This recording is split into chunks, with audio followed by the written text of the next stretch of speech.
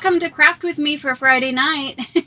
We're going to be working on a whole bunch of unfinished journals tonight. Thank you so much for joining me. I know it is a super busy Friday. A lot of people, Halloween was last night, so a lot of people probably stayed up late or they're exhausted from handing out all the candy. I don't know, but we'll probably have a little bit smaller crowd tonight than we normally do. It's just kind of a busy weekend. Like I said, trick-or-treating, all that kind of stuff. Halloween happened yesterday. There's a whole lot of stuff going on for election things. Just really a busy time. So whenever I was out and about for the last couple of days, like running errands and things, it sure seemed like there was a lot of tension out there. And I think probably everyone in the country is probably feeling that tension right about now. I think crafting is a great way to escape all of that tension. So we're going to craft tonight and we're going to work on some journals. There's 13 different journals. I thought there was 12, but there's actually 13. So there's 13 different journals that we're going to work on. I will show them to you all in the beginning. We can briefly talk about them. I might do like a little flip through. It's been a while since you've seen some, and some you've never seen before because they're super old, unfinished projects that I need to get through to the home stretch. They're all nearly complete. All of the 13 of them are nearly complete. Mostly they need decorated. Most of the ephemera is made for them, but the ephemera needs glued in.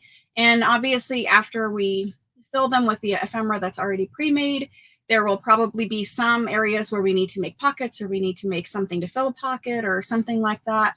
I haven't looked through the super old ones in years. So all I know is that they were nearly to the decorating stage. So we will work on those together. I'll tell you the themes. The themes that you guys knew about are, there's 3 Italian ladies journals. There's 3 Halloween or fall journals. There's 4 bee journals that you guys have never seen because those ones are the super old unfinished project. It's the only unfinished project that I had sitting in my craft room. Usually I'm pretty good about finishing journals. However, those ones have been sitting here for probably since 2019 or 2020. I don't remember. There's not a craft with me. There's a live video where I made the covers like 4 years ago, I think. It's not live. There's a recorded video about 4 years ago where I made the covers for these bee journals. So I just need to finish some stuff up. All of the unfinished projects weighs on my mind and I just need to finish some things. So I have a ton of made ephemera. So we should be able to like just glue stuff in and start having the fun of decorating them. So I'll show them to you and then we can get going with that. But I know that there's like a whole lot of stuff going on. And so I'm super happy and super appreciative that you guys did decide to join me tonight for the craft with me. I will be doing craft with me in the morning tomorrow. And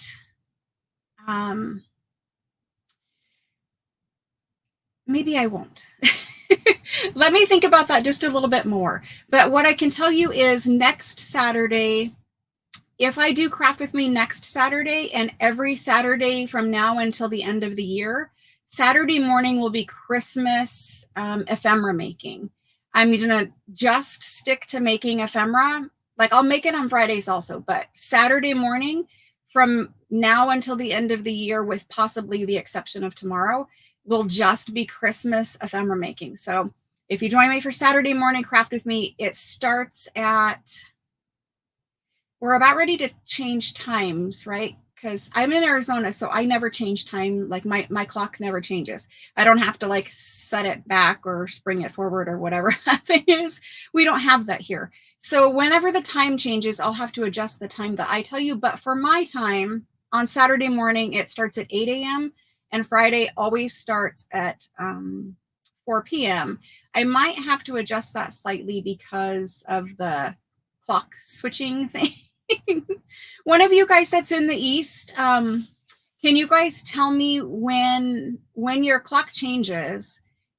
Is this the time where it goes an hour later? So like if it's 5 o'clock now, Does it go to 6 o'clock? Is that how that works for you guys in the East?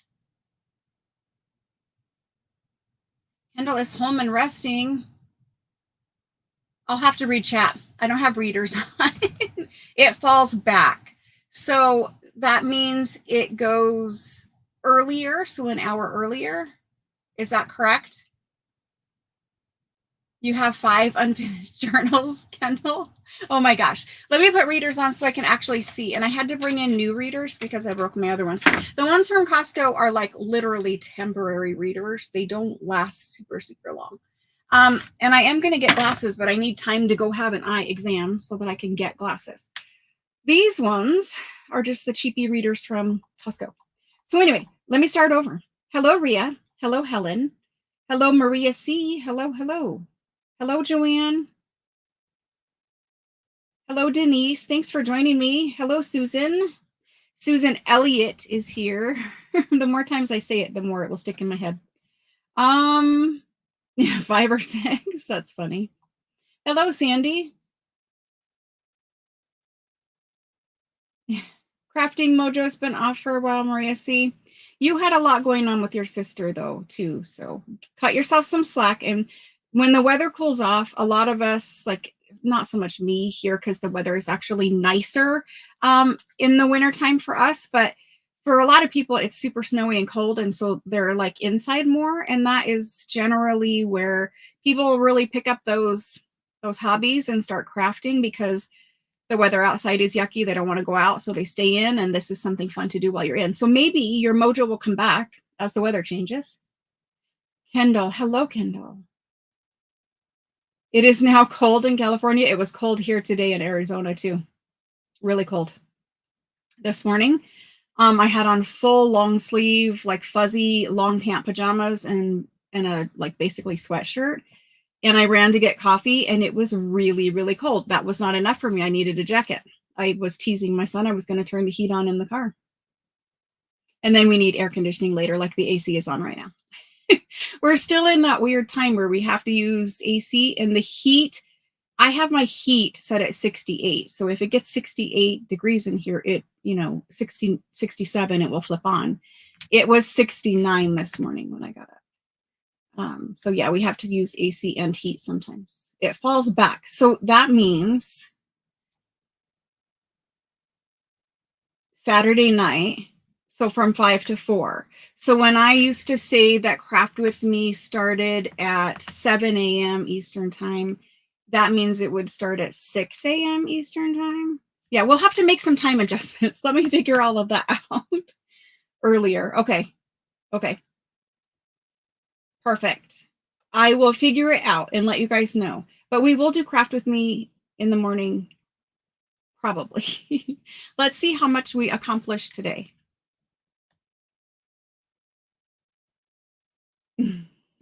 A swan journal. Aw. Well, let's get them done. Pull out your unfinished projects and let's get them done tonight. So go get that bin wherever your unfinished stuff is, even if it's like unfinished ephemera. Like a lot of people keep a bin where it's like half-made things, or maybe they were trying out a new technique for like, backgrounds or something and they didn't really like it. Pull that stuff out again and let's rework it tonight and let's try to finish up some things that are just hanging out in our craft room. Hello, Wendy. Hello, Faith Ann. I don't know if I said hello to you guys yet. Hello, Chic Junkies Boutique. Hello.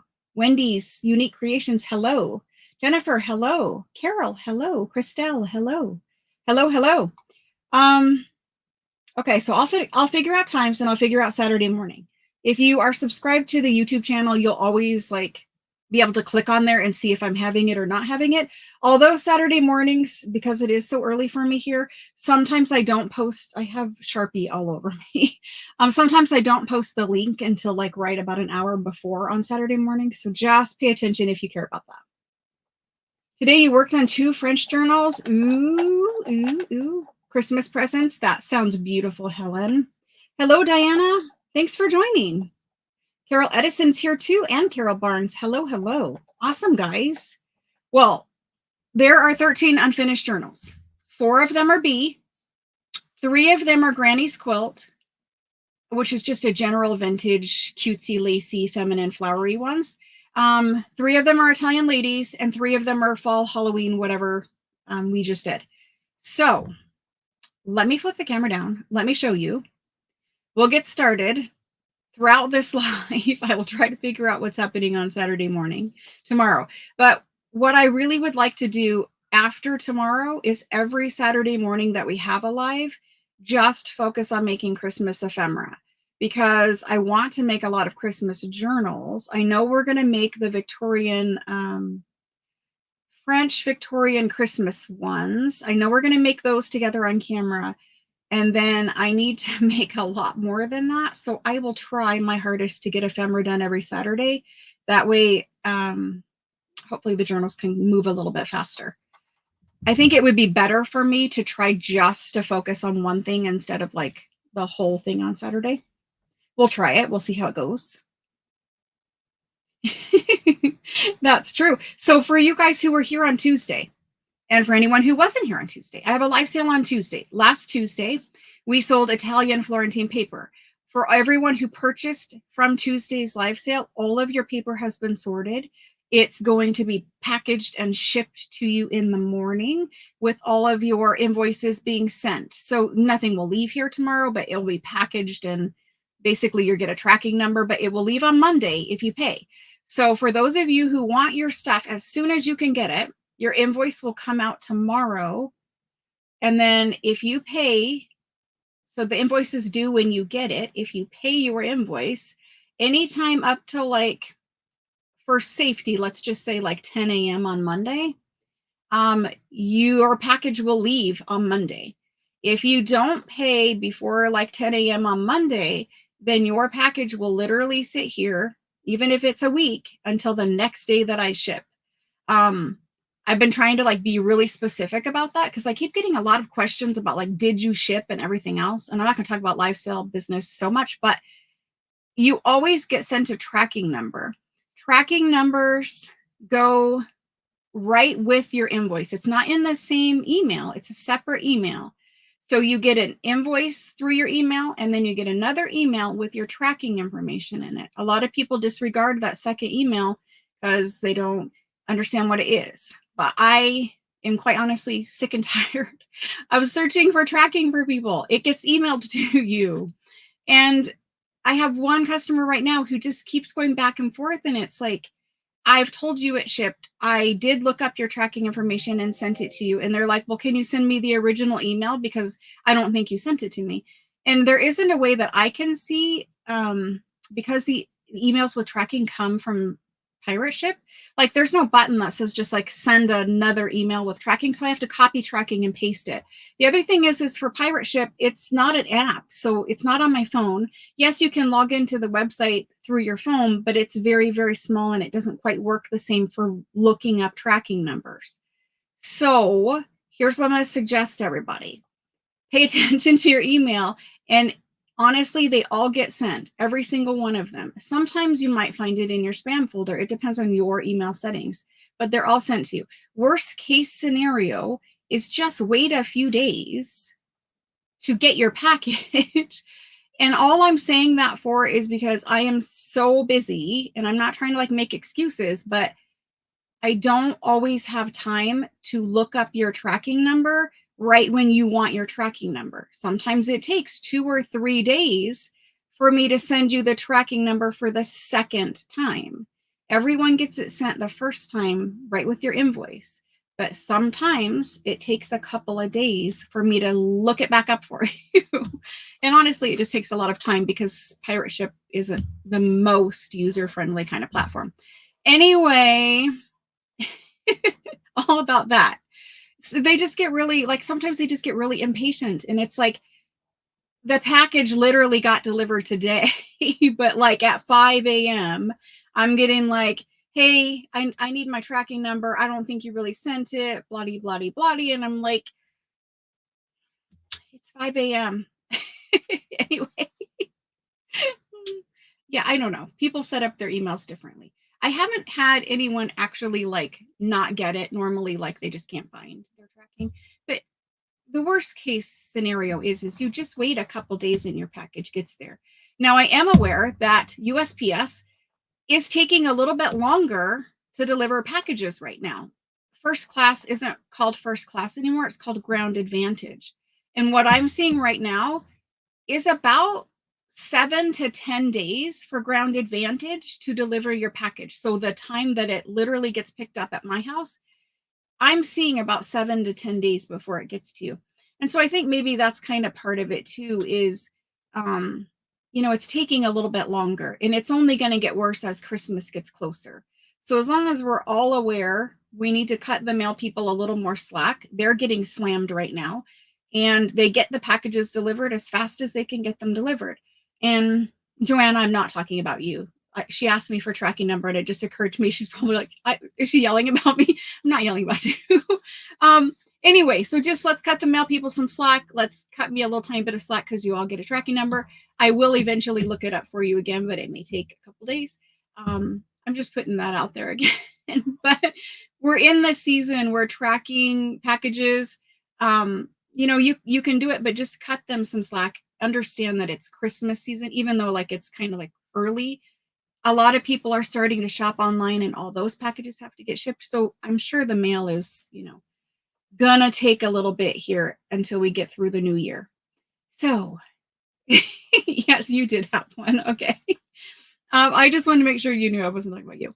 Anyway, let's move on to crafting because that's much more fun. I'm going to switch the camera down. If anyone has a question, most beautiful books. Awesome. Awesome. Awesome. Okay. All right. No, it's not. It's a filter. I use their StreamYard is the streaming service I use, and there is a filter that just makes your skin look wonderful. In real life, I have rosacea and all of the problems that comes with aging skin. So, Wendy, it's somewhat fake, like it's the filter. Let me switch the camera down so we can get started. I can't find where to do it at. There it goes. Okay. The first thing I'm going to do is turn my monitor, so hopefully I can read and pay attention to chat. Yay, Christy. Yay. And then let's look at journals. So I'm going to show you what am I going to show you first? Let's get them all out on the table. Let's make a beautiful pile of journals. So to get to the journals, we have to look at this first. This is a pile of pre-made ephemera. So all of this can go in some of the journals. There's more ephemera than that, but that's it, just in one tray. So the bee journals look like this. Now keep in mind, these were made like 2019. There's 4 of them. They're not sewn in yet. None of them are sewn in yet. But the bee journals look like this. There's a little video where I show you how I made this cover. I don't know if I decorate it on there, but I know I made like the construction of the cover on there. And then they have their signatures like put together. They need sewn in and they need decorated. So there's 4 of them like that. So let's try to figure out how we're going to do this. There's 4 like that.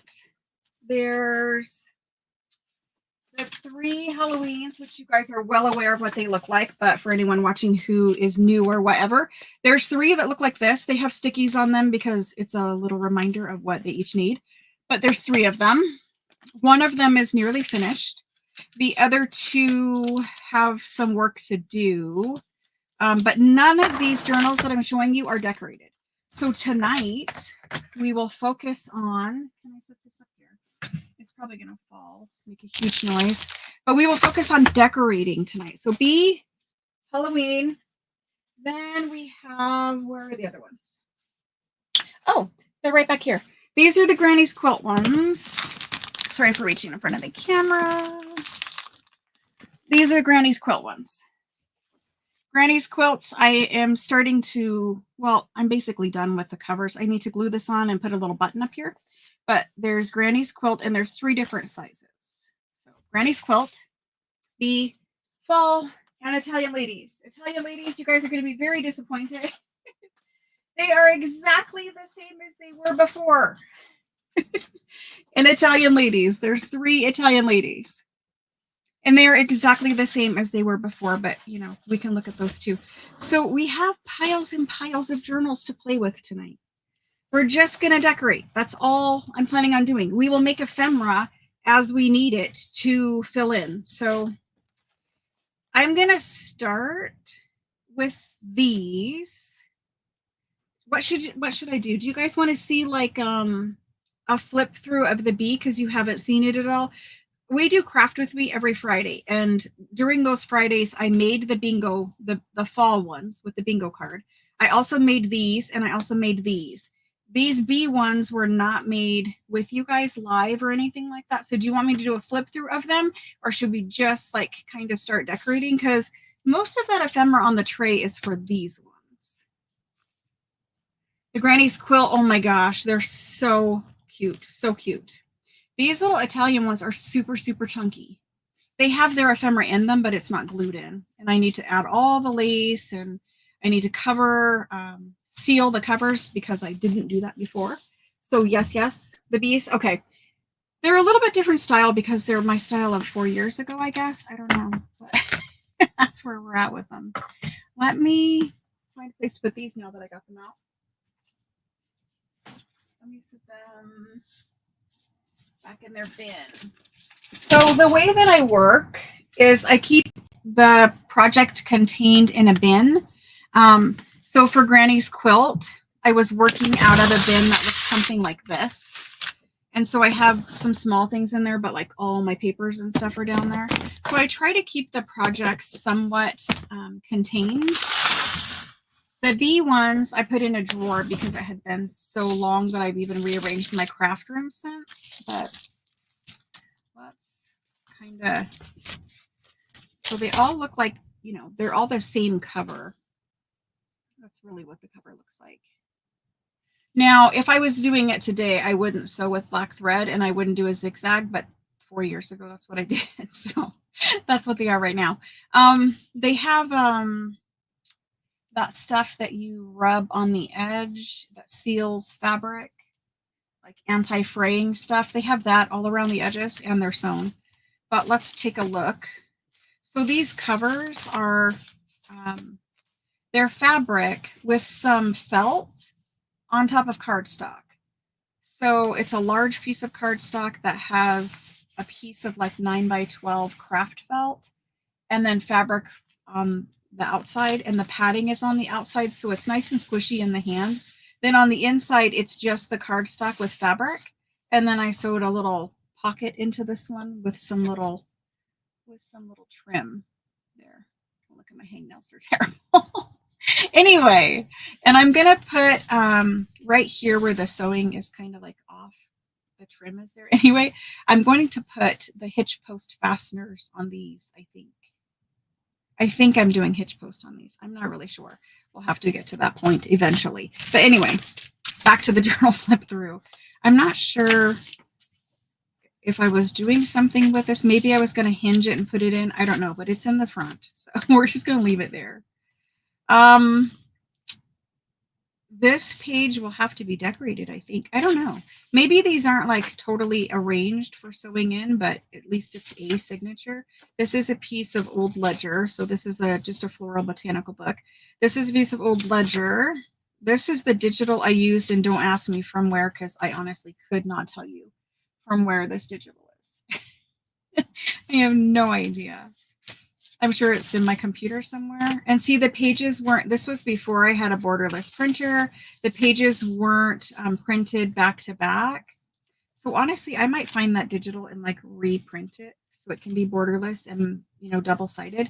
But anyway, there's an avocado dyed pink doily right here. There's some old rag paper book page. Part of the digital. Then this is that painter's paper, like painter's masking paper. I do like using that in journals. I kind of forgot about it. Some of that old rag paper music book. Here's a different ledger dated March 25th of 1892. This is some of my coffee dyed paper.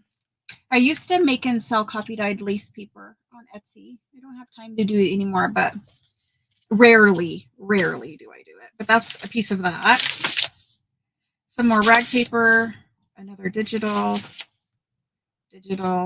This is dictionary page with illustrations. This is very thick onion skin paper. I actually have a bunch of this. I kind of forgot about it, but I could bring you guys some of this too. It's super thick, red ruled. You can see the watermark in it. This is the legal size of it. I love that paper. Kind of forgot about that too. Rag paper. This is avocado dyed paper. Since the cover is a super light pink, I used avocado dyed things in here.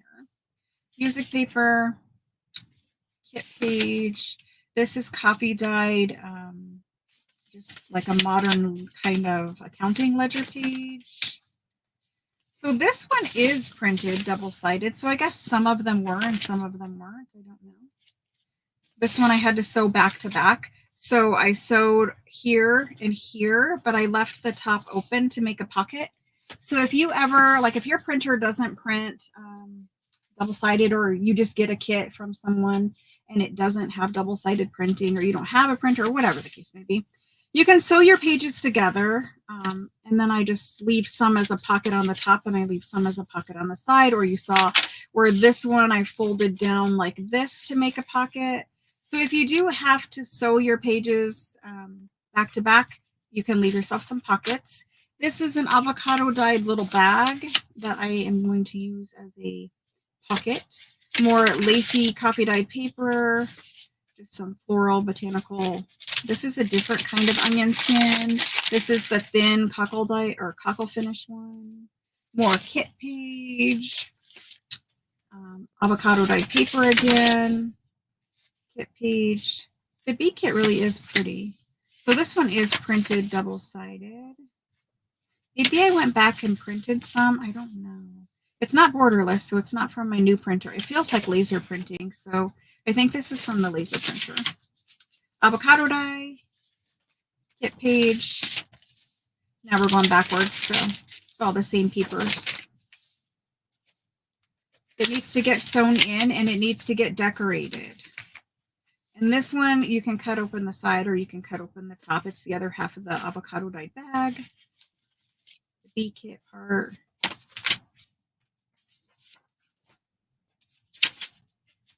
It's cute. It's really cute, and I need to finish it. I have a lot more antique paper now than I did back then, so we could definitely zhuzh it up with more authentic pieces. This journal is a style that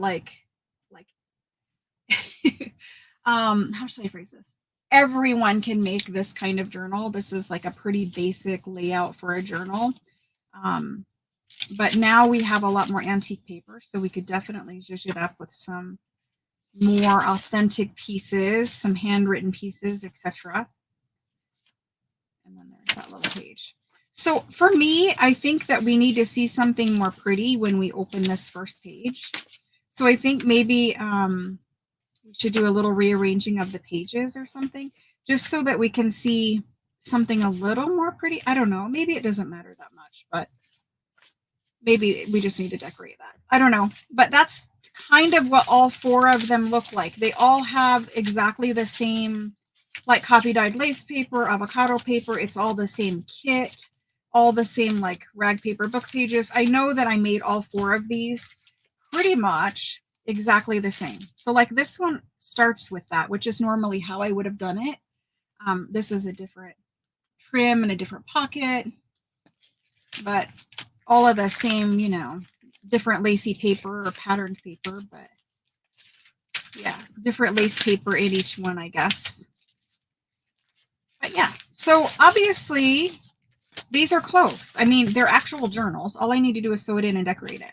The covers are done. The covers are decorated. Yes, I would like to add a little bit more, like rusty safety pin and some buttons or something cute on there, but that's those, and there's four of them.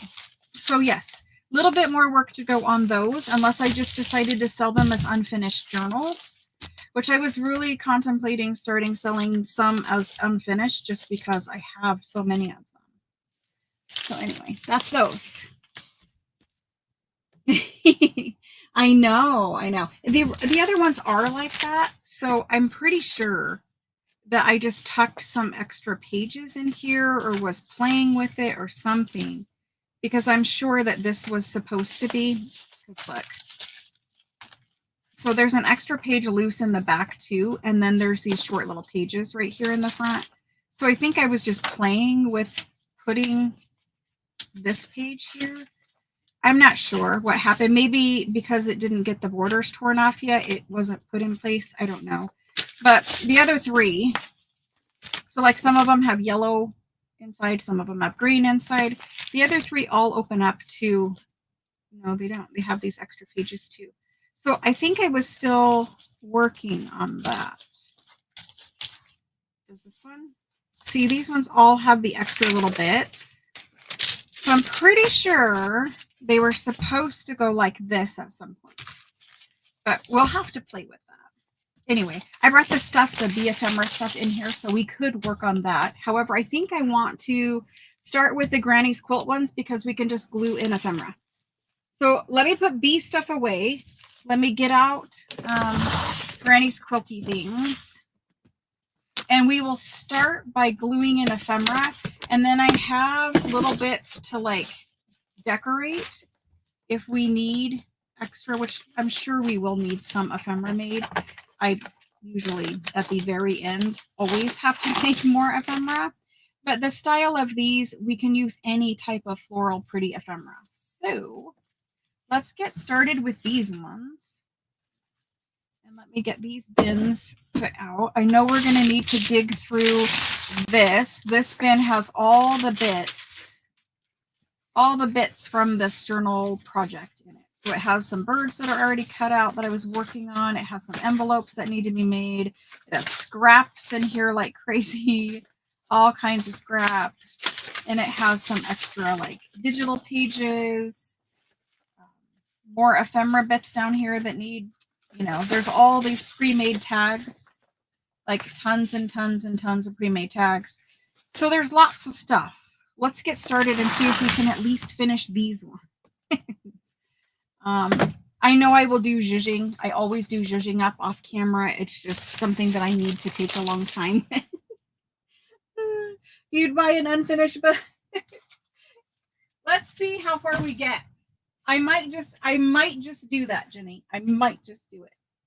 Okay, so for these guys, we're gonna start with this tray of awesomeness.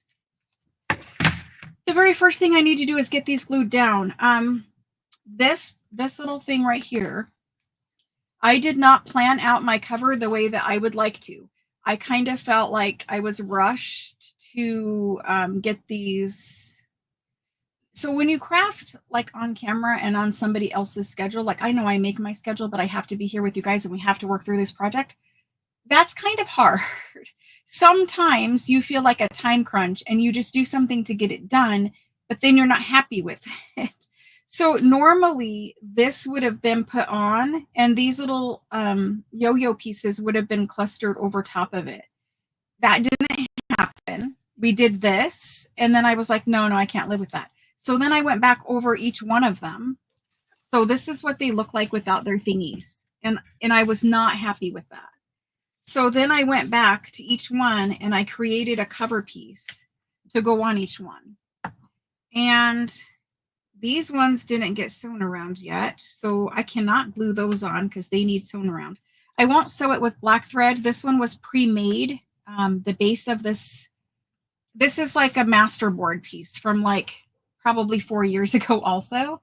It was an undecorated masterboard piece that I glued the little Tim Holtz frame and the little picture to. It was already sewn around though. So these two will get sewn around, but they will get sewn around with like a tan neutral colored thread. So I'm not going to glue these on because they need stitched around. I was going to do that first, but let's just leave them and just know that they will get put on there. But my advice is don't let yourself feel rushed. If you guys are just crafting at home, you know, it's different when you like got to do it live and you got to be here at a certain time to do a certain project. There's times where you just like, you feel pressure. So anyway, if I was doing it over again, like this would be kind of like tucked under, the yo-yos would kind of go over the corner here. It's fine. It'll work out okay. The only thing is it's kind of bumpy. So truthfully, I might end up having to add a little bit of either foam or cardboard, a thin cardboard underneath to get this on. When I'm done with these, no one will know other than me that I would have preferred it the other way. Everyone else will just be like, oh, it's a beautiful cover.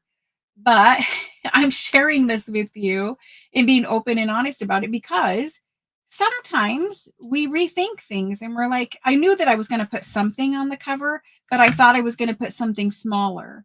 But when I was done with it, I was like, no, this works. I can see the embroidery peeking out. I can still see my yo-yos. So it'll be great when it's done. No one will ever know but me and all of you guys now. Let's glue in some ephemera. We need to start by putting pockets in. Oh my gosh, Jenny. Oh my gosh. So funny.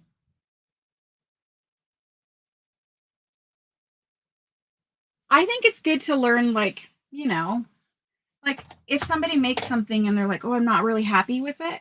I think it's good to learn why they're not really happy about it or with it so that maybe, it kind of makes you think about something before you glue it all down too.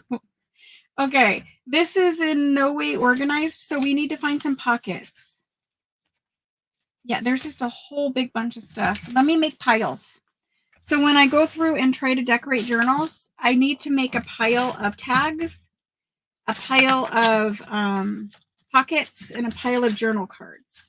So let's do that. And as I'm doing that and sorting this stuff out, you guys can kind of see it all. I like looking and being like a spy and seeing everyone else's made ephemera too.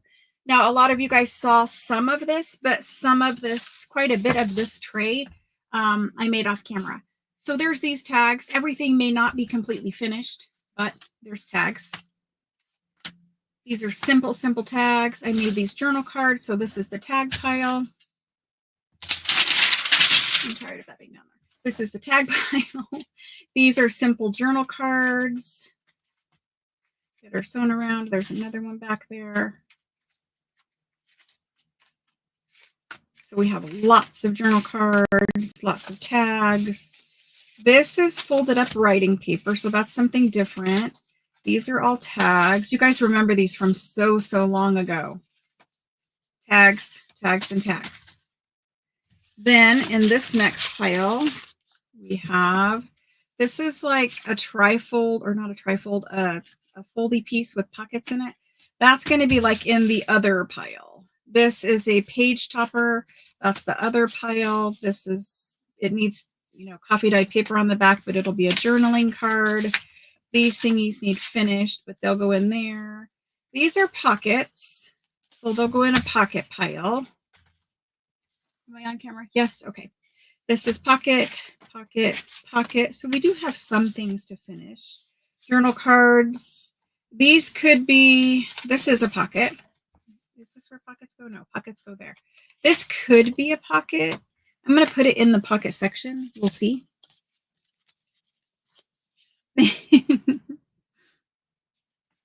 Okay, so this is a pocket. This is a pocket. This is a page topper thingy. That goes there. This is a page topper thing. This is a pocket. I think you guys remember when we made these. This is a page topper thing. These are pockets that are not finished yet. They're like double pockets. So you glue it on a page like this. It's basically an offcut of something else I made, but you're going to glue it on the page like this, glue it here on this side, glue it here on this side. You're going to tuck in this way, and then there's a little tuck here. So those are pockets. This is what it originally was cut off of. So this is a double pockety or a triple pockety thing. Then we have these tags. So remember the napkin project that with this kit, you guys got napkins. You guys remember the napkin project? Well, I made it off camera. We used spray glue and sprayed cardstock with it. So spray, like, think of it like a can of paint. It's spray glue. I think I used the Elmer's permanent spray glue, and I sprayed my cardstock, and then I put my cardstock face down, glue side down on a napkin, and covered my cardstock with napkin, and then I made all of this ephemera from that. So if you guys can see the napkin peeking out in the back, all the floral bits are the napkin bits. So I did make that project. I was going to show you this, or I did show you this. I have no idea. But these are tags I made with the napkins. So all this floral back here, that's napkin. It's an easier way of decoupaging down napkins for backgrounds. So these are journal cards or pockets. I'm going to put those two in the pocket section. That's a journal card. That's a journal card. That's a journal card. Am I going too fast and not showing you? I'm so sorry. Some of the napkin had birds on it. Then this was also napkin, napkin, napkin. This is just a piece of pre-printed ephemera and a piece of vintage ephemera, and this is a big tag. I think I was just going to clip that in or maybe finish decorating it. I don't know, but that's there. It's basically a tag, but honestly, it needs to go in this pile because it's other, because it clips in. All of this ephemera, I do not believe you guys saw. This is stuff I made off camera. And this was made from, maybe I showed it to you. I don't know. I don't think I did. This is made from those really old collage masterboards from 4 years ago. There's these cute little tags. Tags, tags, tags. Maybe these are all tags. I think they are all tags. So I'll try to hold it up closer.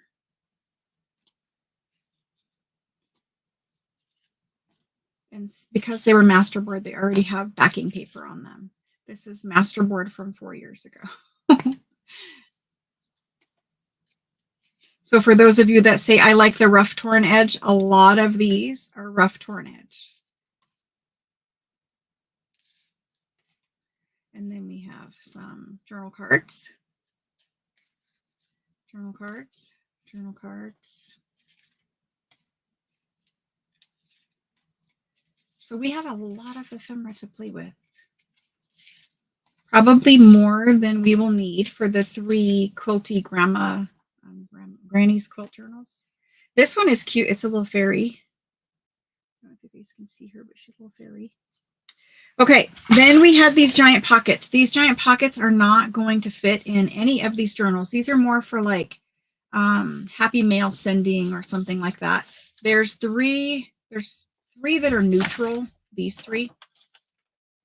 And then there's one that is pink. I don't think these will fit in any journals. I will check, but I think I made those for like a challenge for somebody a long time ago. Anyway, then from there, we go to this section. This section has clusters. So clusters are a category all of their own. So I did show you guys these clusters or we made them on camera together. I don't remember. I think maybe we made them and I finished them off camera. I don't know. But we have a bunch of clusters. So that's easy decorating. You could also use them as tucks or something like that. But for somebody who needed ephemera making ideas, there's a whole big bunch. I know we made these on camera. I think we made the tags too, I think. So tags need to go over here. But all the clusters are down here in their own pile. We have some more tags. I don't know if we made these on camera, but these 2 with the little yellow flowers, these could go in the bee journal. So I just swore all of the ephemera to begin with. I don't think we made these together. Maybe we did. I don't know. I can't remember now. Sometimes I have pockets, like big pockets in a journal that are side pockets. Like here's your page like this and your journal card goes in like that. So sometimes I do decorate them sideways because I know we often have side pockets. I think we did do these together. So there's some more. This is the little booklet that opens up on the journal card. So it's a journal card and it has a little open up booklet. That's Tim Holtz ephemera. Okay, going. Then we have all of these. So for the Granny Journal, these are all tags. They have lots and lots of layered lace on a shipping tag. They were super fun to make and super simple. It's literally just a whole bunch of lacy scraps on a shipping tag with Tim Holtz ephemera to decorate. They are so cute, so very fun, and so very easy. So my tags just fell over, but I'll finish up showing you these quickly.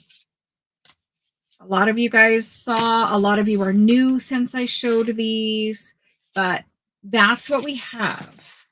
So I think we can get these Granny's quilt decorated. Let me restack all of this on this tray now that it's in its organized little piles. So we have clusters, we need pockets desperately. I might revisit the journal card section and steal some out of there as to use as pockets. And then we have lots and lots of tags. So many tags that they're not going to stay in a pile. And all of these tags. Okay.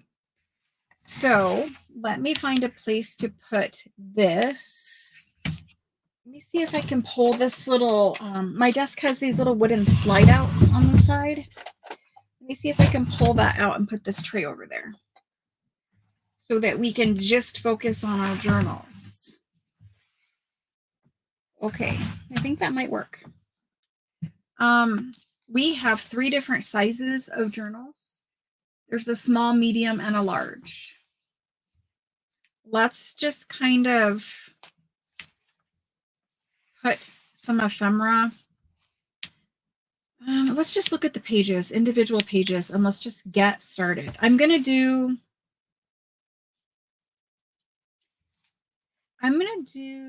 the smallest one first, I think. And we're just going to glue this stuff in. These are already sewn in, right? Yes. Okay. They already have some ephemera in them. All of them have some ephemera in them. So let's just get started. Let's just find pages where we need stuff and glue stuff in. I know that we're going to need Fabri-Tac. I think there is a little bit left in that one. I know we're going to need Fabri-Tac, and I know we're going to need art glitter. Ooh, I should have refilled art glitter. Okay. So let's just kind of flip through this one and see where we have pockets and where we don't. I don't like to put pockets like too close together in a journal. These ones have vellum in them. That's super fun. I love vellum in a journal. There's more pages here. Okay, so we need to do something about this area here. And we have a pocket here, so I don't want to cover that up. I usually won't put a pocket back to back with another pocket, but we might there. We'll see. I just need to get a feel for how many pockets we need and how many are in here. So if you guys have been with me a long time, you know I like 6 pockets on each side of the signature. So this is 1. Those pages keep sticking together. This is 2, and it needs decorated. Like, so that's where a cluster would come in. I'm not saying I'm going to stick this cluster here, but you could, just to kind of move things along a little faster, add a cluster to decorate with. Clusters are extremely useful. So we have 2 pockets so far. Here's the 3rd pocket.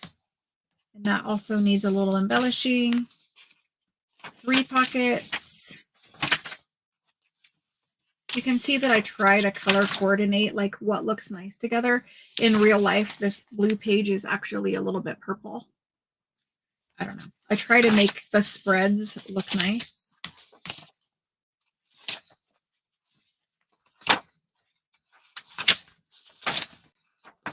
So we definitely need something there. This might count as a pocket. It might not. This definitely counts. This is a pad of paper that I made from some scraps. It had a cute little bow, but it got a little squished. So that's 3. This is 4.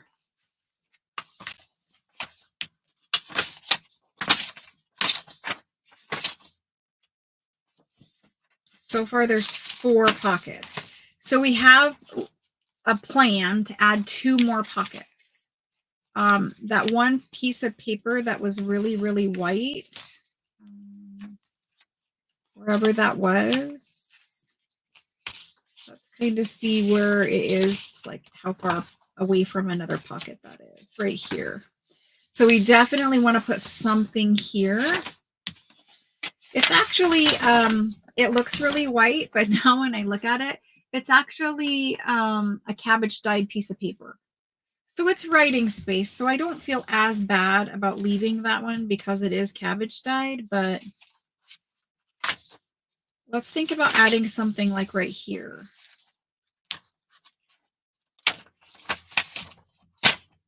Because this is our pocket here.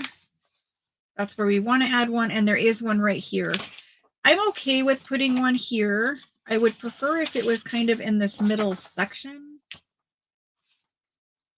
Maybe we put it here. Although you could write on that.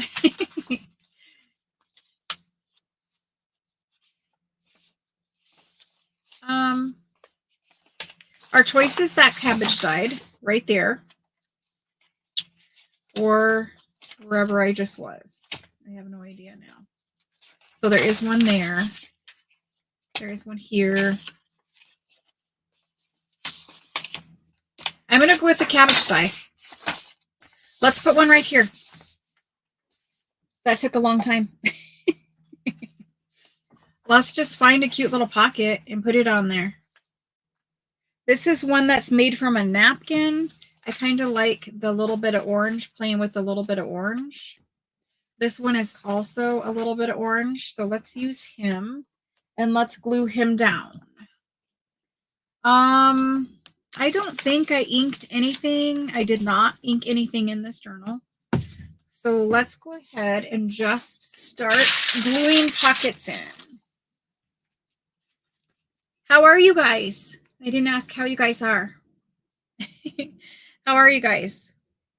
What have you been up to for this week? Are you guys like super, super, super done for all of this stuff to stop with the news and we can all go back to our normal lives? So when I put my glue on something that I've sewn around, I do try to put it like right on the stitching.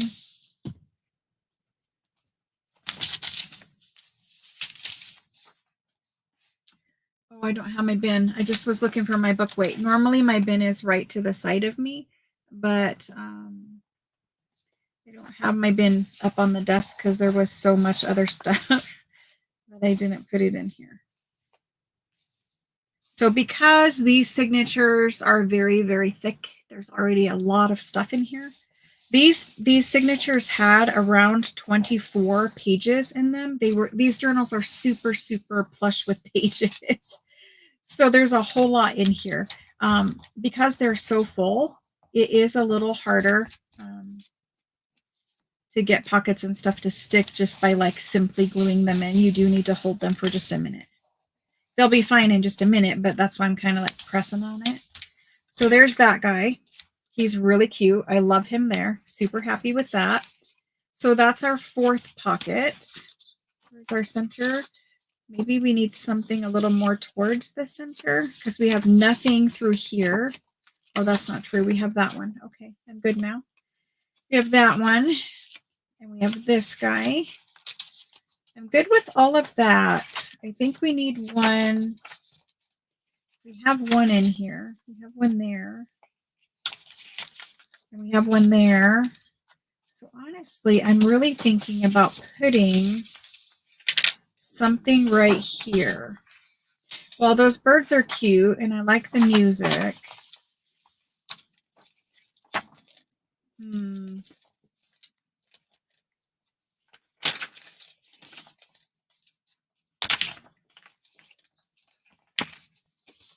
So this is my last pocket here. And you can see I'm just looking at the pages between the pockets, thinking, okay, does it need something else? Is it too sparse? Does it have enough pretty decorations?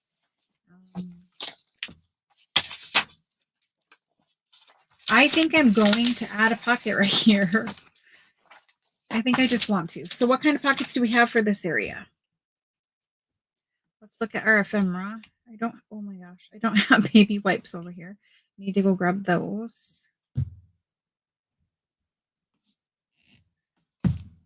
Halloween was fun. Did you guys have lots of trick-or-treaters? Kendall did. We didn't have trick-or-treaters here because I have an old dog. She can't handle all the people. Right, Jennifer? The texts to me are like way too far. If you're texting me, you're like invading my privacy. And I just want the text to stop too. That would be a good thing, definitely. Okay. We also have like the top decoration things.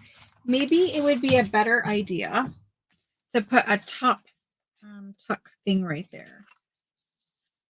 We have that one that could go there. We have that one, which is super cute right there. We have a Tim Holtz looking one. It has like butterfly this way, lady and her little dog. I mean, it's purple and it kind of looks cute, but I'm not sure that that's right for that. That's super darling. Let's do, we can't do a page flip because there's a tag thingy there. Dang it. I mean, we could, maybe we would just need to glue it down and just make it a tuck where you could tuck something up under there. We could do the tuck method. If we did the tuck method, you just need to get this glued down in there. Let me see how hard this is going to be.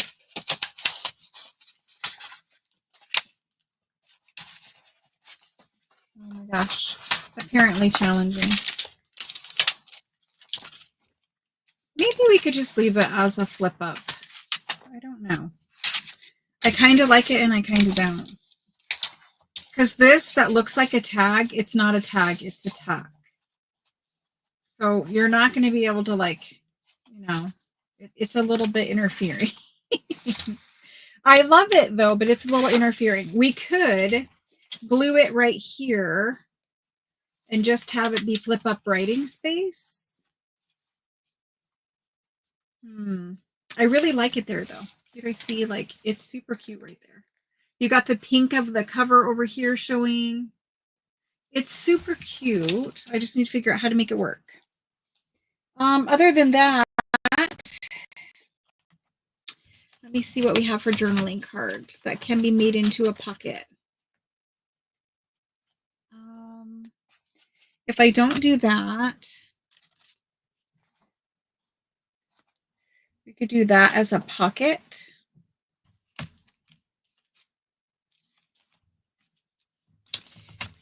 If you make journaling cards and you want to change them into a pocket later, super easy to do.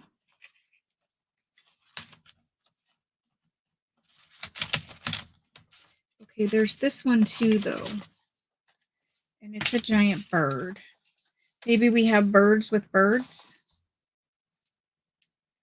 Maybe.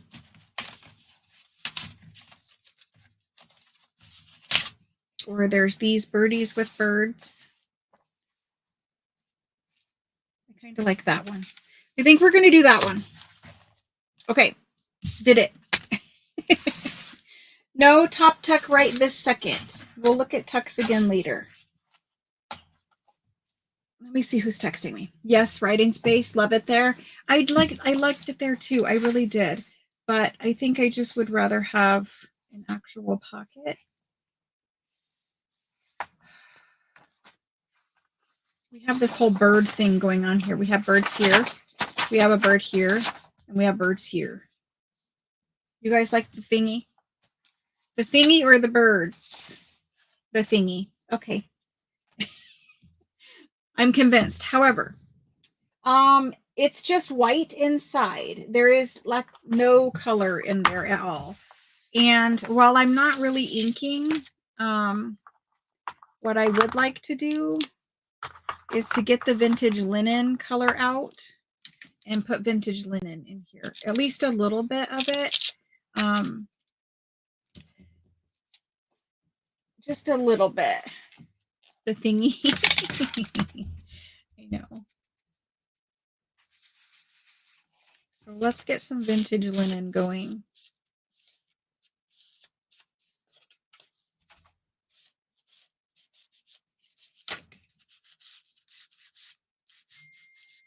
Somebody needs something.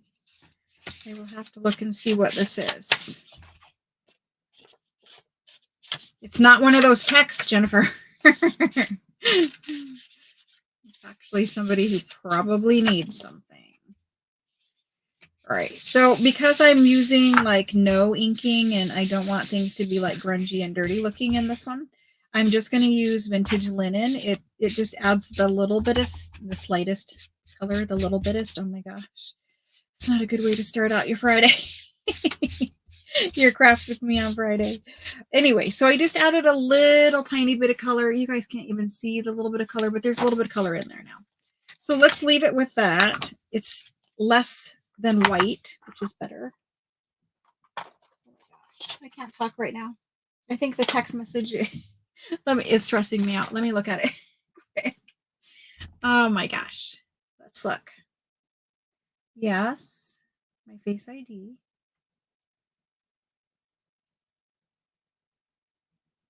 Okay. Oh, good. Let's glue this on. At least when you flip it up now, there's a little color there. This little paper is torn, and I'm just going to tear the rest of it. Okay, gluing it in. I know we complained about it, and then they're just like... So I'm going to glue it on where it can still be a tuck right here. Doesn't mean it's going to be used like that, but I'm going to leave that option for the person who actually gets the journal. And I'm gluing it down because I really didn't like the whole situation with the other pocket over there on the other side. So we just need to put it on.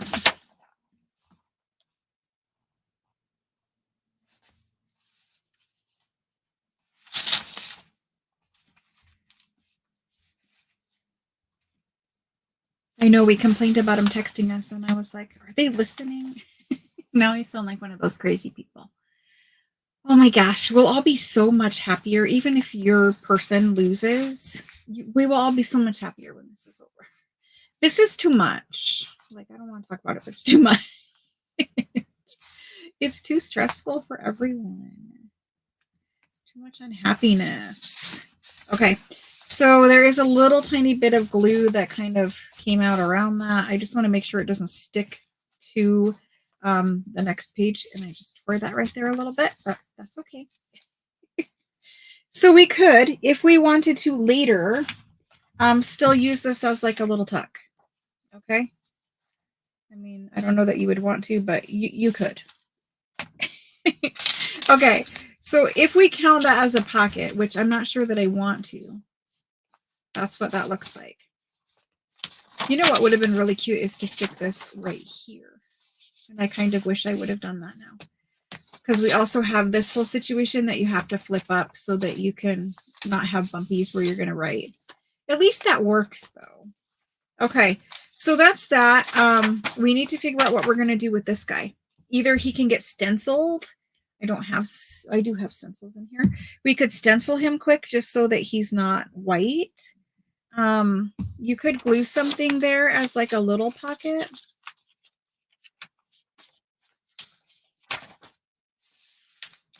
Let me see what I have quick to decorate him with. He's not really sturdy enough for like a pocket, but you could just decorate him. I don't want to cover up these cute little birds, but that's pretty cute to open up and look at. There also is a pink one of those. Like this one, because it has this little blue trim right here. This little birdie card. Can you guys see okay? I think that light over there is like super, super bright right now. Let me see if I can nudge it a little bit to go to the back. I think that's a little bit better.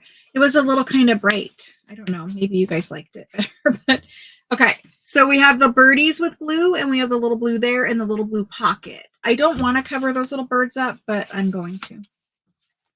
We're going to do it. Now, if we do that, you might be able to leave this as a little pocket right there. It's pretty flimsy. I'm not going to. I'm just going to glue it. It is kind of bright. You guys can say something. I mean, I can't always do something about stuff, but you guys can point it out and say something. Not going to hurt my feelings. I mean, you know, it depends on what you say. I am kind of over gluing this. It's right the very first page of the journal. There is another page of this little birdie paper somewhere. I don't know where. I try to turn it sideways because it's so far away from my face to look at it. That's better.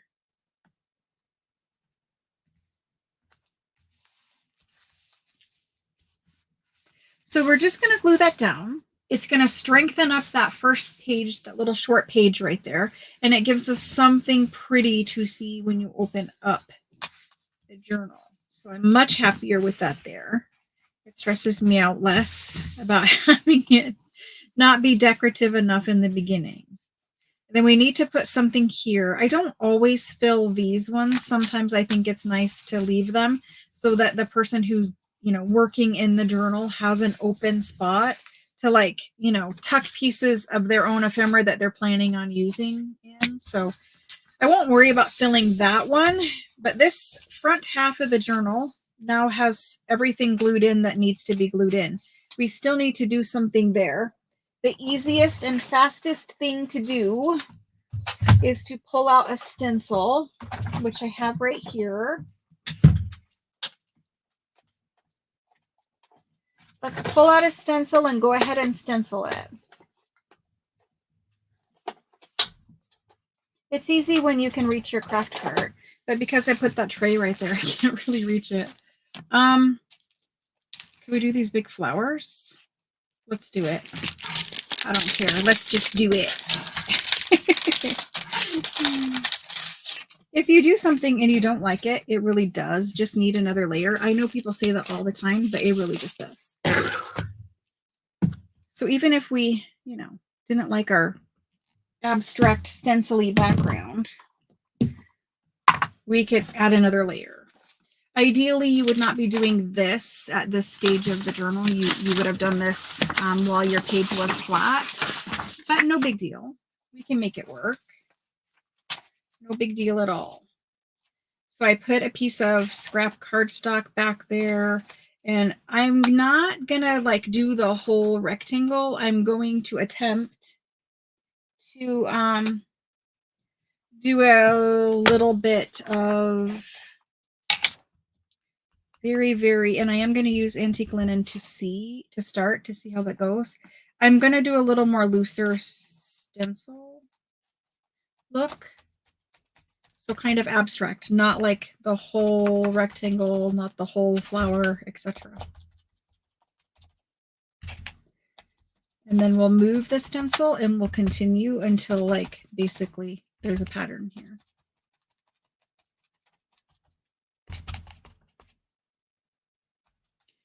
Would you rather have an actual fabric piece or a copy of it?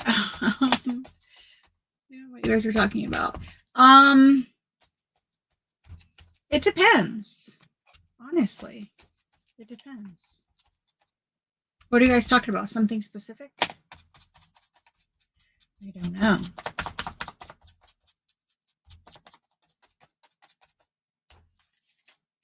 So we did that one there. It's very, very light, but it's really super cute.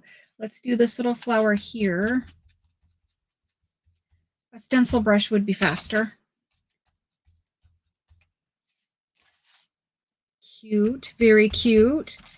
Okay, let's turn our stencil upside down and go right here.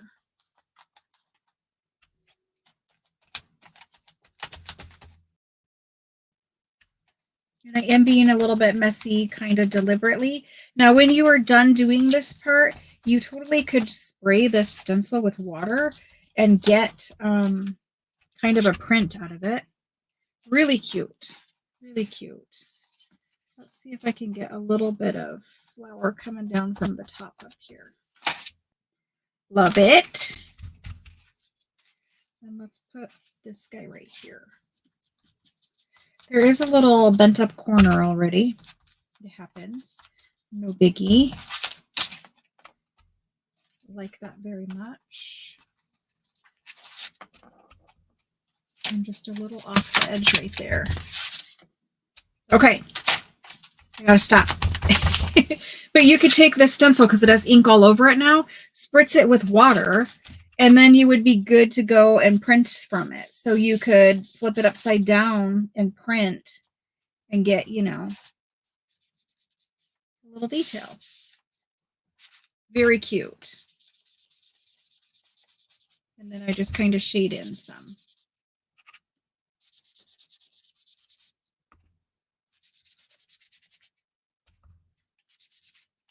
Okay, done. That was easy.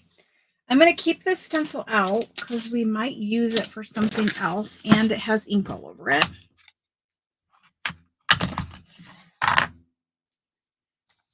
Okay, good, good, good. None of our pages stuck together. Let's look at the back half now because we have pockets in the front half. Everything's good, nothing stuck together. Let's look at the back half. Wherever the center is. Okay, we definitely need to zhuzh up the center of this. Apparently my phone is very busy today. Definitely need to zhuzh up the center, like decorate this or glue something on this to decorate it. Let me see what we have that will fit on there. Not everything needs to have a bird on it, but that just seems to be what I'm pulling out right now. There's this little girl. Just a little surprise cluster there. I don't know. It's kind of overhanging. Yes, you could trim it, but what about a lacy? We're going to be too thick. I can't add one of those thick lacy tags right there. I'll come back to that part because I don't know yet. This is pretty plain right here. This is a piece of, I don't know if this was 49 in Market or what this was, but some kind of scrapbook paper. It's very thick. It's like cardstock scrapbook paper. So we really should put a pocket right here. Let me see where they are in this one. So this has a little flip out, and we're going to need to stencil that part too.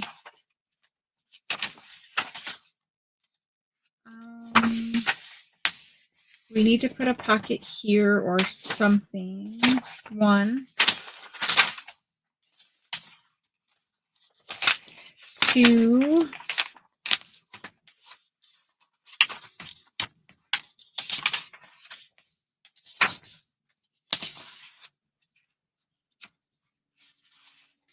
3,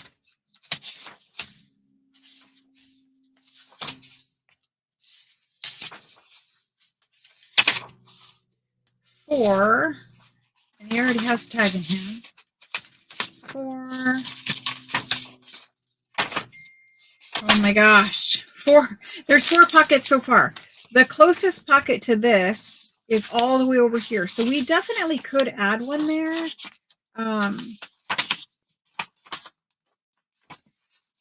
Looks like we might need to cover that or add a pocket here.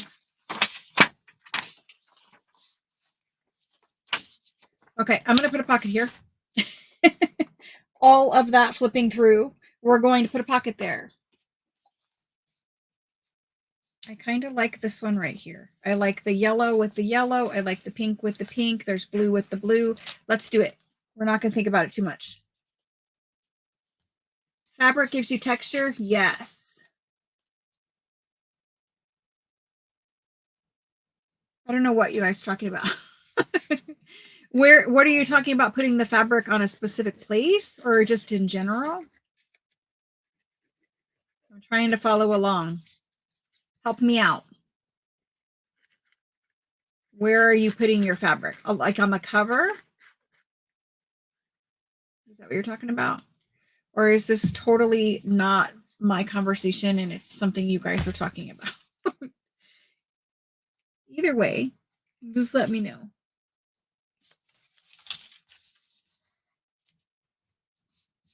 So these were the ones done from napkin.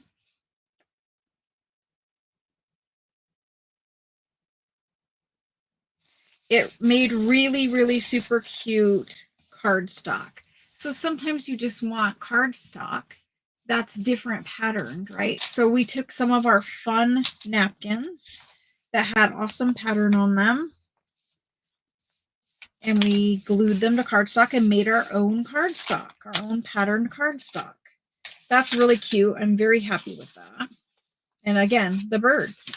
Lots of birds in these ones. I didn't realize they were so heavily bird.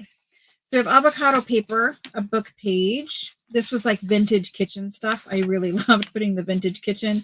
This is vintage like knitting or crochet. I think it's crochet. I don't know. Paper, like instructions right there.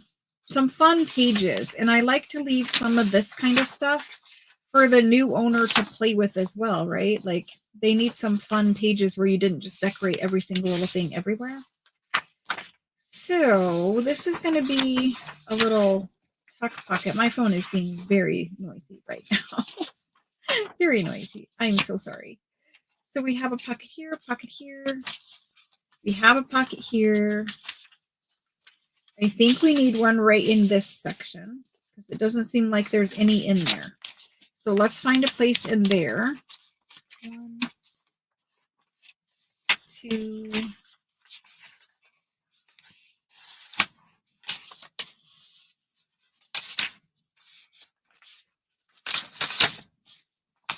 Maybe right here-ish.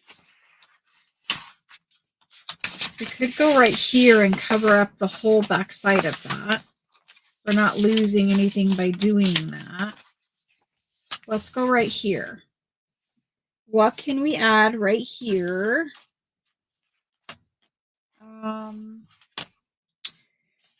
Do any of these, because I could make it go that way. It's made to go this way. We could go this way with it.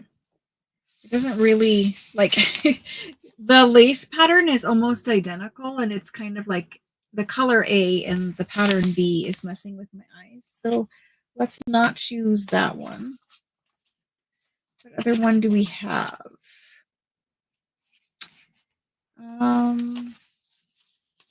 I used the little houses in the beginning. That's another double pocket. Let me put my topper in.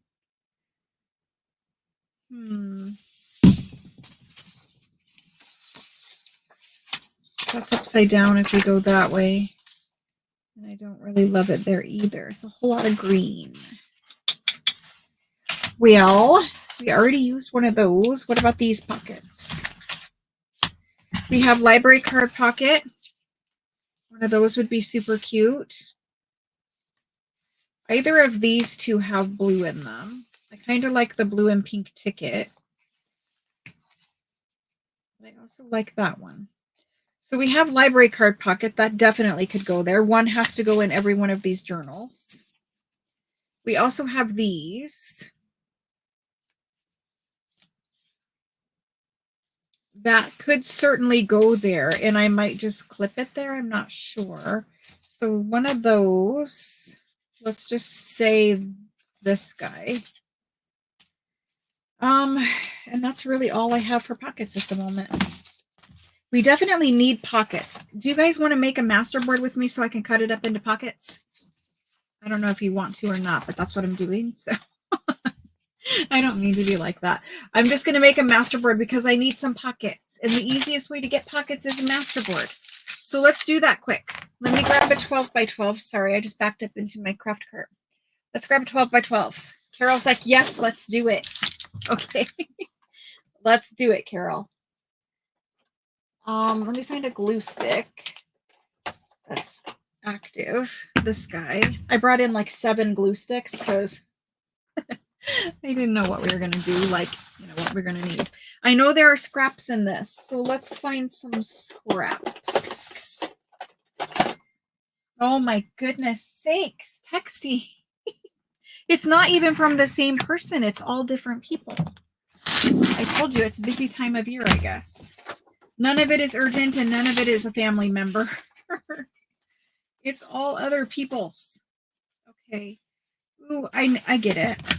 Wait, just one sec before we move on to masterboard.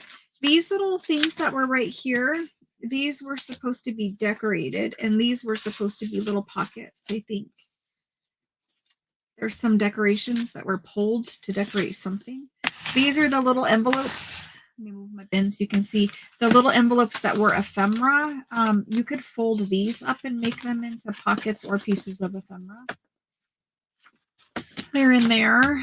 I could put embossed paper in a masterboard, but I think I'm not going to for this one. That's stuff to decorate our masterboard pockets when we're done. I know I saw a bunch of scraps. There's some scraps there. There's some scrap music. I don't know if I have like pre-cut scraps in here or not, but let's find out together. Here's scraps. Here's more scraps. I also brought some other paper in here behind me that I wanted to play with today. And these are all like pre-printed and made tags. Here's more ephemera that apparently I made at some point that needs to be pulled out so we can use it. Oh, these were supposed to have like toppers and stuff put on them. I don't know if this is from like maybe these, I think these were supposed to be in the Italian ladies.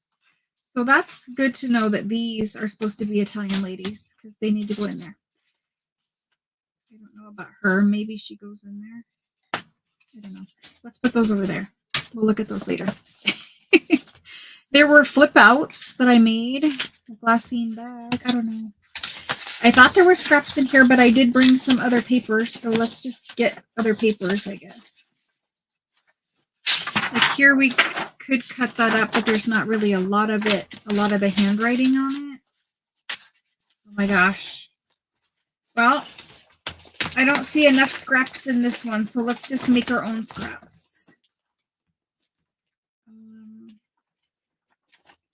All of these printables down here could certainly be used in the collage masterboard. There's a ton of printables down here. Some flowers. Did I put all the scraps down here? Can you guys see at all what I'm digging through? Probably not. I would really like to find a printable to use. The patterns are too big for me though. Like I need the pattern to be small. Like maybe that would work. I'm just gonna use Florentine paper, I think. Okay. Sorry for all of that digging. There is some scraps we can use, but I have scraps behind me too. Let me move those over to ephemera section. And I'm just gonna stick those in there. Okay, this is what I brought for us to play with today. I brought a pretty piece of ledger. I put it somewhere. I don't know where. I brought some music paper. I brought a pretty piece of ledger and a pretty piece of the Florentine paper. So let's start out by cutting these. Then we're going to need some book page. Nobody cry, but I'm just going to get to cutting.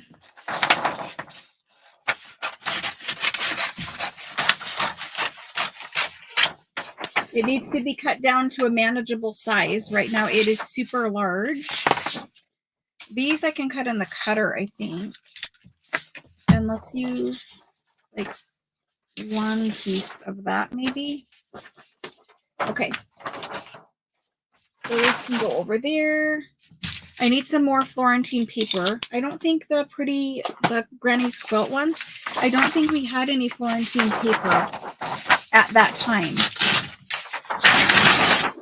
This is antique French ledger from, I don't know, 1901 or 1903 or something like that.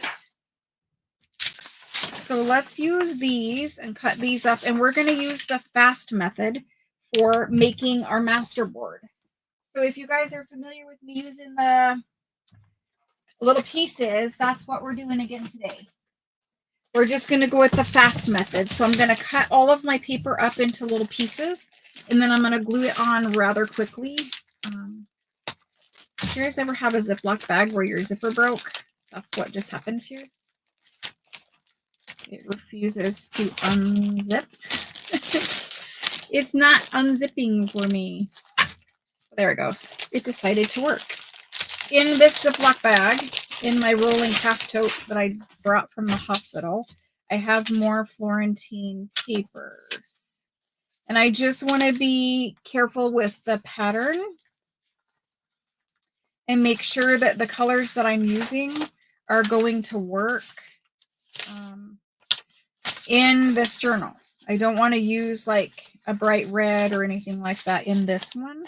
I just want some softer colors. So very quickly, this is a great one for those pieces. That's probably enough to play with. Let's stop there. So when I sorted all the Florentine paper today, oh my gosh, it was beautiful. It was so beautiful. All right, let me cut these down quick into little pieces. I'm going to use the trimmer for the large pieces. This would have been much faster had I had a scrap bin. You know, like normally if you're in your craft room and you're working, you have a bin that you're putting your scraps in as you're going. I'm sure that there are scraps in that bin more than I found, but where exactly they are at the moment, I couldn't tell you. So the first thing I'm going to do is cut this ledger, the top section, off into like roughly a journal page size, and I'm going to save that. And this will eventually be put into a journal. I keep the top part and use it as a page. The bottom part, because these ledgers were super, super big, the bottom part is what I'm going to cut down and use in the masterboard. And so I just kind of want to be cautious, or I don't know, think about wherever you're cutting your ledger so that you get pieces that maximize whatever is on your ledger. So I'm trying to cut it where I'm not losing a whole lot of the handwriting, right? Because that's kind of the part we like about the ledger, is the handwriting and the numbers. So I'm just trying to cut my pieces where I'm not like, you know, ruining all the handwriting, the beautiful handwriting and the numbers. Anyway, I left those a little on the big side. These ones I'll just leave. Let's cut this quick. And again, I just need the pieces to be small enough to where I can cut them with scissors. I'm going to cut off. This is one of the Florentine papers that is a letterpress paper, and the letterpress ones, I think all of them have somewhat of a border on them. So for this guy, we're just going to do small pieces. He's a pastel purple floral pattern. It's going to be really pretty, but you're going to want to use him sparingly because his pattern is busy. So there's that. These ones are small enough. We'll just cut it with scissors. So that's good. Then we have this music paper. This music paper is a little bit rough. Oh my gosh, they're coming. They're already sorted. It was like a whole room of beautiful paper sorting out all of your guys' orders. There's a whole big room of paper. That's beautiful. Really, really beautiful. I don't really want that Reaper showing anywhere because, you know, nobody wants a journal that says the Reaper. It would have been a good page for Halloween, but yeah. I normally would have finished my seasonal journals on time, but this, you know, I'm just behind in journal making, so it is what it is. So now I have Halloween journals for next year, basically. Okay, there's that. Oh my gosh. Never made pockets out of them. Oh my goodness. Yes, yes, pockets. So we have a start. We need book page. Book page, book page, book page. There are book pages in the Italian Ladies Journal bin. So let me grab those.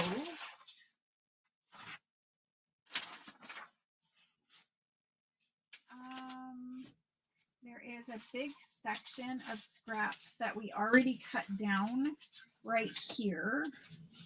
Let me see if I can pull some things out of there to use. We don't need a ton right now. There's probably enough in here. Let's see. Obviously, I'm not going to use pieces that look like that, but all of these other, you know, light colored pieces we can use. So that's fine. We'll just start gluing.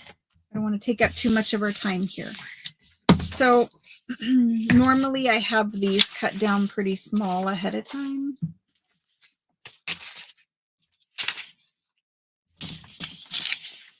And I just cut all of my scraps that I'm going to use on my masterboard really quickly. I don't have my good scissors. They're in the drawer that is being covered up right now by that pull-out thing.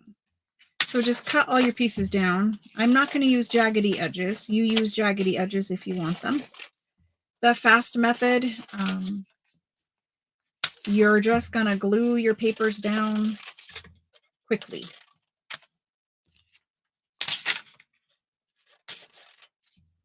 And try to make your pieces a little bit different size too. Not everything the same. I'll cut this one down small. There's just a little bit of a logo right on the bottom of the Italian paper. That's going to be cute in there. We have a little piece if we need to cover up something. And then for the ledger, I want to maximize the handwriting. So I'll cut it like that. There's some trash there. I like this ledger, and I chose it specifically because it has a lot of pink on it. It's really like light blue and pink. My camera does not want to focus. So that's all good. This definitely needs glued down. It is cracking already. So we will get that glued down. These two I can probably just snip together.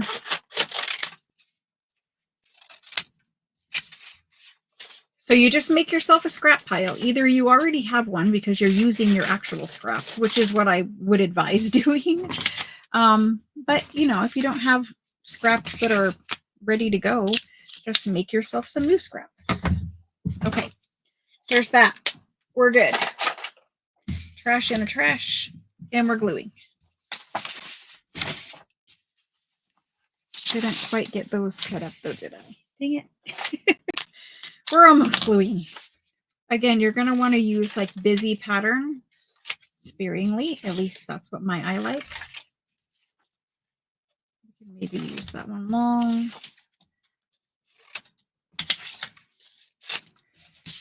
Okay. Hopefully that's it.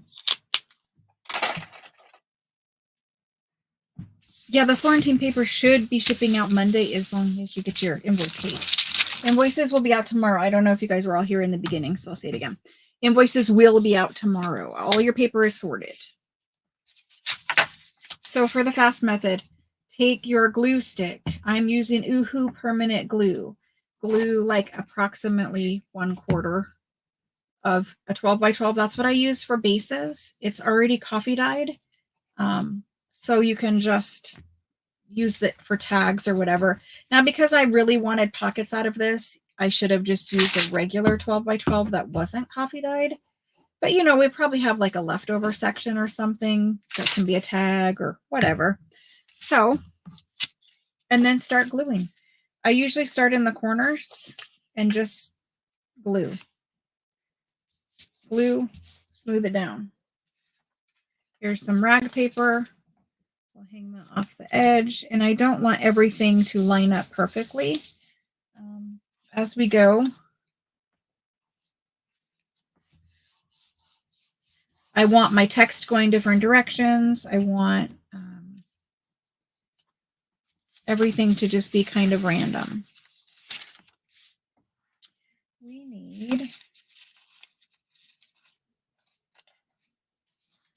need something else.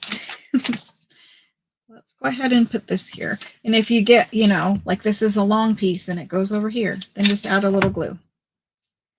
We're going to go right over the top of this one. So add glue anytime you go over the top. That way all your bits stick down. There's that guy.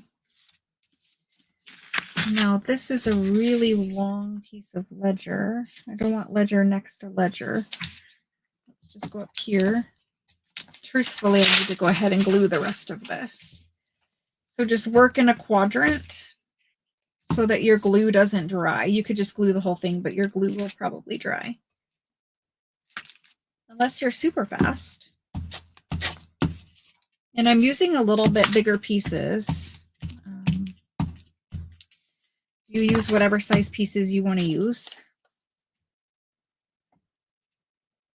I'm just going to go right here with it.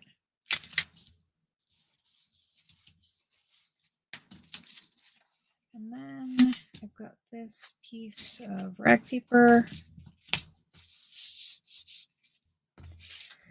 I've got a little bit. I want to get this blue here. Let's do it.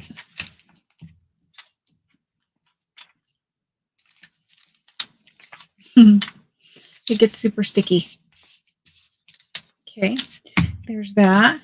And we're going to put a focal point over whatever it is that we do here anyway. So like right here, this piece was not quite long enough and I didn't pay attention before I glued it. So I am going to have to come over and glue another piece over that whole section. If you try just to piece in with something really, really small, you're probably not going to be super happy with it. So just cover up that whole section. I don't know if you guys can see, like right here, there's a little bit of the cardstock showing. So just over glue that whole section. You'll be happier with it.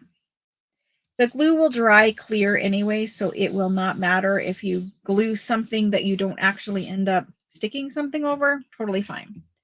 And then we'll glue this section. And we need a different kind of paper here. I know there's some pink in here.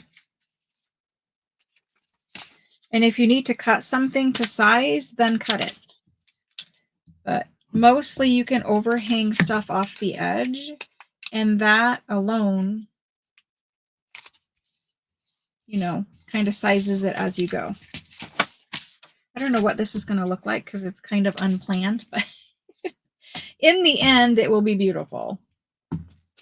Right now, we're just getting that base layer down. And then after we cut it into pockets or tags or journal cards or whatever you're cutting yours into, you will then have the decorating part. I don't put anything over top of my masterboard. Like I don't add little elements. Some people add little elements right now. To me, that just kind of makes decorating the final piece harder because then you have to work around, you know, a flower or a face or something like that.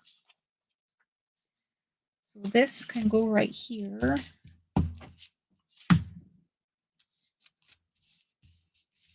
So if you have any brittle paper, paper that's super, you know, old and crumbly, masterboards are a great way of using up that paper.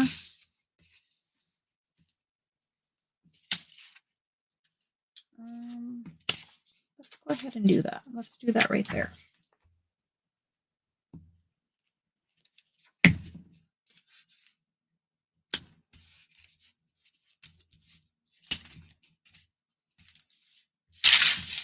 So I'm going to go ahead and glue the rest of this, even though we have that little part over there.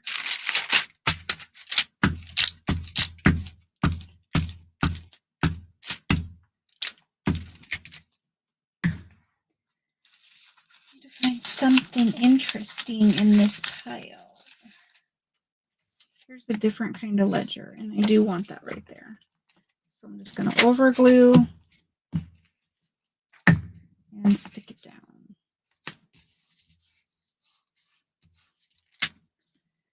Then let's use this little guy. Put him here. What else do we have? We need more book page.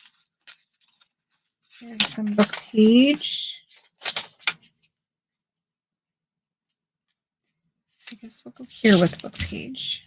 I want to get it all the way to the edge, which I did not. That's okay. We'll fix it in a minute. Here's more music paper. And I'm going to go ahead and cover up that blue flower right there, I think. Maybe I won't. Maybe we'll put it here. So when you start in the corner, it goes a little bit easier. Like right now, I'm kind of filling in just here, there, and everywhere. If you start each of your quadrants from the corner out, it goes a little bit better. There's a pink one of these somewhere right here. Let's do that.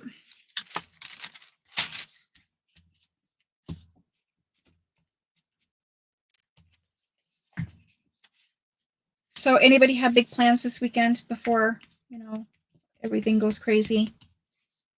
Next week, we will be having a live sale on Monday, and we will be having a live sale on Thursday, and we probably will have a live sale on Wednesday. I'm not entirely sure, but we'll figure that part out together as it goes. Okay, so we have book page, we have music page, we have that Florentine paper. We just need some ledger. A pretty piece of ledger. Let's do it right there. My glue is actually like a little bit dry already, which is kind of surprising, but we're still in Arizona, even though it's a little colder today. I don't know what the high was, 70 something probably, but now we have 3 little weird places. Not my favorite way to do it, but it'll still work. It'll still be beautiful. We have this paper that we haven't used at all, and it is beautiful, and I really would like to have some on there, so I may come in and add it later. We'll see. You can always change, like when you're done covering up the bottom section, if you were like, hey, I would really like that there, then put it there. Like I would really like some more pattern on this, so I'm going to add a little bit more pattern. I don't think I got my glue all the way over there. Okay, 2 more places, and I want some of this. We used a lot of that purple, and it's looking a little bit crazy. Let's try to like break some of that purple up. See this piece, that piece is really, really busy. I'm going to leave it. We're going to see what it looks like when it's done.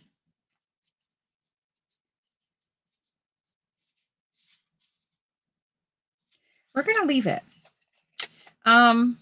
Let's add a little bit of it here though, or there. Let's do it there. I don't know why. I need to just get out my other good scissors, but the drawer is being covered right now. Let's just do both of them. The drawer is covered by that little pull-out thing. What's going on? There's a Scandinavian craft fair. Oh my gosh, that does sound great. Next Saturday, I'm doing the Pinners Conference with my daughter. So I won't be here. Well, that's not true. I'm doing it on Friday.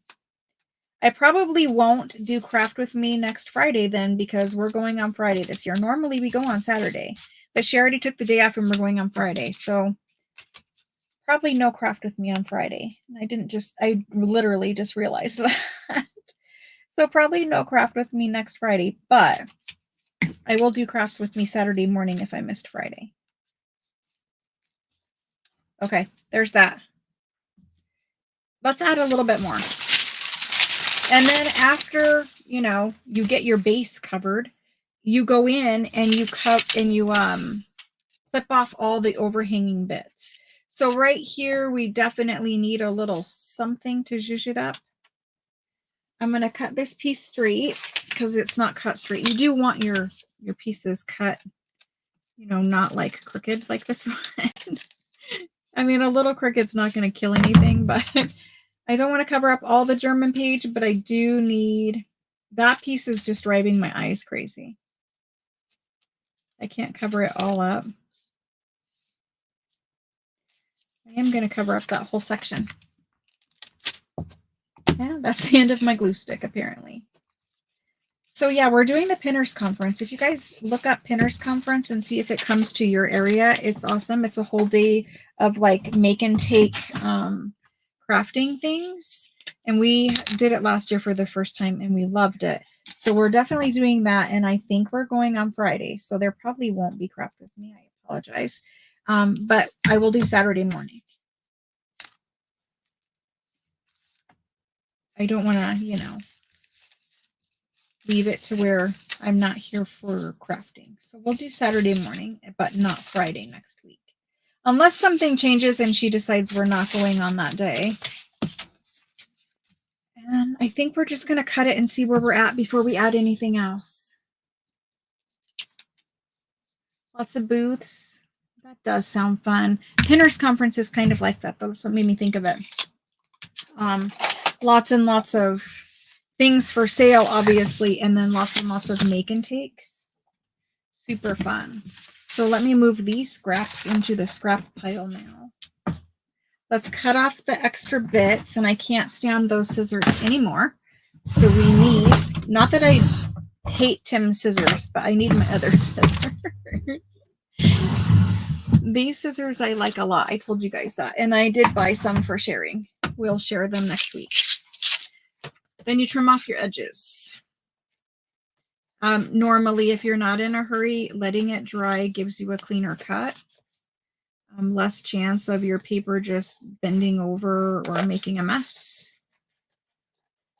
Less chance of you snipping into your actual base, like I just did.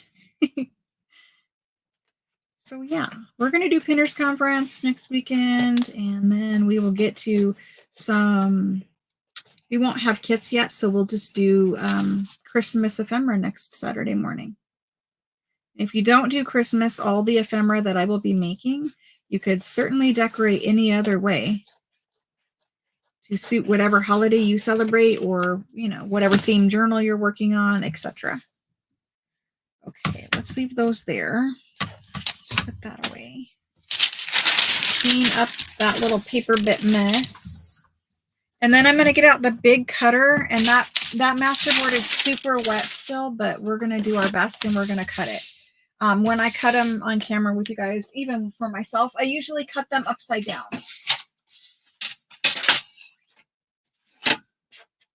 When you cut it upside down, you don't have the chance to stress about what you're cutting off or whatever. So this is just a super basic masterboard. I just covered it. I just picked colors and papers that I kind of wanted in the background, and I covered a 12 by 12 piece of coffee dyed cardstock.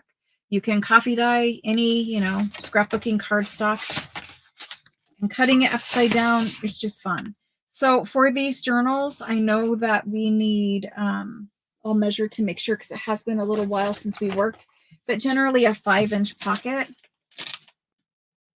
A 5-inch pocket is actually a little too big. We're going to go 4.5. They were made from pieces of an old quilt. And so all I'm going to do is measure 4.5, and I'm going to cut.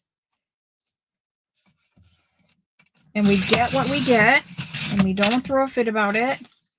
Now see, cutting when it's wet kind of gives you what you get. if you're not me right now and you're at home, let it dry a little tiny bit before you cut it. It's okay. It's nothing that is really gonna bother us. It's just that little strip of paper came off, and honestly it needs to come off the rest of the way, so I'm just gonna pick it off there. That's all fine. We're good. It didn't leave exposed cardstock. What it left was the layer that was underneath of it. Okay, so if we did a 4.5-inch wide pocket, this is 12 inches, so the easiest thing to do would be do like 3-inch pockets. However, a pocket might probably want a 4-inch pocket. So I'm going to do 3 4-inch pockets. It is super wet, so we're just going to do the best. This is live on camera, so, it's a little different when you do it at home. There we go. And we'll look at those here in a second. So those are pockets. Now these other journals, because this was the smallest journal, these other journals are bigger. They are bigger. I mean, you probably could get like 4 3/4. A 4-inch pocket, I mean, honestly, I'm just going to keep with 4 inches. At this point, we need the pockets. We need the pockets at our masterboard. So let's just cut some more 4-inch pockets. And so out of this masterboard, we're going to end up with 9 pockets. 9. Did I do 4.5? I think I did do 4.5, right? Yes. 9 pockets, roughly.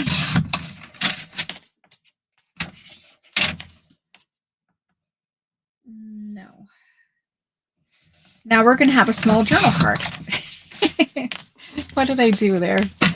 Oh, it's just cut the other way. Okay, so we have a small one. Totally fine. Now this piece is too small this way, but we could cut it this way and make pockets. So we could still do 4.5 there. On this one, we can do 4.5, and then we're going to have a small square. That would be a little journal card, and that's okay. So we still ended up with 9 pieces. However, we didn't get 9 pockets. So let's turn these over now and look and see what we did get. This would be a small little journal card. So it's got, it's got its base layer on. These little fraying bits and stuff is because the cardstock is damp and everything is wet. You just rub your finger over the little fray bits and they go away. Then we have a pocket and or journaling card, whatever you want it to be. But for us, we needed pockets. So, and we have another pocket, however you want to use that one. I'm thinking probably that way. And then you would hole punch them and finish decorating them. This is a small pocket or a journaling card. These are some deeper pockets. Very, very cute. They just need the final, center piece and a label or, however you want to decorate them. Very, very cute. This guy. So all of his color is over here, but when you decorate, you can add something. And if you don't like something, there's nothing to say that you couldn't go back over it and cover it up. I think we probably go this way. Okay, so those are our pockets. That's our stuff. Some of them are still wet and sticky. Doesn't matter. Let's decorate them up quick and use that. Mule Day. Wow. Mule Day. Hello, Ratchet Up Your Art. Hello and welcome. Okay. The place of a picture of a doily versus an actual doily. It just depends. Sometimes you want the texture in bulk. Sometimes you don't want the texture in bulk. Sensory, absolutely. Yeah, it could be. And if you're looking for sensory things, then all the crinkly bits of paper, all the text impressed into the pages, all the lacy goodness, all that kind of stuff would be awesome. Yes, like a link. I'm not sure what the what the conversation is there.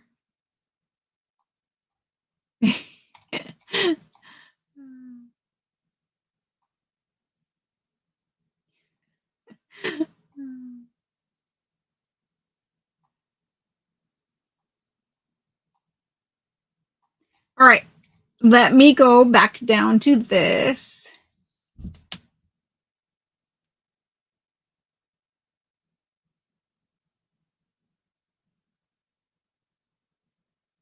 Huh, interesting. That's what Mule Day is. Very interesting. Now, what community is that Mule Day part of? Okay, let's get some focal points. We saw that there were birds in this bin, and there is flowers. We know there's flowers. Like, I don't necessarily want the giant pink one, but I know that there's birds. I know that there's labels. I think the birds were actually up here. This is what the bin looks like when you're like nearly done with the project. It's just a gigantic mess. Here's some little cute thingies. Those could go on pockets. They're Victorian scrap pieces.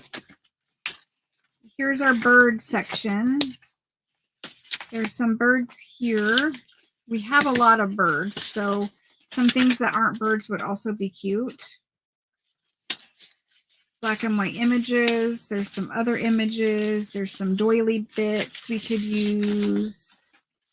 All of this kind of stuff.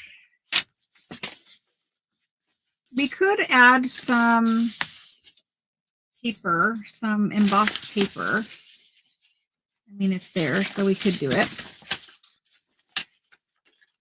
These I think I kind of want to use for labels. And I have wallpaper and other bits in here too. Okay. Oh my gosh. Let's glue some stuff to some stuff. Very descriptive, right? So for a pocket, I wouldn't be able to thumb hole notch that one if I put her on there. This one is much smaller. That one would work. Maybe those. Let's cut some little birdies out.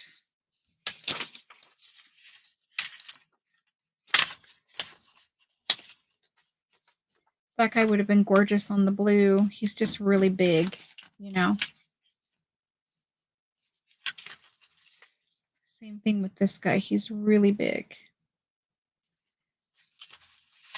I tend to go with like my favorite birds every single time, and then I have a bin of all the ones that are not my favorite.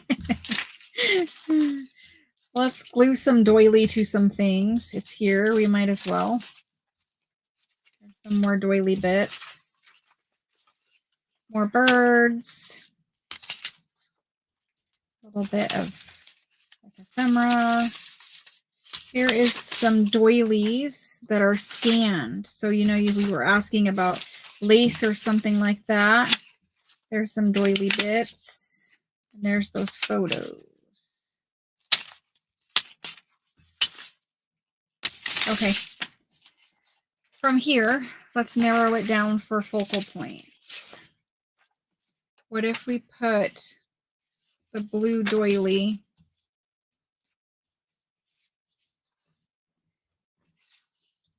would have to go like this. Let's fussy cut this blue doily out and use it as the background layer. Homemade eats. Yes, exactly, Ria, but except for I use all my favorites and then don't know what to do with the rest. They just sit in a bin usually, like eventually I get to them, but I don't know. They just aren't right for this project. They'll be right for a different project. My phone is still dinging. I do not know what is up with it. Nobody needs anything. I've looked. It's not my family. It's probably about voting because it's from like numbers, like one of those 5-digit things. So it probably is now about that. everybody's trying to get their last little, whatever you want to call it in.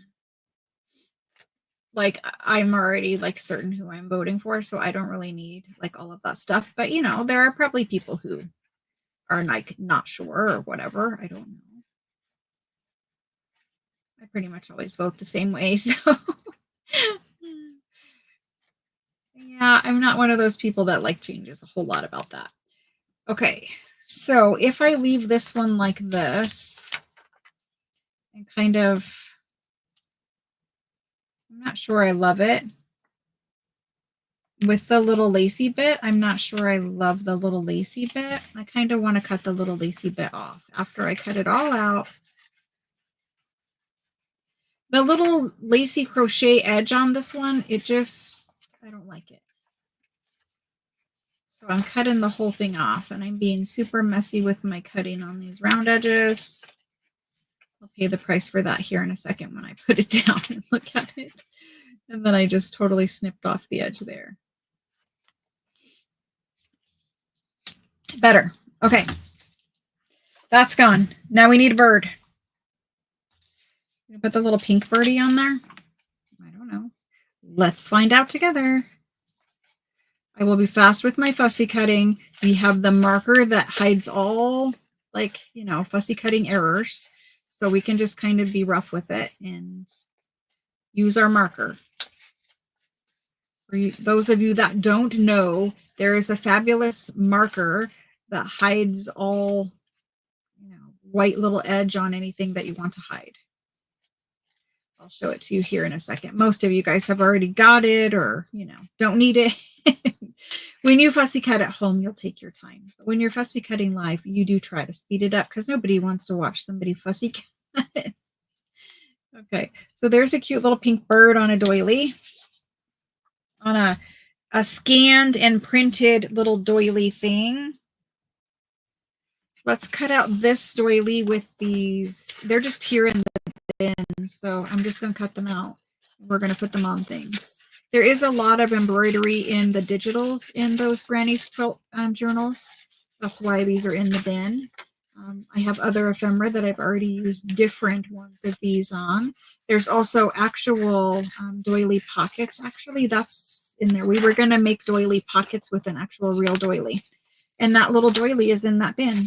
But see, that's kind of the thing. When you leave a project and you don't finish it, like you let it sit, you forget kind of what your plan was. That one might go on there, but it also might go on this one. We'll see which one that's going on. And then there's just a blue one left.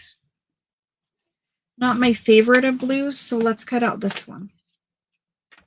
We'll make 3 pockets with the doily on, 1 for each journal.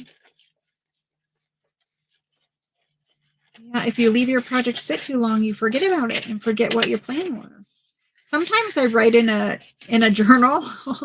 You know how I said I didn't journal, but sometimes I write in a journal what my plan is, what my you know, my approach to a journal will be, and I'll make a list of like supplies that I want to use in it. So yeah, I guess I journal that way, where I plan out journals in a journal. Kind of weird, but you know, I don't write about my life or anything like that. Like I'm always working, so I don't really have a whole lot to say about that part, but I do make lists and plans of different journals that I want to make. And then eventually, hopefully, get to making them.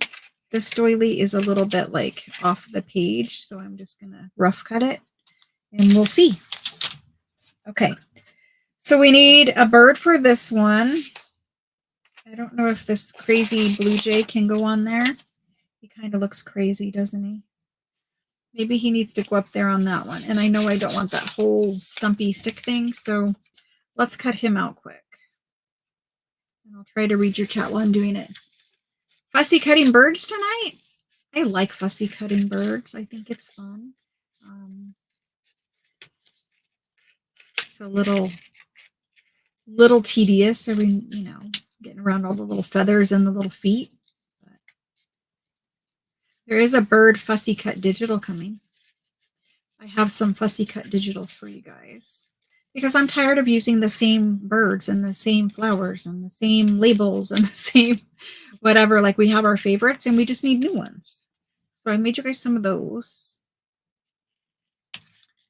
I'm hoping we'll do digitals next week. I'm hoping. We're going to do the rest of the stuff from Italian Paper Night that we didn't get to. I think he's going on that one. And we're going to do lace, hopefully, if I can get the rest of the lace pre-cut and ready to go. There's this yellow bird. He's kind of big. Like, see how big he is? He's just like kind of fat. I love him, but he needs printed smaller. I don't generally put pictures on pockets. I don't know why. I just don't. I'm going to cut this one out too, and I'm going to put it behind these little children over here.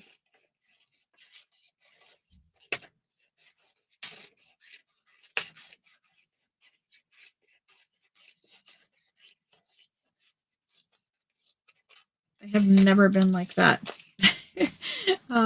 fast with my fussy cutting. But what about like that? Maybe. It's there on my desk, so we need to find some place for it to live. What else do we have? We have one place for a bird. I need to find a bird to go on this one. Maybe this guy. Maybe this guy on there. I don't want to cut him out and then not use him. You would have to go like that. Let's see about it. I don't know what other one I would use on there. Maybe this one. Maybe this one. It's the same colorway. It's just a different shape. And I think he might fit better with this. Like, I don't care about cutting off part of the doily to get the bird on. I don't know. It might look weird. I don't know what other one we would use, though. That one or that one? I'm going to try this one.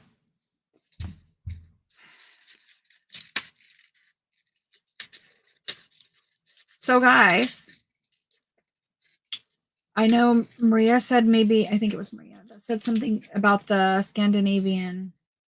Maria, how are your cats? You guys, have you seen Maria's cats? Maria, you should post a picture of your cats in the group. I know it's not like junk journal related, but you guys realize when you're in the group, you can post like, you know, picture of your cats. Like, that's totally fine. I would love to see Maria's cats. Maria adopted recently, and I hope I'm okay with telling everyone this, Maria. I think you have told people, but she adopted two beautiful Siamese cats, and they are so cute. Lovely, lovely cats. How are your cats? So he has a large section of white in between his legs that's going to need to be snipped out.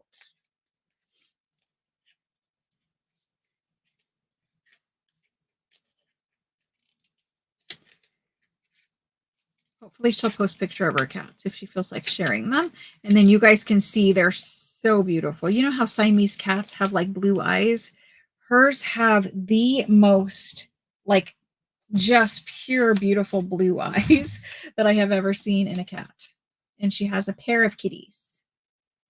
So truthfully, I don't love him here. He doesn't work there. He'll have to go on something else. I think we need like the angle, right? Like the angle. I didn't want to spend an hour doing this. It was supposed to be fast, but this is what happens with me. So we made a masterboard and we're just trying to make a couple pockets. But I have to be fussy with my decoration and apparently terrible with my fussy cutting right now.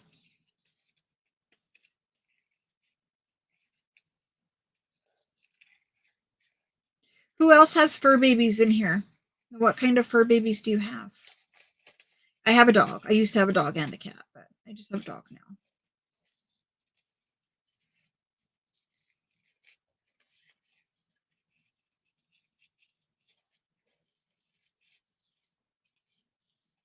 And do your fur babies dress up for holidays? Like how many people took their fur babies trick-or-treating?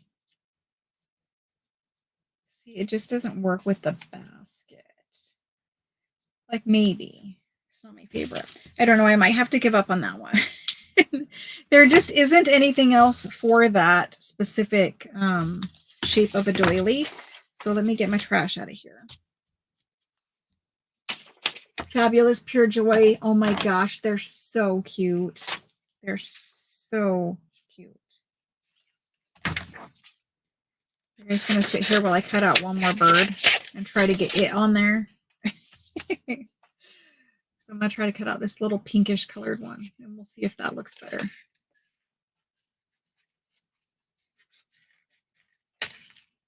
So I didn't see any, because, you know, we didn't have trick-or-treaters. I didn't see any animals in costumes yesterday.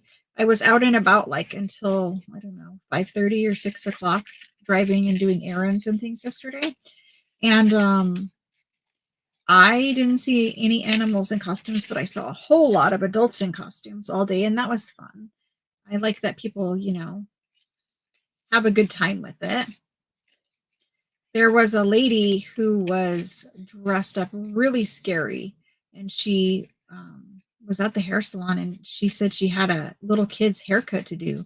And I'm like, oh my gosh, a little kid's going to be afraid of you. Like, her costume was so scary. So scary. Oh, and now my dog's going to bark because we talked about her, or I talked about her. Yeah, now he blends in too much. There's no bird that is going to look good with that doily. We're going to give up on the birds for him. Let's glue something down. We will revisit that whole situation here in a minute. But I am happy with these 3. So let's go ahead and glue those down just so I can see we did something.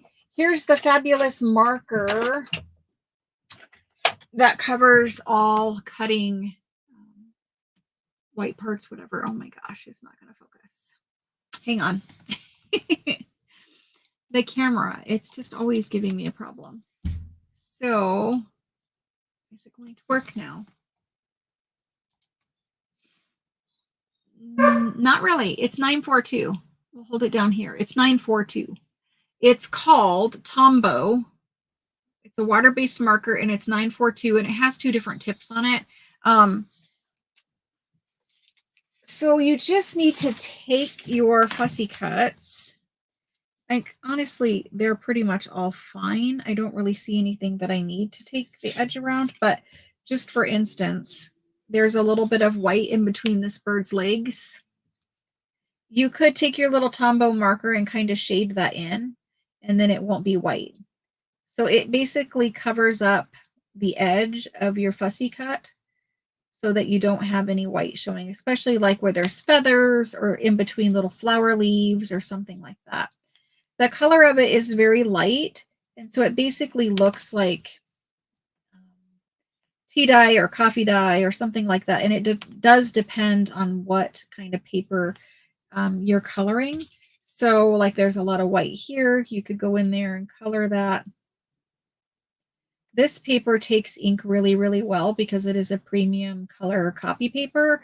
So this one absorbs ink a lot more than like if you were going around a magazine page or something like that. It's not going to be as dark as this. So the color does change depending on the paper that you're using it on. But if you're using, you know, color copy paper, just be aware it's meant to absorb that ink and that color. It's fine. It looks good. It actually, you know, blends out all of my little tiny white edge that I left. It took away the little white area behind the bird. But that's what the marker's for. And the marker can take, you know, white out of anything, like any fussy cut, any whatever. A miniature, gosh. Oh my gosh. Dachshund. Oh my gosh. A stray black dog, Ellington. Oh, that's awesome. A boxer. Oh, Jerry, I'm sorry.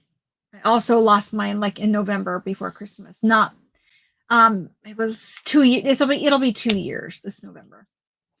A Sheltie, awesome. She was Isabel MacTavish. Who's Isabel MacTavish? I don't know who that person is. That's awesome.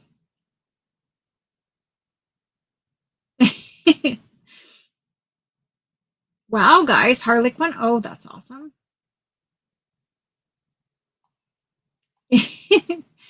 Aw. Oh, gosh. Susan, I'm so sorry.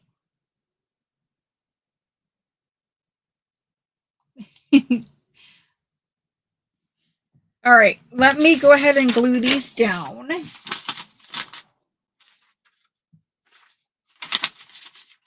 Need that to go in there. We'll play with that pocket here in a minute. Let's use glue stick for these. And for a glue page, I really have been using this parchment paper, and I love it. I think it is so much easier than using the glue book page. You saw that I only got it out when I wanted to color with the marker. Yeah, that's pretty much all I'm doing with that anymore. I think it's so much better doing it this way. Hopefully they were on that side. Yes, they were on that side. Yeah, let's just kind of put it in the center.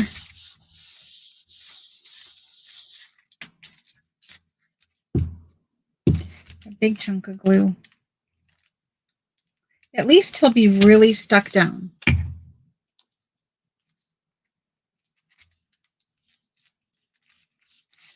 And then you could go in with a little label to kind of finish it off. And then we can thumb hole notch them too. I am going to try to pick up some of that glue. I like using the parchment paper because it's nonstick. And so you know how when you're using your glue book page, sometimes it gets sticky. You know, well, it always gets sticky, but you get the stickiness kind of starts to stick to your piece and you tear it or whatever when you're picking it up. When you use the parchment paper, it's nonstick and nothing sticks to it. Plus the parchment paper, the glue, like you can just keep using the same place over and over again. And the glue will eventually just kind of peel off of it. It doesn't stick to even, you know, the parchment paper at all. So it's kind of nice. We're going to just stick him on there. And then I will put a label so that he's not just floating right there. I'll put a label there.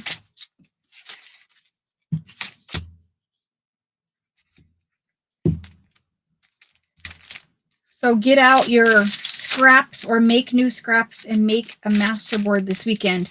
And then cut up all your masterboard into little pieces and then post in the group what you make so that nosy people like me can see what you're making. Sorry if I was off camera. I have adjusted my camera again. On Saturday, tomorrow morning,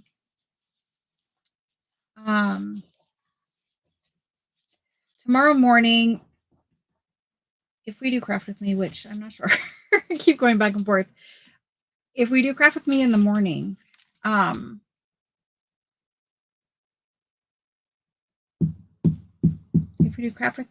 need to figure out what time, and we'll just continue to work on whatever we're working on here. But I do want to hook up my new camera is here. It's sitting right in the box right there, and it needs plugged in. I really would have liked to have turned that doily a little more, but it is too late, so we will leave it. I would like to try to use my new camera and my new microphone and give those a shot, because it's not during a live sale, it's a craft with me, and we can kind of talk about it, and you guys can let me know how it all sounds and how it all looks. The reason why we got a new camera and new microphone is because sometimes the volume goes in and out. You guys have been telling me that, and I've seen it myself in the videos. So far we're here. We'll add little labels or whatever to them. This guy's definitely getting a label down here so he's not floating, but I'll test out the new camera tomorrow. That should be good too. We can't get those on there. Well, they don't have anything to go back there. So let's put some doily back there. We have this doily bit floating around. Can we get some doily? Yes, we can. Okay. Let's just line that doily up with the top of the pocket. And then I want to tear out this section so it doesn't cover up my beautiful Florentine paper. And we'll put those little couple on there. That'll be perfect. So I'm just going to glue stick this whole area where the doily is going to be. This is a super moist glue stick. And then stick my doily down in it. And for this, I do need a baby wipe. Unconditional love. Aww.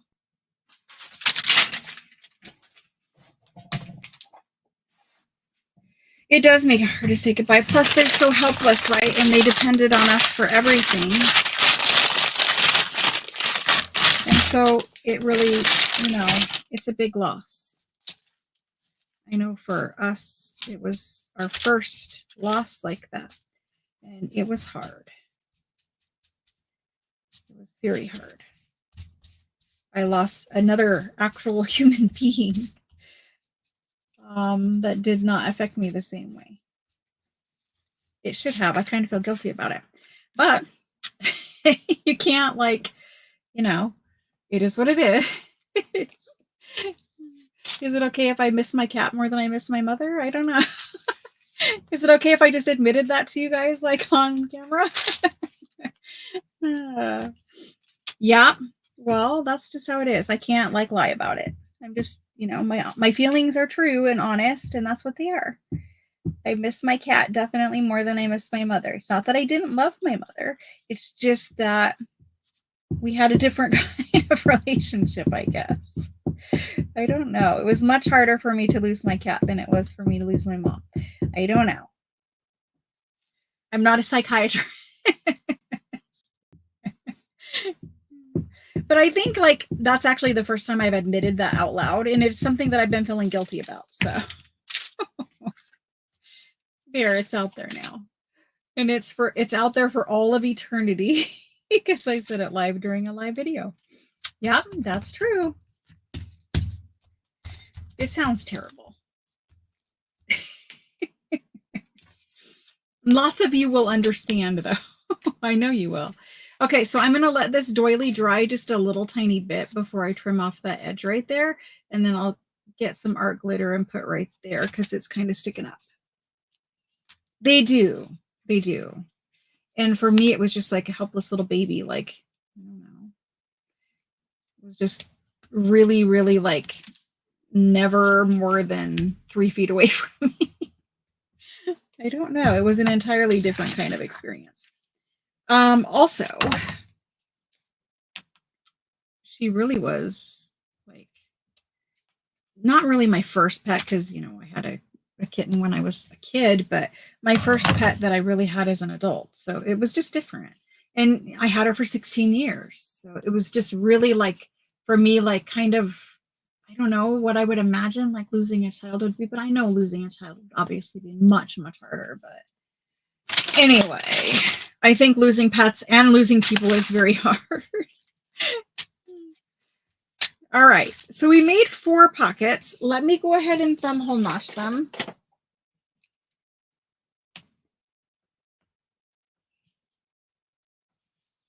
The truth is the truth. I don't have a plan of just talking about these terrible things, but when I'm live, it just comes out of my mouth, and then we have to live with it for the rest of eternity. I didn't have a whole lot of room to thumb hole notch that one because there's little flowers there.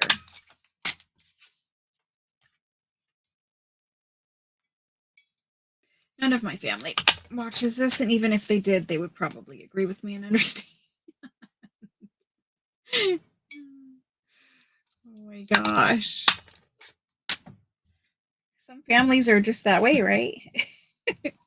Okay, So we made 4 pockets. They're not completely done. I do need to put like a little label or something on them. And then we have extra bits that we just, for one reason or another didn't get finished, and we can play with those later. I will put them in the bin of ephemera over there that needs more work. For labels, just to make it quick, I have a printed, one of those printed digitals. I don't know who this is from because it's not marked that I can see, but it's just one of those like collage strips printed digitals, and I like using them for quick little labels. You can pretty much always find something to use as a label there. So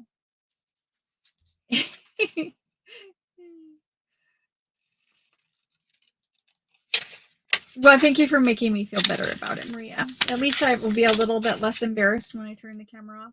Usually when I turn the camera off, I have always said something that I am embarrassed about. I am one of those people that often puts their foot in their mouth without really like meaning to, obviously. But, it is what it is. Anyone who's ever been live will understand what I'm talking about. So there's just a little word that's, letters that works as a label. You don't always need like a full bordered label thing. So there's this one. I have done this on camera many times with you guys. I really encourage you, if you have one of these digitals that you've already purchased from Etsy or wherever you get your digitals from, that's one of these little collage strip things, try sitting one day and just chopping it up into little pieces as little labels. It's fun. It makes you look at all the little pieces differently.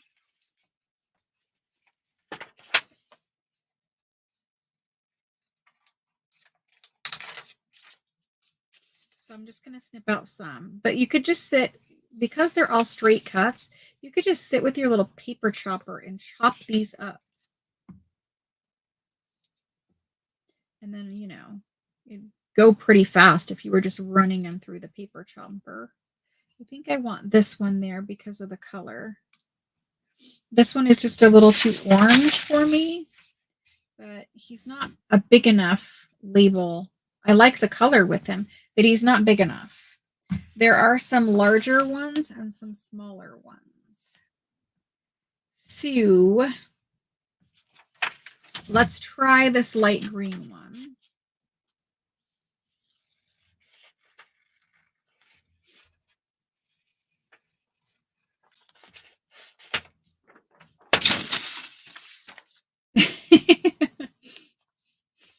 It's fun. I'm just so sick and tired of using the same labels over and over and over again. So he just needs to sit on something. I'm not sure that that is it, but he needs to sit on something. I mean, even that would work. He can sit on that. Not my favorite, but he could sit on that. I think these two we might have to save, and that one. And then there's a whole bunch more that's just kind of like scraps now. They're also good if you chop them all up to make little clusters out of. When you're making and assembling all of your little clusters, they're really cute that way too. Like this one even goes up and down. So they have them for this particular person who made this. I don't know who it was. I'm sure if you look on Etsy, you'll find it. They even have like up and down labels. So this one could go there. It's not my favorite, but it could go there. I think I will put it there. Okay. So we put some little labels, sort of labels, what I'm calling labels there. Let's put that back in the ephemera pile. And so like you can shorten them. Like this one just has a little short word. You could just cut it and shorten it. Let's glue these on.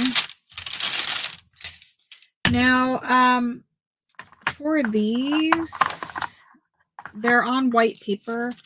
And I am going to use a tiny, tiny little bit of vintage photo on the edge quick. They're on white copy paper, and it does show a little tiny bit of an edge. I'm not trying to grungy them up or whatever. I'm just trying to hide that white. And I went ahead and did vintage photo, and just whatever was on my little dauber was good enough. I can't find my re-inker for the Distress Oxides, so I'm going to have to order one from Amazon. I don't know where mine went, which is weird because there really only is one drawer that I keep them in.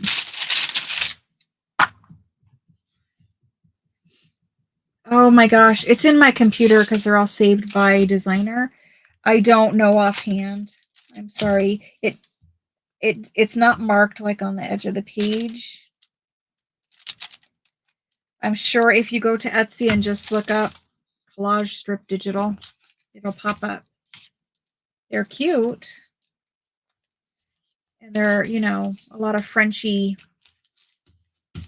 things, which is probably why I bought it, but that's that one.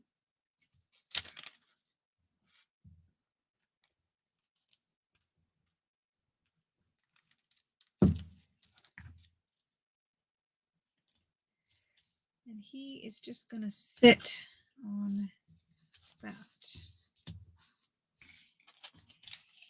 See how they needed that last little piece though? I think it finishes them off. It's kind of nice.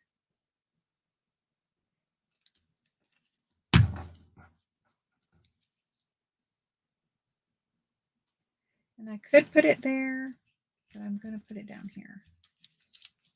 So we made 4 pockets. We only need, 3 for 3 journals, but we have 4.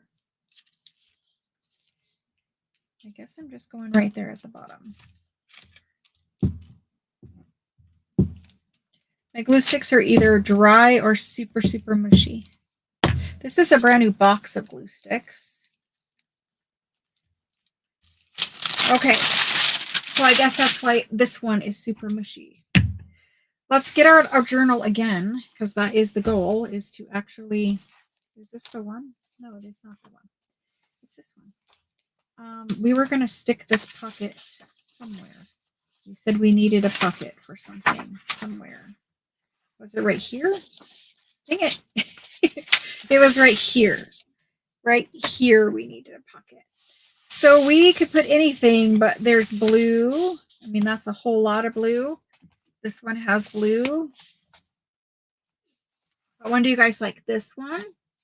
This page is just, it is, what did we call this? This was cabbage or blackberry. I don't remember. I think it was maybe blackberry or blueberry. Blueberry dyed paper. That's what that was. Okay, so there's that one. There's hints of purple in it. Or there's this one. I kind of like this one with it. This one? Or, of course, you could do like pinky with it, but I like the blue with it. Green, purple. Somebody's voting green, purple. I'm going to put this little blue jay one there. And we're going to put something else more colorful in the pocket. Too much blue? Well, that's just too bad. It might be looking like that now, but when you put something decorative in the pocket, it will not be too much blue. I know I always ask your guys' opinion, and I already know which one I'm going to put there most of the time. I don't do it to be mean or whatever, but I just, sometimes I want to know what you guys think, but you also got to remember things look different through the camera. Things always look different through the camera. So when we put a tag back here, we don't have blue jays here. They do have them in Ohio, but they don't have them here. I wish we had blue jays here. At least not that I've ever seen. Maybe they have them up north, but we certainly don't have them down here in Phoenix or suburb of Phoenix. So Rhea, we'll have to find something to put in here that makes it look better to you, because this is what it looks like now. The autofocus is off. For once, it is actually off. Okay, so we put that pocket there. Let's get one of those library card pockets and stick that in here somewhere.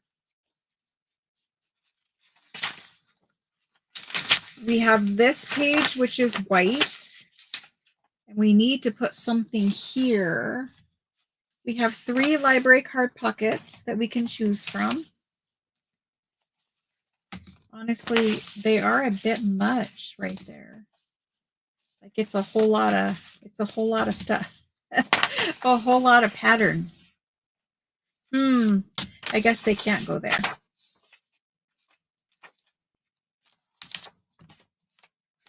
That's the cover piece. I have 3 of them. I made one for every journal. So I want to fit it in here somewhere. And then we need to stuff some pockets.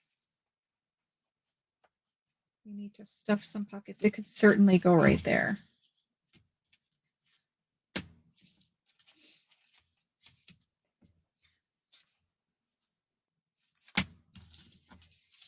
I looked at this page earlier, and the reason why I didn't is why. I don't know, but let's put it there. I mean, I could put it back in the back here. This is a chunky monkey. These journals, oh my goodness.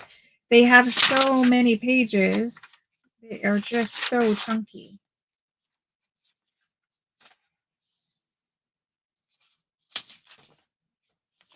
Yeah. I would really like a pocket right here. I mean, I could stick it back here.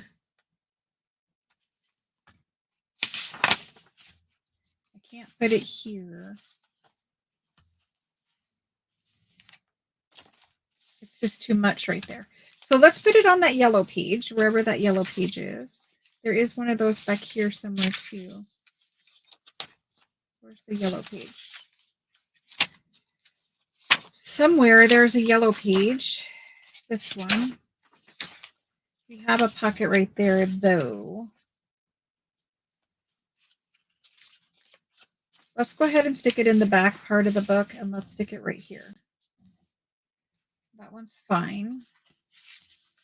This one is also fine. And we had another one that I left over here. I stick that one in. So this one I'm going to stick in. I'm just going to glue it down. I have decided. It's too thick of a journal already as it is.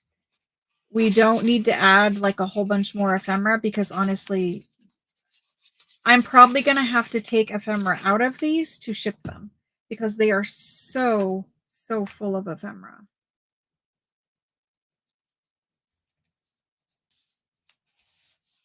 They're not even all the way stuffed yet. And you can see like it's just massively thick. It doesn't even, that's not all the journal.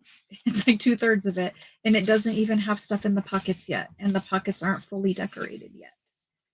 It's a whole big chunky monkey situation. All 3 of these, which is probably another reason why they didn't get finished. Let's hurry up and stuff some pockets in this one. So we can at least say we're like mostly done with this one. Mostly. Okay, so this is the thing that goes on the cover. I'm just going to tuck it in the pocket for now. We have that. We stenciled that page. We need to stencil the other one in the back. This is just a flip up, but we could stick, and I'm not going to at the moment, but we could stick something up in here. Remember, I left it open. So let's just leave that for now. This is here, and we need some stuff inside of it. So we put this stuff back.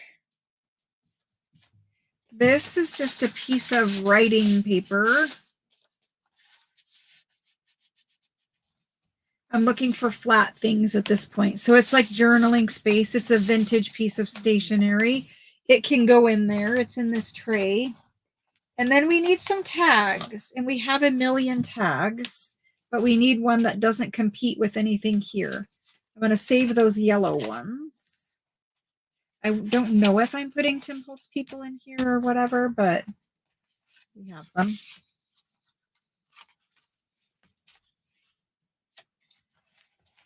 That one's too big, obviously. This one would look good in there. We need something smaller, though. Like,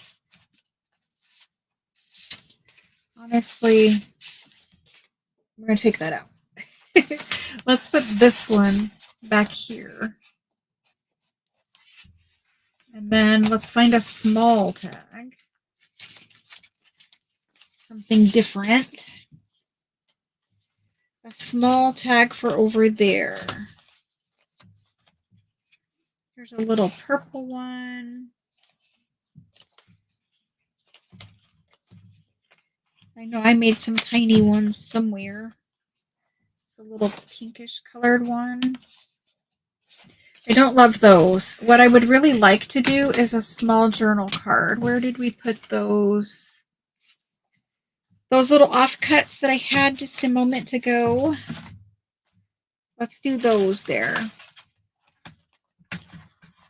Here's the journal card section again. Do I have any tiny journal cards that are already done? It's going to be too wide. There's that one. That one could go in there. It's not my favorite. That one goes the other direction. All of them are about the same size. I normally make about the same size journal card, but there was this little offcut piece.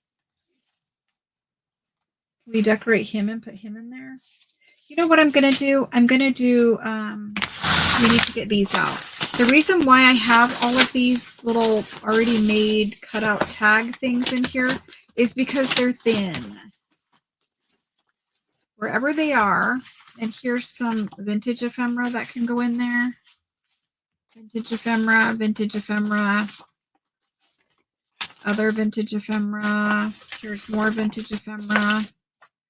All of this stuff is thin and can just go in pockets. So that all needs to come out.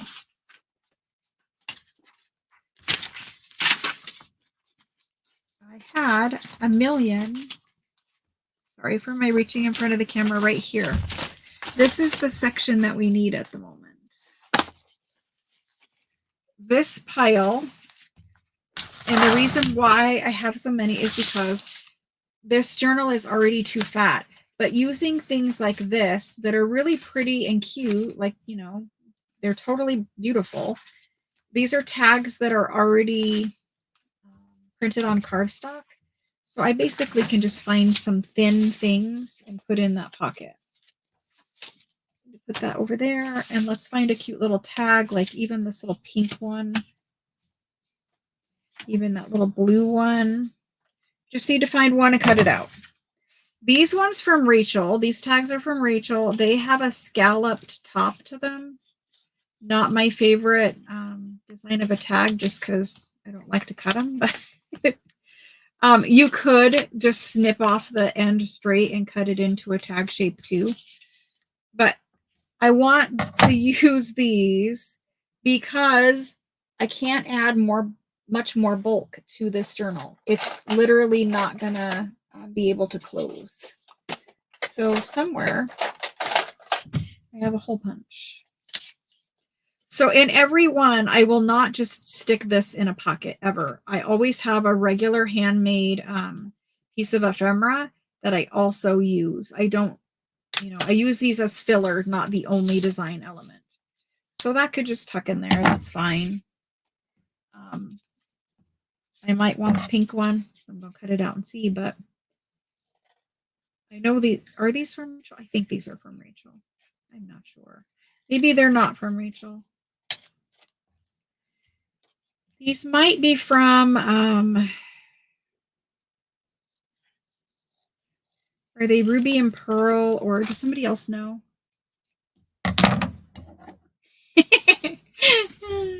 I know, Ria. I'm sorry. These might be from, oh my gosh, what is her name? I do like the blue one better. I don't know who these are from. I have a whole bunch of makers of these pre-made like little tag things. But again, I don't use them just to fill alone. I always put them with a piece of regular handmade ephemera. So there's that. And then back here, I need to tuck in some antique paper. A piece of ledger would work, some kind of antique original ephemera for the person who buys this journal to find and pull out and enjoy. and it's going to be flat. So I can add that later, but it's just going to be a piece of French ephemera. There's probably some French ledger in this bin because I'm pretty sure I left myself some for this purpose. I'm pretty sure we saw some pink ledger, some antique French pink ledger in here. Well, I don't know where it's at, but here's one. Something like this, just tucked in back there.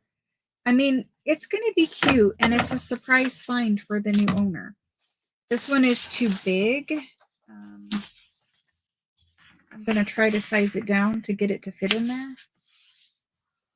I don't often cut paper by folding it, but sometimes you just need to do that. So I just folded it to the size that I wanted and kind of tore it off. But this is antique French ledger, and I'm just going to tri-fold it. I have quite a bit of space there to work with, and stick it back there. And so it's just something fun for the new owner to find, and then they can pull out. I mean, who would expect to open it up and find that in there? Probably no one, but maybe you could even tuck it like that so that they would know it was ledger, but it's cute. It's cute. And I like the fact that you can see the pink line. I don't know if you guys can see the pink line, but the pink line. And so because I'm keeping things flat, if I put anything through there, it's going to have to be flat. I might put a little tiny piece of seam binding or something. But, you know, we're just going to go through and stuff pockets. The ledger's getting bent right there. Has to stay down. Okay, moving on. Next pocket. I promise I won't take forever with every single one. This one needs decorated, but we're not going to worry about decorating it unless I can stick a cluster on it at the moment. We're going to stick a large journal card back here, and I just need to find one that's not going to clash with everything else. If we wanted to stick a cluster there to decorate with, we have, because there is quite a bit of space there, you almost could stick a cluster there. Let me see what we've got.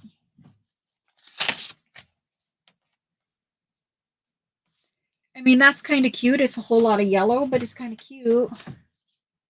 There's this one, which I think I like. Yes. Let's do that there. Are we agreed? I think we're agreed. This does need a little tiny bit of glue. It's just a little too floppy. So let's kind of tack it up, especially because it's going on a pocket now. Kind of give it some more sturdiness by just adding some glue here or there. And then quick and easy decorating because you already did the work ahead of time. Do we want some book page or something behind it, or are we just going for it?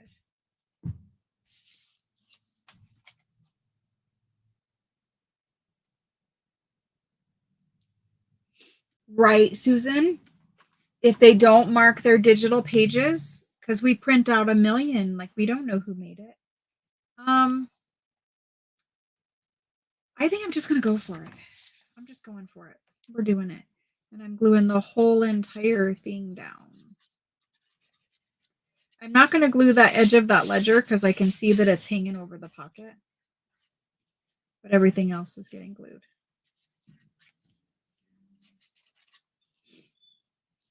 Okay, so we're going to stick that on, making sure that we're on the pocket here at the bottom.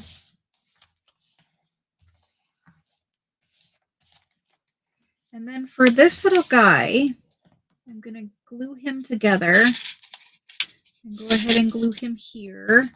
And then where he's sticking out right there, I'm just going to wrap him around.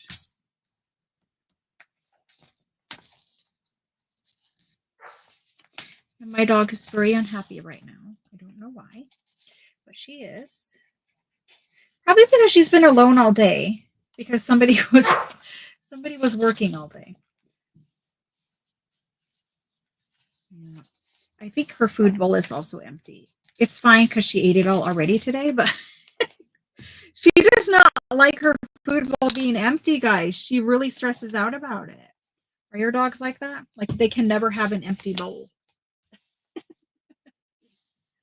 Okay, so there's that one.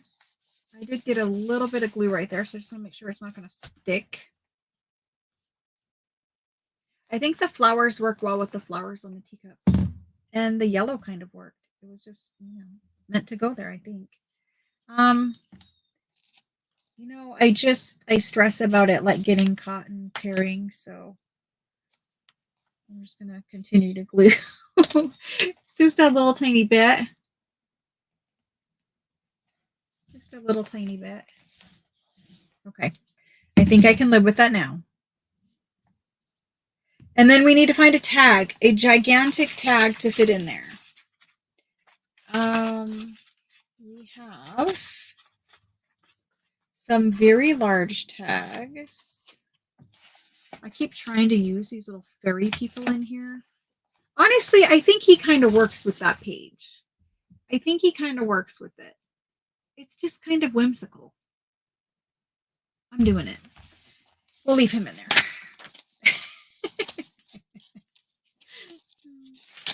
And then we have this little one. So I know in these pockets, I want a different color one of these. But because there's different pockets going all different directions, it's going to get super bulky. We're going to need to use some of these. We have ones that are like embroidery. I don't remember whose digital those are. I know I told you guys in the video whenever I showed these. There's even little journal cards. These are... Oh my gosh. She has a lot of videos. She has washi tape that's all floral and pretty. What is her name, guys? Oh my gosh. I cannot remember her name. Anyway, it will come to me eventually.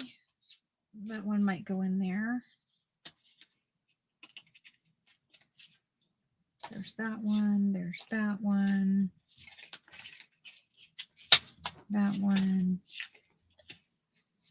Even this one, because of the colorway, might go there. That one could go there. You just need to pick out a couple. Okay. The linen ephemera. Yeah, fabric. Okay, so I think we can use this one. The colorways work. So let's cut that one quick. Oh my gosh. You guys would know who I'm talking about.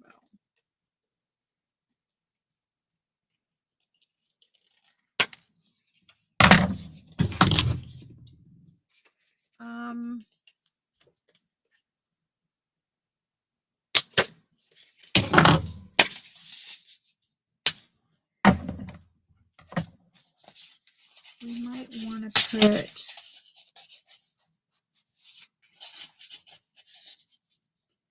this one in there and then a blue one in the front. I will put a, authentic piece in here too. Let's see what this one looks like. I don't use cheater ephemera that often, but when I do, I'm super appreciative of,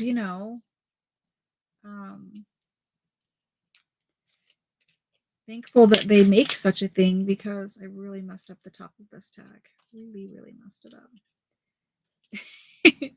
Super appreciative of all the time that it takes people to make these kind of cheater, ephemera digitals. And I call them cheaters because, it's like a cheater quilt panel where you get, a fast quilt out of a cheater quilt panel. Do you guys know what I'm talking about cheater quilt panels? If you're not a quilter or sewer, you might not, but there's like panels of fabric that are made to look like the pieced parts of a quilt. That might be a little too wordy right there. No, I'm going to do it. Okay, so that's enough of that kind of ephemera. Now we need some real ephemera. And then truthfully, it needs a little embellishment down here. That kind of stuff can happen later because it's going to take me forever to fuss around and find exactly what I want.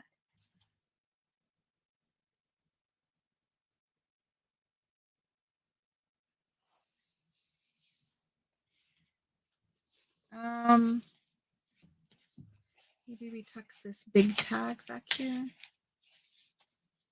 with the flower. It's cute, but the flower is not up high enough for me. So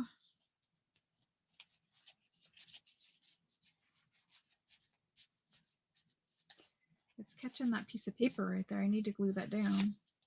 Not either of those two. Maybe this guy. Need more color. Let's see about this one with the colors.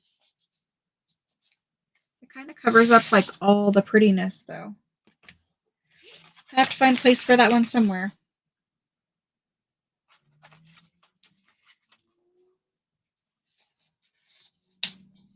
See, it's catching on all my little papers. These were the masterboards I told you guys about that I used the Scotch Permanent Create stick. I will have to glue it down, but I just want to see if it's going to work in there first. It will. So these ones were made with Scotch Create Permanent Glue Stick 4 years ago. And this is what I'm talking about like, this is why I use Uhu now. And I'm really hoping that Uhu does not, come apart after 4 years. But Scotch Create for me is not permanent. It did not work. It did not last. It was apparently loose and coming apart within the 4-year mark. So I basically had to sit down and redo all of my masterboards and re-glue them all with art glitter. And that was a really big pain in the, what, because who wants to do all that? So this one's going to need some prettiness through the little tops. But for now, we can leave it like that. And I can come in later and put the whole reinforcer and the little seam binding strings in there. That'll be okay. And we can decorate a little something here. We can play with the placement of all of that too. So we can see the flower. He can even come out more. But anyway, there's that one. It needs a little zhuzhing. Zhuzhing will have to happen. Zhuzhing. No, Susan, you can ask me anytime. He still has a fever. He's in bed right now. Earlier today, he helped me carry the boxes of Italian paper into the sorting room, and he was very, very ill afterwards. He cannot do anything physical. Anything physical. I just so want to put this here. Look how beautiful it is. He can't do anything physical without getting sick. Like, there's something wrong where, like, he's just so weak and so sick that if he tries to do anything at all, it doesn't go well for him. I don't know. He still has a fever. He has an appointment next week to see the bone marrow. It's a hematologist oncologist. And they said if in the hospital, it's the one he saw in the hospital. They said if his fever came back, I'm going to put that there. It's just too beautiful not to put there. You guys agree, right? The greens and the purples. They said if his fever came back, that he would have to have the bone marrow done. The other doctor had already ordered it and everything, but because his fever went away when we were in the hospital, we thought maybe we could get away without doing it. And unfortunately, his fever came back. I can talk about it for sure here during Craft with Me. But his fever came back. 8 days, I think, 7 or 8 days after he came home from the hospital. So whatever they did for him there, without either he didn't, because he was on IV antibiotics. That's really all they did for him there. Without the IV antibiotics, it came back 7 or 8 days. I think it was like 8 days. Maybe he didn't tell me for a day or two. I don't know. He didn't tell me then. I had to ask him and figure it out because, he started to like sleep more again. And because he was feeling better when he came home from the hospital. But then I noticed, he started to act sick again. And then, he told me he thought he had a fever and I checked and he did. So we know for sure it was 7 or 8 days. But anyway, they said they were going to have to do the bone marrow thing if it came back. So I'm going to take him to that doctor and he's going to see that doctor. And they're either going to say he needs to go back in the hospital for the bone marrow thing because he is going to have it done inpatient in the hospital. They can do them outpatient, but because of his other health conditions, he has to have it done inpatient. So he's going to be inpatient for that. Maybe they will have infectious disease specialists see him again while he is there. And maybe they will decide to give him more IV antibiotics because maybe it wasn't long enough the first time. I don't know. We'll find something pretty to stick in this one now. We need some kind of different looking ephemera. We have this big journal card that could go. It's just ever so slightly too big. But I really want it in there. It will go. I'm going to let this pocket dry a little bit, but it will go. And that little girl will sit in that pocket. It will be super cute. They have done round after round of pill antibiotics. He came home from the hospital on 2 different antibiotic pills. Pill antibiotics have never worked for him. Whatever he has always comes back after pill antibiotics.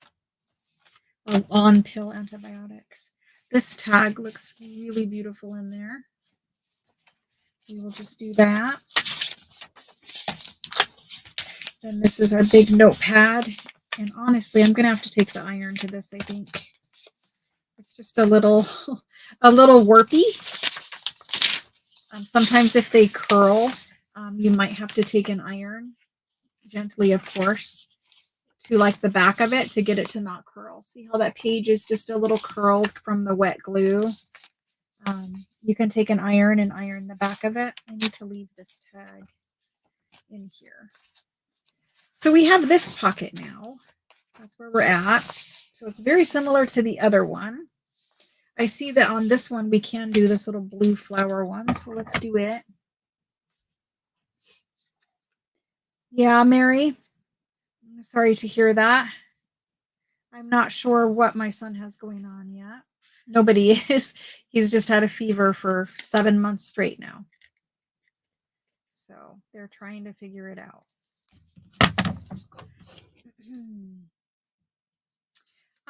They're more so looking at the bone marrow as far as does he have some sort of problem that, like leukemia or a lymphoma or something like that. Or maybe just a problem where the bone marrow doesn't make the right kind of cells, or it makes cells that are damaged somehow. Like because he has a fever, it's my opinion, he probably just has infection. But they can't find out where the infection is or how to treat it or whatever. But because he also has an elevated white blood cell count, so that could be, just a problem with the bone marrow. But so we'll see. It's been a long road of testing and trying different things, so we'll see. I like the pink one in there. The blue one is just a little too patterny, I think. Maybe this one for the back pocket, and then we'll put real ephemera in again.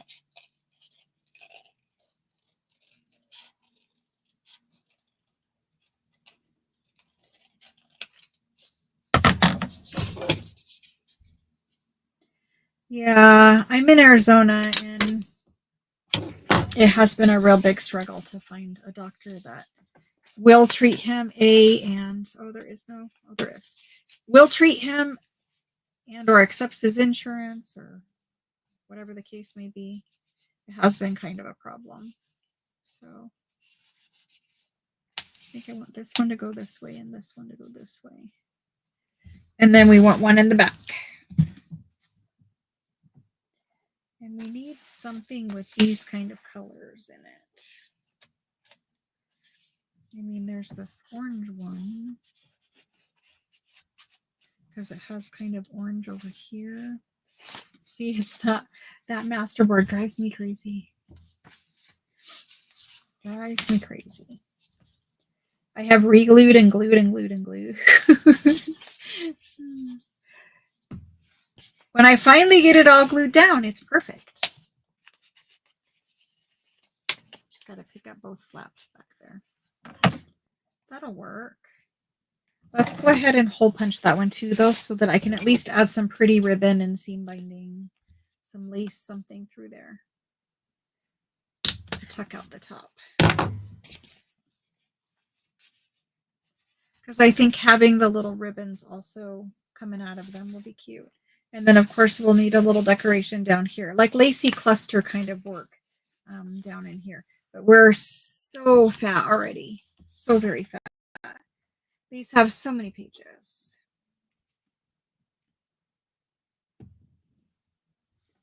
Yeah, they said bone marrow a long, long time ago. We had to wait. If you guys remember, we had to wait till the end of October to have the appointment with that specialist. And because he had been in the hospital and saw a different specialist, a different hematology specialist in the hospital, they would not even give him that appointment at the end of October. Remember, we were waiting for months and months for that appointment. Well, when he got out of the hospital and they found out that you had seen a different hematologist person at that hospital, that other hematologist that we had waited all those months for refused to even give him his appointment. They said, we put your appointment on hold, and then refused to give it to him because he saw a different hematologist at the hospital. And so basically, we had to wait to see the new hematologist again. And I'm like, you guys, it's just ridiculous. Like, come on. This stuff is so crazy. You guys are like just being wacko about your policies here. Just completely wacko.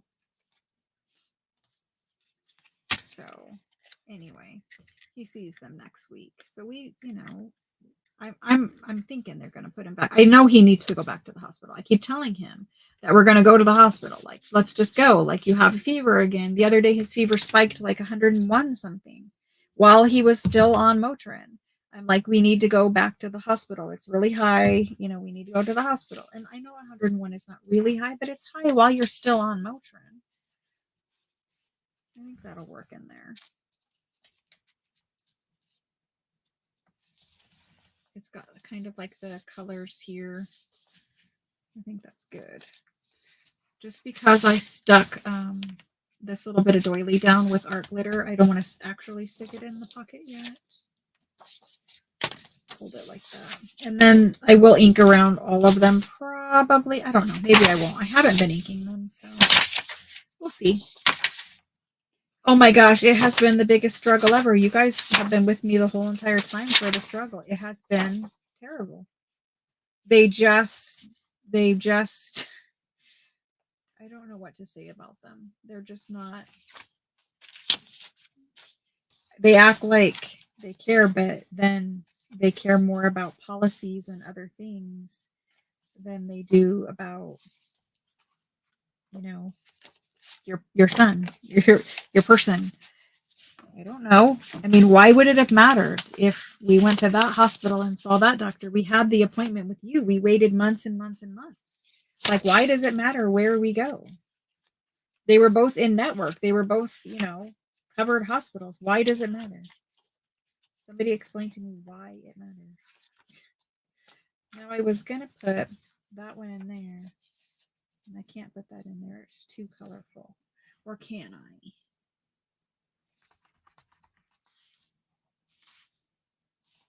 Do we have a purple one of these? I don't think we do. Let's leave that for now. I just like this little girl over here better, I think. The two little flowers were kind of clashing for me, so that's in there now. We still need to like fill these if we're going to, which honestly the journals are so fat. We probably don't need to worry about filling them. We glued that down. I think this one might be full. Nope, it's not. We have that pocket and one more back here somewhere. And I need to remember to use more of this because it's getting too full. We have 2 more pockets. Oh my gosh. They're just ridiculous. They're so ridiculous. They're the fattest journals I've ever made, and I have made some fat journals. Oh my gosh. It's crazy.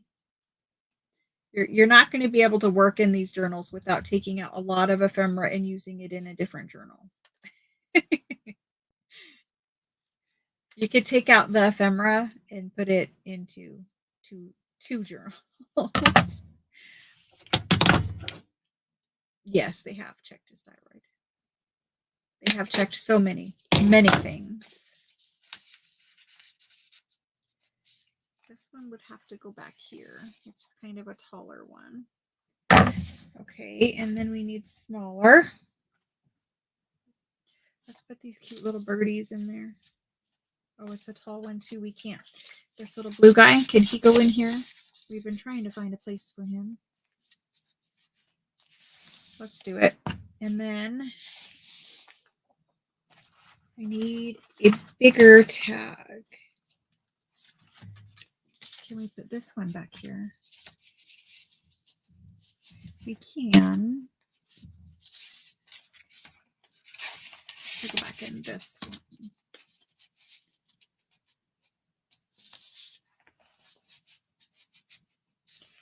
That's okay. I like the fact that it doesn't go all the way down because it's going to add a lot of bulk.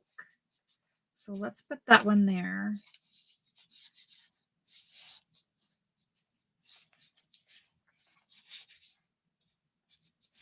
I don't know. Let's just leave it like that. Anyway, now we have the sky. I don't think I have ever made as fat of a journal as this one. My goodness, so fat. Okay, the Blue Jay pocket. What do we have that's like? So we have some big tags like this too that we could just put like a flower on and put in there. The reason why I like these is because they're thinner. Let's try that in this one.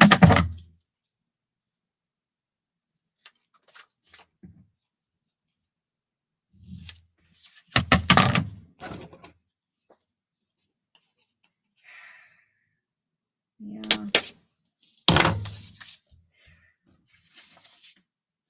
We have fought as much as we can fight, and we've made the phone calls, and we kind of told off the doctor, and we kind of, not really told him off, but I obviously wasn't happy about a lot of things. Okay, so in this bucket, I have a bunch of Anna Griffin. A lot of you guys have seen this before. A bunch of Anna Griffin flowers, and all my little tags just went everywhere. Tags and journal cards. These little Anna Griffin flowers, if you go on her website, you can purchase them. I think it's just annagriffin.com. But they just have a ton of little flowers that are like die cut, and you can just stick them on your projects. They're more geared for card making, but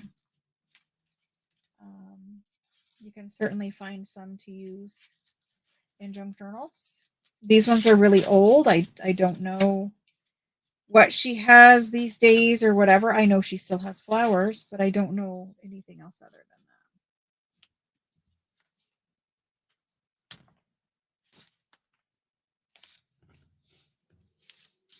that.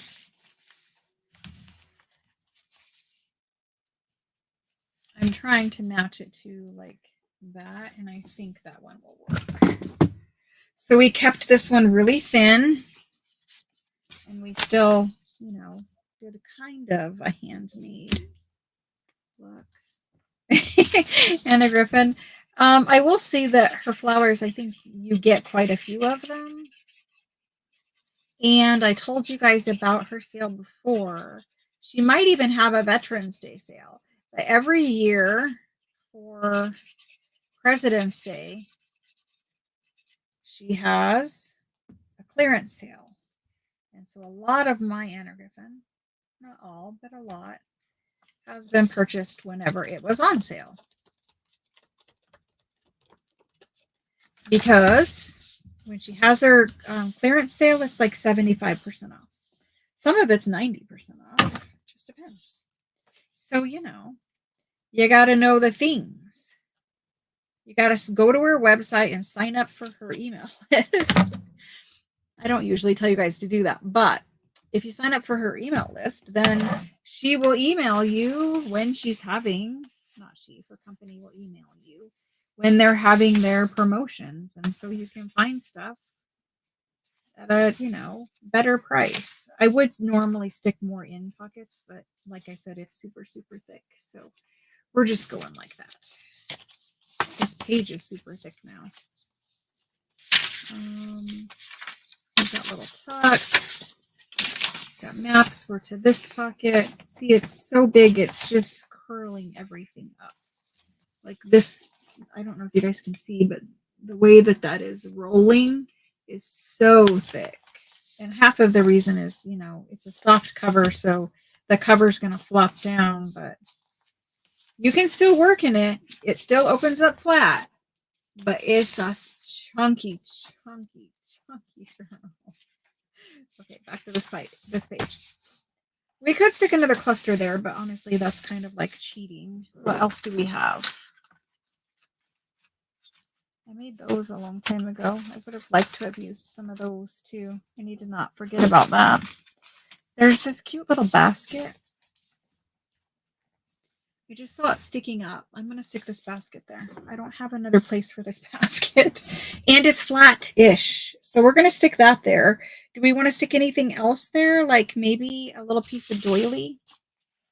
Let's do the doily thing. This doily is super flat. Let's do the piece of doily. Not super big. I don't know. The doily kind of takes some away from it. Maybe we just need lace at the bottom.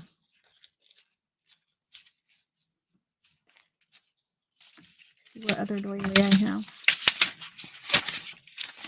Sometimes it's about the pattern of the doily too, about it being too close together.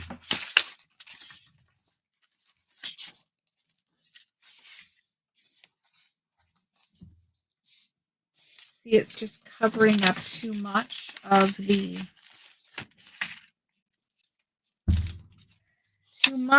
yellow, and the reason why I liked it was because of the yellow. So I just got to position it right.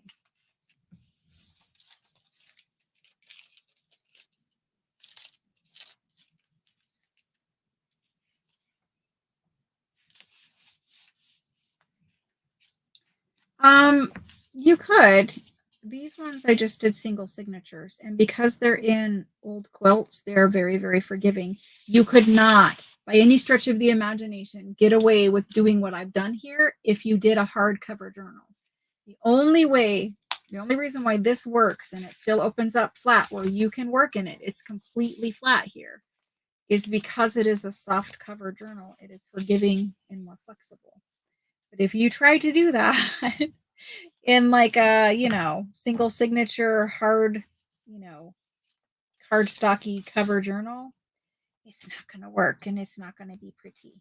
So the only reason why I don't like this is it needs a little tiny bit of color. So I'm going to put vintage antique linen. There was that piece of ledger that I was looking for earlier. Sorry for that. I'm going to put antique linen on it. it's just too white against all that yellow. But antique linen has like a beautiful yellow tone to it. So we're going to put a little of that on, and it's just going to tone down that white. If you have like an old yellow, do you know how paper, especially cheap paper, gets yellow over time? If you have a yellowed doily, that would be perfect too.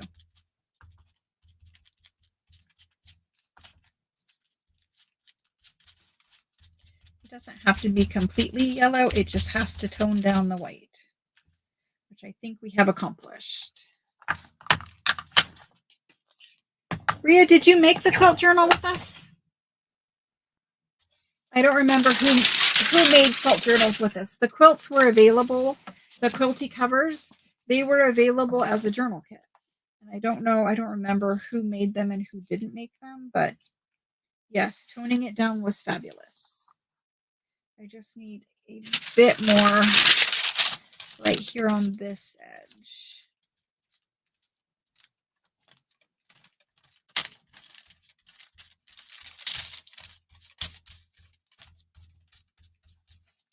Perfection.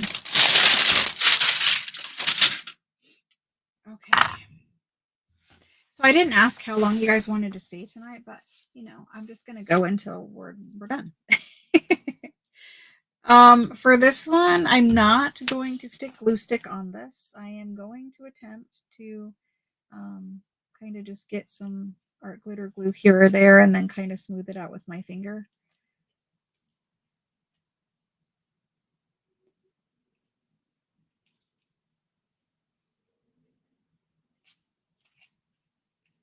If you wanted to tap this in your hand, this would be a good project for that.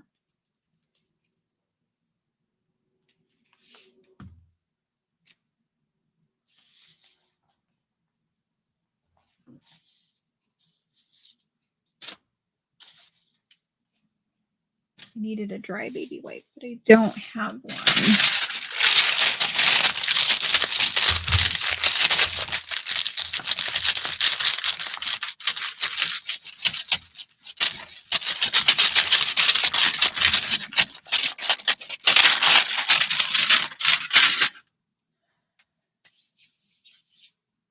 Oh my gosh, I love my Anna Griffin die cutting machine. I should say machines. But again, even her machines are on her clearance sale. A lot of the stuff at the clearance sale is like returns from, I think she sells on QVC or maybe it's HSN. I don't know where she sells. Wherever she sells, they have returns from customers there, but a lot of it's like everything I've ever gotten on the clearance sale, even though it says like, oh, it might be missing pieces or whatever, it's never missing pieces. It's always perfect. And I got my die cutting machines on that sale too. And they're perfect. Everything I ever got from there was perfectly fine, like brand new. The boxes weren't even opened. I love die cutting machines. I have the big Gemini too, or not a Gemini. What is it called? Maybe it is a big Gemini. The big purple and white one, and it's from the lady in England, I think. I like that one a lot, and I use that one for, oops, almost cut 2 pages. I use that one for my everyday, like, mass die cutting, mass embossing stuff. The Anna Griffin one I really only use with Anna Griffin dies, and it's because her dies are a little, they're intricate and they're a little fiddly, in my opinion. And I think that they cut best with her plate system. Obviously, they were designed to be used with her plate system, so that really shouldn't come as a shock. But I would like a little label right here. So let's look and see. I know we had some already cut out, but let's look and see if we can find some kind of little label right here. All die cutting machines, in my opinion, are amazing. They all, for the most part, work very well. Even super old school, like I still have the old roll one.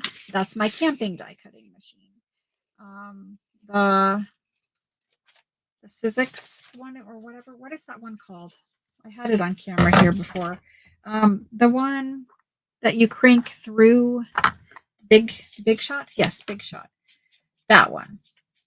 That one's my camping die cutting machine because it doesn't require electricity. So if I go camping, which I haven't in a long time, but if I do go camping, that's the one I bring with me because it doesn't require electricity. Let's do it. It's cute. We're just going to do this. So if you don't have a die cutting machine and you are on a budget, my advice would be to check out your local Facebook Marketplace, or there's an app called OfferUp, or whatever it is that you guys use in your area to buy and sell used things, because a lot of people are getting rid of crafting supplies in general, but die cutting machines are one of those things where they either upgrade and they sell one that's gently used or whatever, but you can find a good deal on one of those. If you need a die cutting machine and you're on a budget, that's a good place to look. Okay, so we have embellished that pocket. At least we need a giant tag for in there. This one is cute. Will it go there?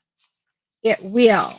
That little colorful birdie can go there. Cool. We're gonna put a hole thingy in him because he sticks out the top, and I can stick the ribbon right out the top and it's not going to interfere with anything. So let's do a hole there.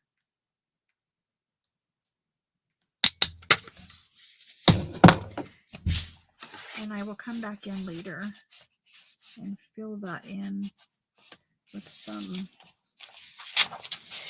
some seam binding. We have all that beautiful, colorful seam binding. We'll do that there. Very cute. Need a little bit. A little tiny bit right there. I say tiny bit, but it just comes out however it wants to come out.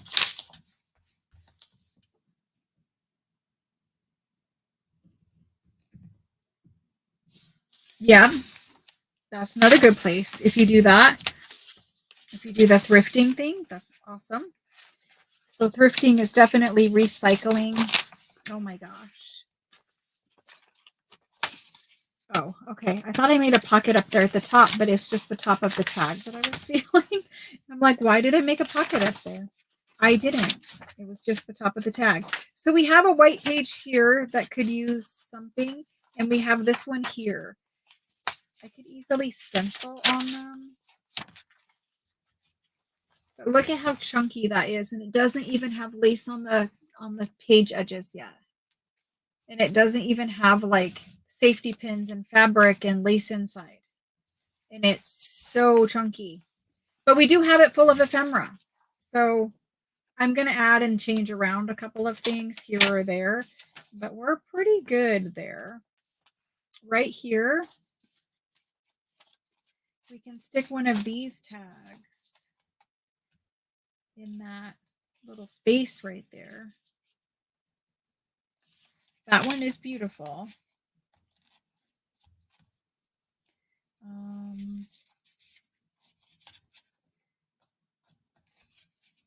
This one is also beautiful.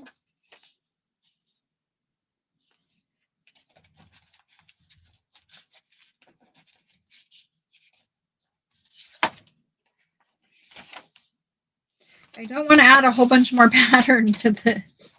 I don't want to add a whole bunch more pattern, but yet I want something pretty there.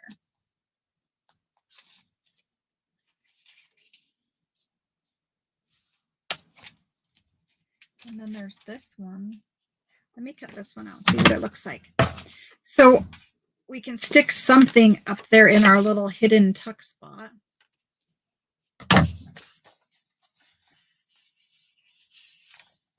Just so that there's something there.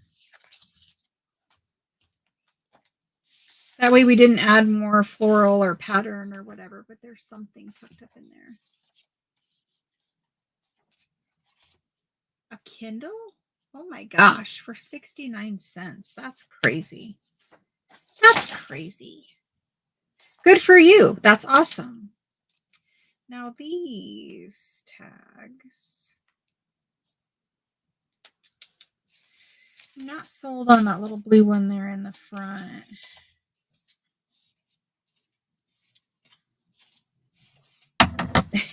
I did it because, you know, we were in a hurry or whatever, and so now I just have to go back through and put the ones I really want there. I don't know. I need to clean up some paper bits.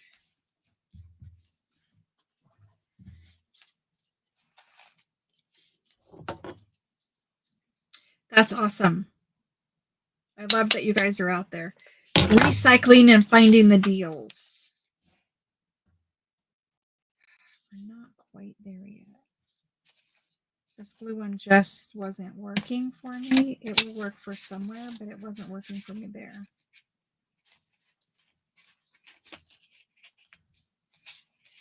We do like little embroidery there. Maybe the embroidery. I just need something different.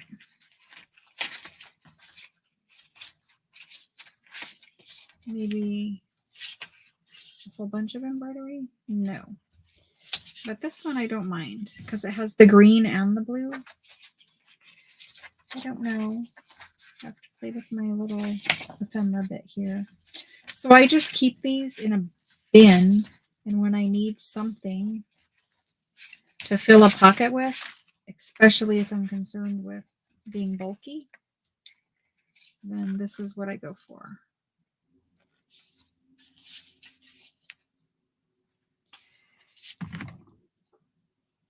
Thrifters became crafters.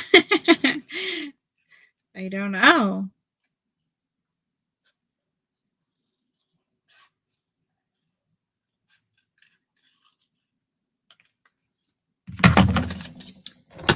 Who knows? Good night, Susan. Thank you so much for joining. I don't know if I'll be on in the morning or not yet. I know I've gone back and forth, and I apologize. Just check the YouTube channel in the morning and see if we're on in the morning.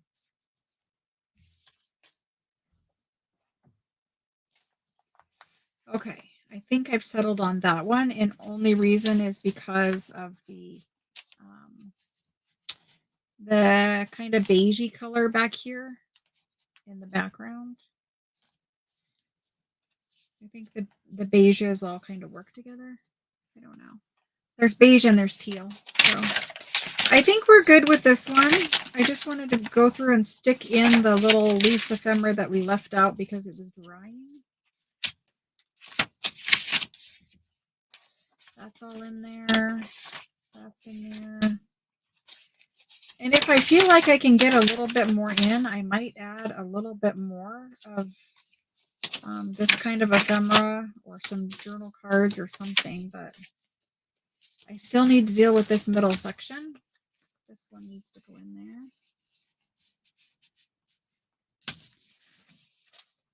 I really love the colors here.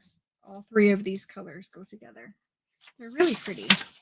I don't know if it's coming through on camera, showing through on camera, but really pretty. And I think most of the prettiness of this tag is at the bottom. Let's hole punch it. It needs a little something more. So let's hole punch. Everywhere that there's a hole, that just tells me I need to come back and add something pretty. And that will kind of give me some color and some prettiness up at the top. But if I don't hole punch it now, then when I'm doing all of my seam binding and stuff at the end, I won't know and I'll just think it's done. That's what happens. Everything has to have a process. I'm going to go ahead and hole punch this one too. It all has to have a process. So I know that if I need seam binding or ribbon or whatever, it's got to have a hole punched in it before I get to that stage, or else my brain says, nope, she said it didn't need it. They're all on one side here, so I don't know. We need to kind of go opposite directions. Alrighty, well, I think we're pretty good with this one. It still needs all of its finishing touches, and it still needs some stenciling work here or there if I'm going to worry about it, which I think I should just go ahead and stencil it. And I think we're good with that one. Now it needs lace added on page edges. I want there to be lace on the page edges of this one. So I will go through and add 6 pieces of lace total, probably. I might do 8 on this one. It just depends. This one does have 20 something pages in it. So, I mean, it's heavy too. It's got a lot of weight to it. So I'll probably end up adding 3 to 4 on each side. So 3 or 4 pieces of lace on the page edges, the full length of the page on this side, and then 3 or 4 more back here. And then after that, it's just, finishing the center, doing those little tiny embellishments that I said here or there. Like, we need a little bit more decoration on a couple of things. Other than that, it will be good. So we'll do a seam binding closure. I will glue down that front piece after I figure out the mechanics of it. Do a little bit more embellishing, add the lace, and we'll be good. So do you guys want to work on another one? What do you guys want to do? We really only played with these. I don't know. Let's work on another one, I think. Let me try to at least get these done. Goodness. Maybe I will just sell the bee ones as they are. There's a whole bunch of bee ephemera and like printed out things though. Even I think most of it, if not all of it, is fussy cut already or cut out already. Maybe I could do like the journals as they are and then like a pile of things to make like ephemera or whatever. This is a pretty journal. I'm just looking at it through the camera right now. It's a pretty journal. Like it was supposed to be not as antique as the other ones that I normally make. It was supposed to be more, like vintage or eclectic or whatever. There's a difference between vintage and antique, if you didn't know that. So anyway, I'm looking through the camera and I'm really liking it. Like there's a green border around this little frame on this girl. It's really pretty.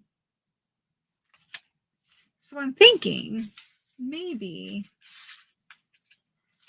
I'll just do a little more embellishing and we'll call it good. Definitely lace down the edges and a little bit more embellishing. But it's really pretty. And I'm really happy the way that they came out. Let me work on one more of these quick. I don't know how far we'll get, but actually it's already 8 o'clock. Okay, 20 more minutes. Let's see what we can accomplish in 20 minutes. I need to go finish the Italian paper.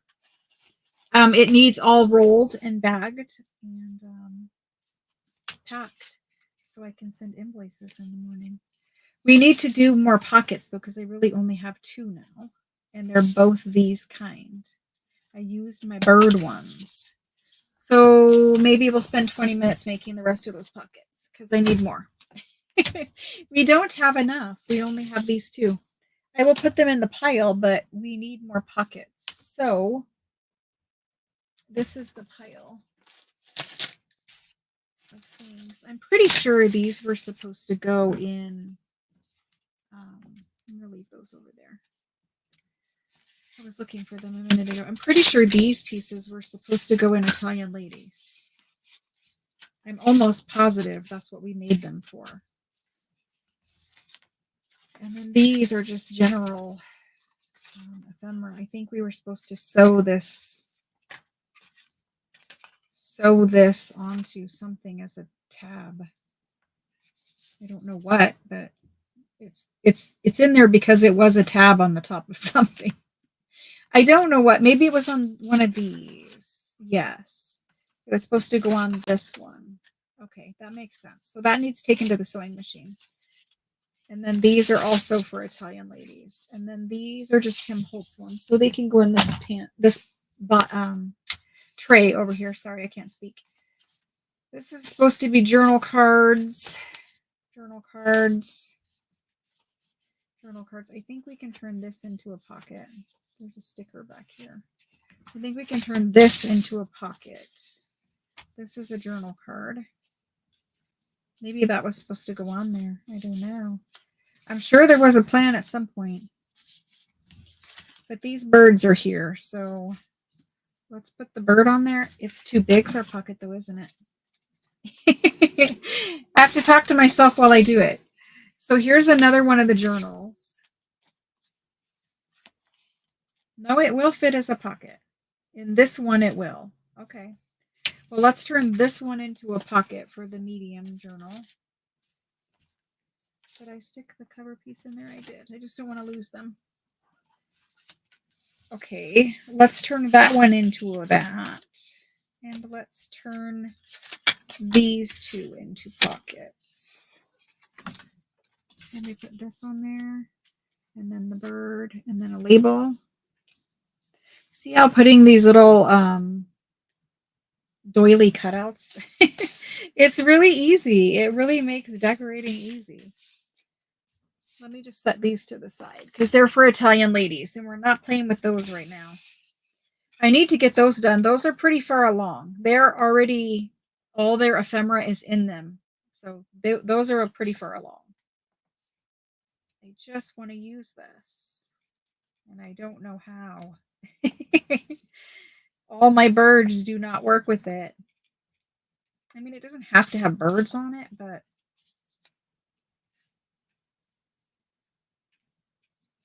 it's not going to have birds on it because it doesn't work.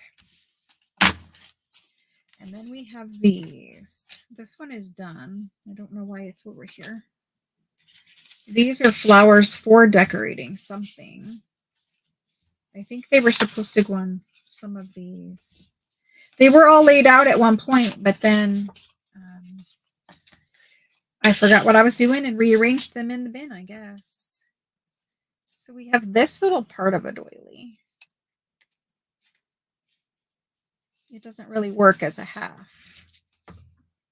It doesn't really work as a half. So I don't know what the plan is, but let's make some pockets. All that to say, let's make some pockets. I could use these to decorate the pockets with.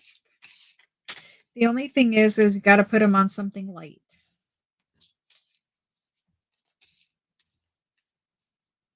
We could have a couple of flower pockets. And I cannot get this to work, so I'm going to quit fussing with it.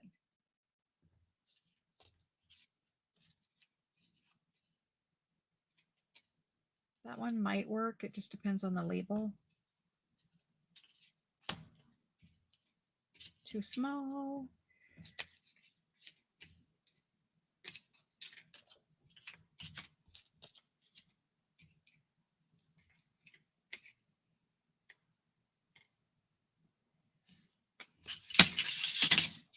All right, let's use some of these. They're out. They're here. I don't know why they're here, but let's use some of those. And there's a bird. And those still need decorated.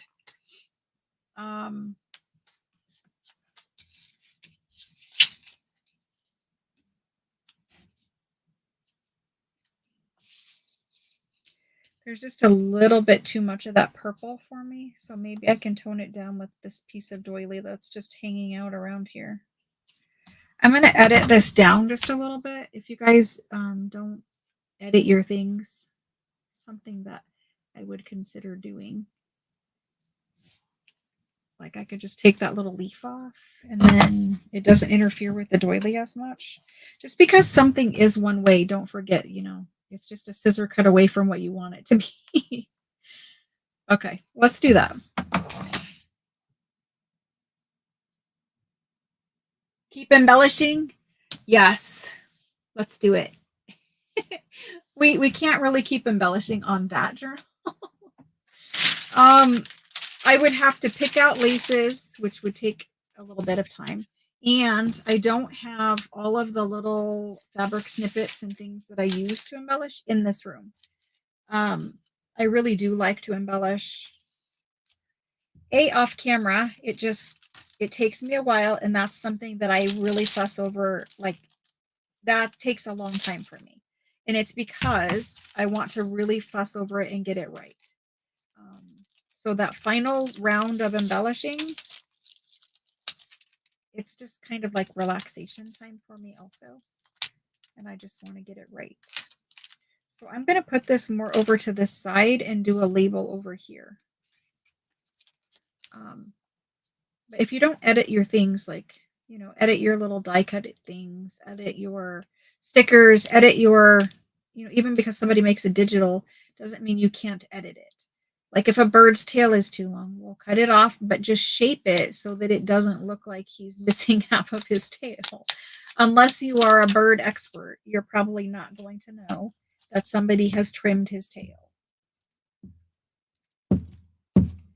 I trim ladies' skirts all the time because the skirts are too big to fit where I need them to fit. So edit your things down to make them be what you need them to be. This is going to look weird because it's going to have blue glue behind it in the beginning. And truthfully, I would like this part over here a little bit.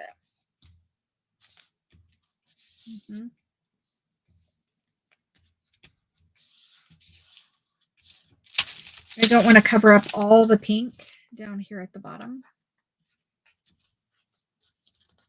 Got a little wrinkle in it. Okay, so there's that.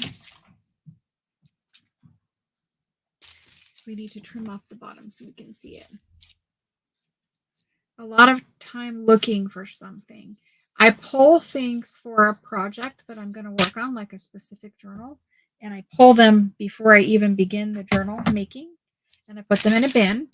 Now, in my room, in my craft room, there is a craft room tour video, and a lot of my room is the same as in that video. That video is like 2019 or 2020 or 2021. I don't know. That video is pretty old, is the point of that. But in that video, I still use a lot of those same storage pieces and ways of storing things. However, I have changed some things as time went on. Be careful what I add because this is so bold. It really does need to be used in a specific way. And truthfully, I think the easiest solution to my problem is to cover it up. So I'm going to peel up my sticker and I'm going to ink this and stick it there and then have my flower go over it. Sorry. So I use all kinds of plastic bins and whatever. I usually store things that are similar, like, you know, all my Anna Griffin flowers in one place or all my German cut pieces in one place. Whatever. I store similar things together. And I just have little bins and drawers and just, you know, I remember kind of where everything is. I also have bins, like if I am keeping pieces for a specific themed journal, like say I wanted to make a Harry Potter journal. I would keep everything that I thought that I was going to use in a Harry Potter journal in one place. I'm not saying I'm making a Harry Potter journal, but that's what came to mind. I'm just saying, you know, you're going to have to figure out what works for you and go with it. But if you're doing themed journals, like most of what I do is themed journals, I do have just everyday vintage stuff too, and a lot of antique Frenchy themes. So those I just keep. And, you know, like all ledgers are in here, like sale room stuff, because I have a sale room and I have a craft room. I haven't talked about that in this video. But this room that I'm in right now is my live sale room. And so it has the filming setup with the live chat. The other room has a filming setup, but it is for making just regular YouTube videos, like pre-recorded videos. That's my craft room across the hall, and this is the live sale room. The live sale room has all the stuff that I sell, but it also, I use it because of the filming setup in here, but it's really nice because all the ledgers are in here, all the rag paper, not all, but a lot of the rag paper and ledgers and stuff are in here. So there are a lot of things in here I can pull from too. But across the hall is where all the small things are, all the inks are, all the die cutting things are, all of that kind of stuff. Oh my gosh, we all have a lot too much to store. We all lose things too. So, you know, it doesn't really matter how great your system is. We're all going to misplace things. You know, I don't know about everyone here, but for me, you know, Obviously, I could remember things a lot better when I was younger and less busy. But it looks slightly off center. I don't know. I think it's just because that label's up there. But anyway, I still lose things. I clean my craft room and I'm like, why did you clean your craft room? You're never going to find anything again. So just, find a system that works for you. I think the most important thing in a craft room is the actual furniture that you have that you're going to end up using for storage. Because a lot of us, we use what we have, like, an old dresser or whatever. But if you can get to a point where you can, invest in some storage solutions like furniture wise, either IKEA or whatever it is. If you're not into IKEA, trust me, I would rather have a whole craft room built out of antique furniture too. But A, I can't afford it. And B, that kind of furniture just isn't really readily available where I live. So, but yeah, so just find something that works for you and figure it out. But I think the furniture part is the most important part of your craft room because from there, from the furniture, that gives you your options for storage, whether you're going to have open storage where you can see everything, whether you're going to have things in drawers, all that kind of stuff. You got to think about that. For me, I thought initially that I wanted everything in drawers because I'm like, oh, it's so nice. It's all put away and neat and clean looking. Well, also, I found that if you put it away, you forget you have it. So, while it's nice to have neat and clean room, I can't see a lot of my stuff and I do forget kind of, where stuff is. Or I just forget to use it more, more so I forget to use it because it's not right at hand. So for me in the other room, I have everything that I use all the time right near where I create.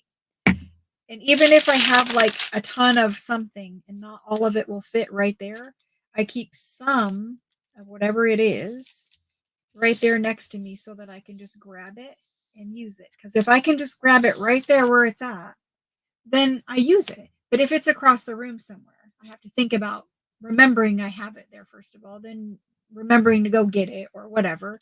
So I keep a lot of the stuff, that I use all the time right there next to me at my desk.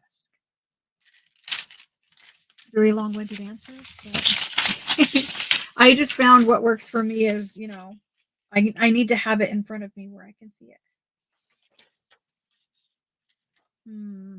That one's a little too light colored. Let's see how this one looks on it. So I also have, packed myself like retreat rolling suitcase kind of a deal. And it's because I took it to the hospital with me and my son because I was going to craft there. And then I was too exhausted and just sore from sleeping on a cot to do it. But yeah, so a lot of that stuff is in a tote now that rolls. And, that's actually been really nice to just, you have a little bit, like I packed the tote with a little bit of everything that, I use most often. So that, making yourself little travel sets of stuff allows you just to sit down and create with just what's there so you don't get overwhelmed with having too much stuff to choose from. So sometimes that happens to me where I have too many options and I need to limit, what's right in front of me so that I don't, oh, well, I could get up and get this and oh, I could go get that. And like, it's too many options to think about. So limiting yourself is kind of important too, or it can be, Yep. Yeah, organize like things with like. That's the easiest way. And keep some stuff right where you craft. Your favorite things, and you can swap it out too. Like if you've used whatever you have right there at your actual table, your craft desk, wherever, if you have used all that same stuff for a long time and you're just sick of it, then put that stuff away, but then get out some new stuff and then keep that right there at your desk so that you can just use that for a while. I think this one ended up coming out really, really cute. If I was in the other room, I would take the Tim Holtz Picket Fence, which is a white ink. Take the picket fence ink and just go over this just so slightly to kind of fade it to the background a little tiny bit. It's pretty. I just would like a little picket fence over that. It's kind of like using gesso, but gesso is really, really opaque. This picket fence you can still see through pretty well, and it's really pretty just to rub. Since it's letterpress paper, it's embossed, so you could just rub it over it. I'm going to go ahead and stick this down. Let's get a label first, and let's have the label. Let's have the label under it. I liked that how we did it up there. Let's do it on this one. They don't really have a pink label. And that just kind of blends in. I might actually have to use a real label, guys. There's this one that has all the flowery things. There's a little pink one. It's really like chopped off, but there's a little pink one.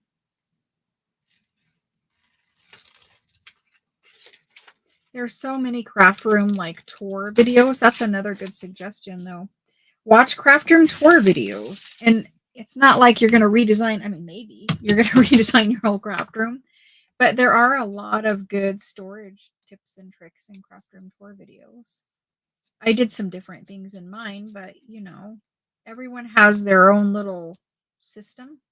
And it's always evolving too. It's not like you're just going to decorate your craft room and you're like, or, you know, set up your craft room and that's the way it's going to be for forever. 99% of us are probably going to change things within 6 months. It's just the way it goes. So now that I've done that, I want to put the sticker down first and then the label.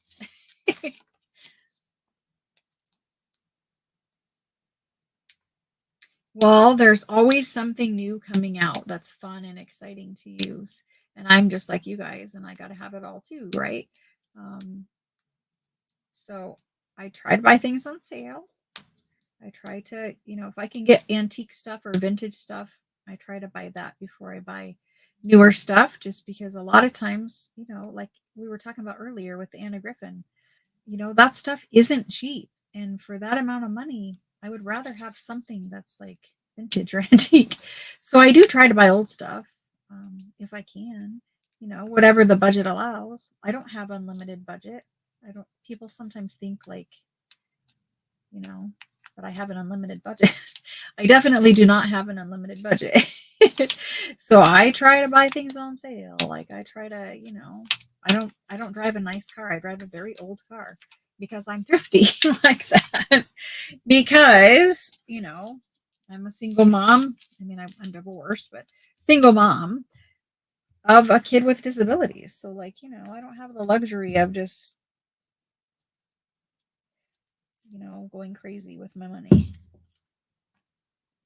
I have spent a lot of money on, you know, things that I'm sharing with you guys and whatever. Things we're saying are small business, but you know, that's kind of things you needed to do, right? I needed to do. But when it's crafting stuff for myself, you know, like I said, it's going to look weird because it's blue underneath with the glue, but it'll dry here in a minute. But I do, you know, try to be thrifty with what I'm buying. When I set up my craft room the first time, I didn't have, you know, all the IKEA furniture, but eventually I got IKEA furniture. And it's not because I liked the look. It was really, honestly, because of the storage options. And IKEA for me was cheaper than a lot of other things I had looked at. And I just liked the way that my craft room, like I can rearrange it and move all of the pieces of furniture around and around the room. They don't have to be built one way. Like my desk can be reconfigured and built in a different way. My bookshelves can be moved and, you know, it can make a different shaped desk. Like right now, I kind of have an L-shaped workstation. I could have a regular desk. I could have 2 desks. I mean, you know, that modular stuff from IKEA is really useful for that. Okay, so we made another pocket. We're going to do this one quick.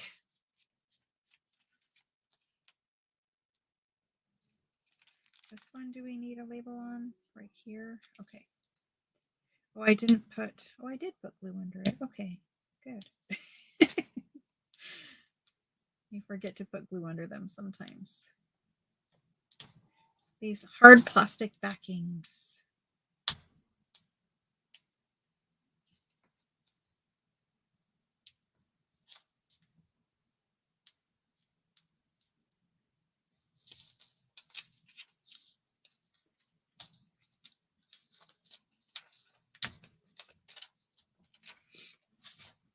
So what is your guys' favorite theme? You guys know I like to do theme journals. What's your favorite theme?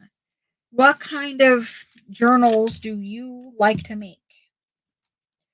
That's a question I ask in the Facebook group. Whenever you join the Facebook group, there's questions, mostly to make sure that you're like a real person. But what kind of journals do you guys like to make? Do you just like to make like different styles? Do you like to do stuff that's more vintage or antique or Victorian, or do you have a favorite style of journal that you make? I mean, you guys know I do, but do you guys have a favorite style?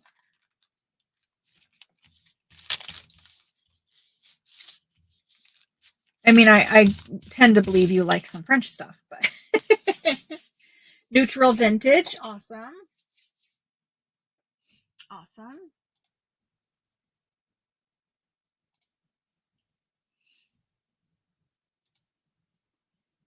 Not the ladies that come with it, though. Medieval style ladies. Awesome. Medieval style ladies are nice. We have some coming up. I wouldn't really call them medieval. I mean, I don't know. They're like more kings and queens and court people, which is medieval, but. Okay, we need one label for this. I'm going to see what this looks like on here, but I think I already know the answer.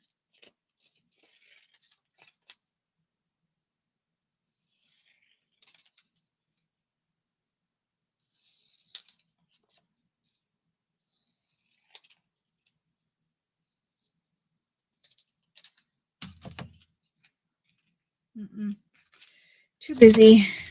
I need a nice neutral. This one.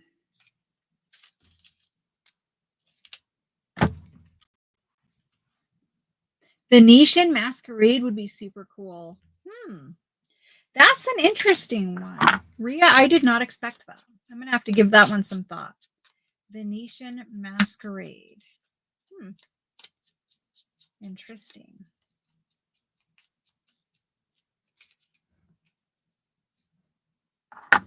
This would still need something else, though. Well, we decorated some more pockets. We at least used almost all of our masterboard that we made. We have some more masterboard, little tiny pieces that can be small journal cards. This one needs a little something else. I don't know what, but something. We'll have to find something. Honestly, I wish I would have stuck an Anna Griffin flower on here instead of these stickers. The stickers are nice because they're fast, but I would have rather had an Anna Griffin flower on there. Yes, I definitely would have rather had an Anna Griffin flower on there. I don't want to pick it back off, but I kind of do at the same time. We'll leave it for now. I think it's okay for a pocket. Maybe we need like a postage stamp or something else. I will play with this one a little bit more, but I think I'm happy with these three. They need kind of curled the opposite direction with those three. So there's that. Let's see if we can glue some in a book real quick. Masterboards and Frankenpaper. Frankenpaper is fun. Masterboards, I love making masterboards, but Frankenpaper is always fun. I don't feel like enough people do Frankenpaper. And I think that is a great way to just move through a whole bunch of scraps that you might have. So I think we're going to take this out of there to start with, and we'll place that in a different pocket. So we need to stick some pockets in here. We have one pocket there.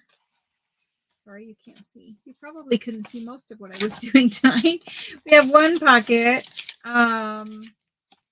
We have our notepad here. So I made a notepad for every one of these journals. It's just like a scrappy little pad with a whole bunch of different kind of papers in it.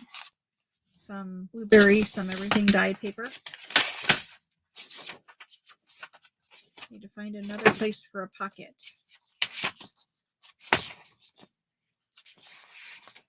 This one has less pockets than the last one did. There's 2 pockets, and there's a pocket right here. So normally I would not have done back-to-back pockets like that, but there's 1, 2,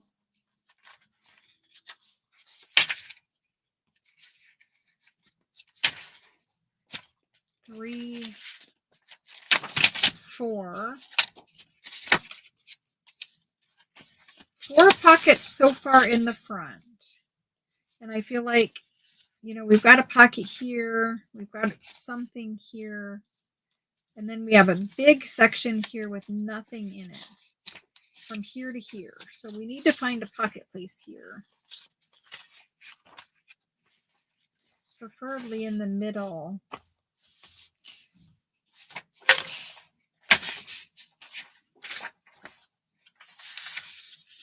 My little dog is just not having me be in this room anymore. So honestly, this could get covered up. This needs something that's big, like a full page piece there.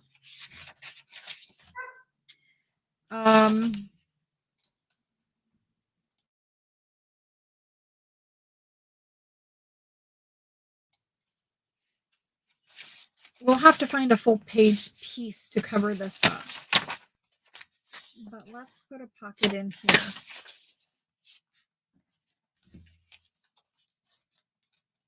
Will that fit? This page is a little shorter. It barely fits right there. I could trim it a little bit. Honestly, it needs trimmed a little bit anyway.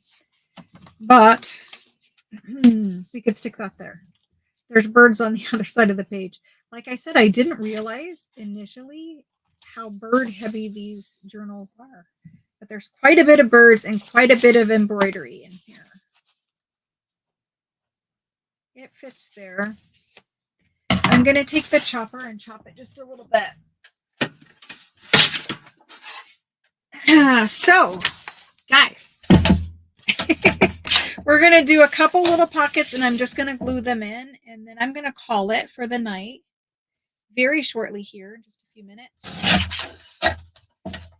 And just pay attention to the YouTube channel. I'll either post it or not.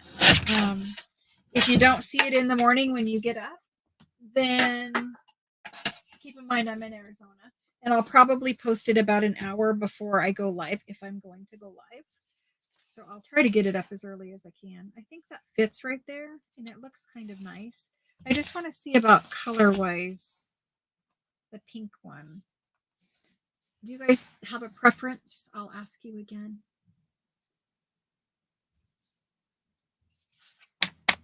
Oh, Frankenpaper. I'm sorry.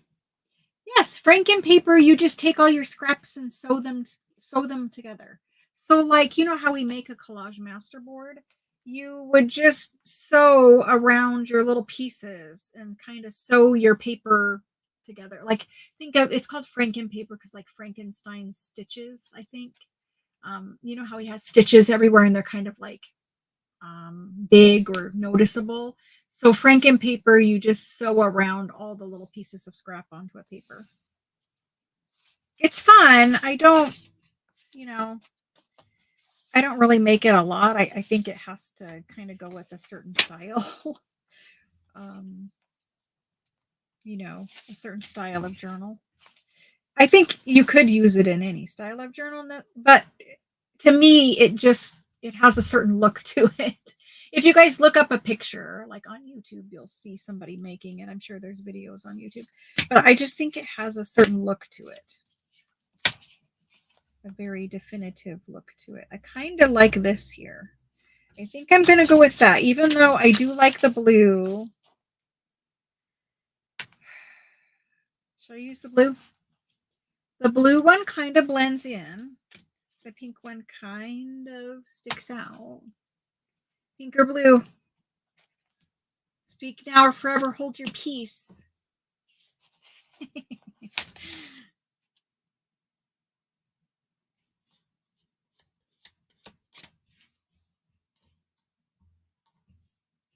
Oh my gosh. Yes, please try it. Try it. Absolutely. Give it a try.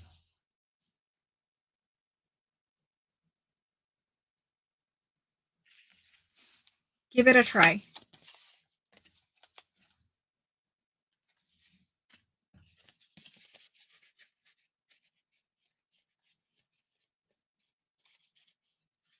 You don't sew yours. What do you do?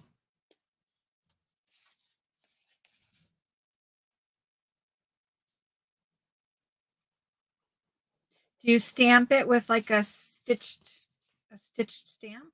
So it's like faux sewn? Or do you not do the sewn look at all? I'm curious now.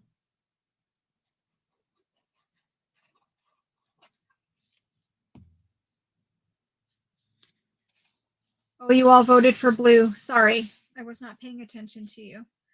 I asked you and then I just didn't pay attention to you, and I don't want that there. I try to keep things away from the spine of my book if at all possible. As much away from the spine, you know, I don't put them all in the corner. I still have the same amount of space, but I do, if I can, cheat it a little bit that way. I do. And it just helps your spine not get so bulky. No stitch at all. Awesome. Well, I'm going to have to see that. Can you post it in the Facebook group? The Facebook group, Mary, is linked at the top of the chat. You can probably see it in like a little chat box notification. That's my Facebook group. It's only a couple months old, so it's still growing. But we have, I don't know, 1,400 members or something. And so you should post a picture of your Franken paper in there so that we can all see it. Because I thought it was sewn. I mean, I know most people that I've seen do it, sew around it. But I'm very interested to see your style. I would love to see it. Definitely. Okay, we have this gigantic tag of this sweet little girl. It's a little too big, and it's sewn around, so I cannot trim it. However, even though it's big and it sticks out, it doesn't stick out of the top of this journal cover because this journal cover is oversized. So we could leave it in there. I don't know where we just put it, but wherever it is, we can leave it in there. Where did we just stick that pocket? Goodness. It's just also a little skinny, though. Let's try something else. I have this gigantic fat one with birds, of course. The gigantic fat one is too wide. And not giving up yet. I have this one. It's a little bit too much color. This one is probably too skinny again. I really like this one. I really think that one is probably the one. I think it also just looks weird because it needs a hole punch in it. So Mary, you're going to post it for us so we can look at it? We're just all curious now.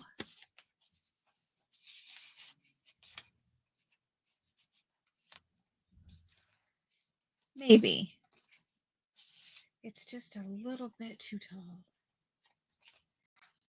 Just a wee bit too tall. Let me see what else I have here. Trying to stay away from the birds.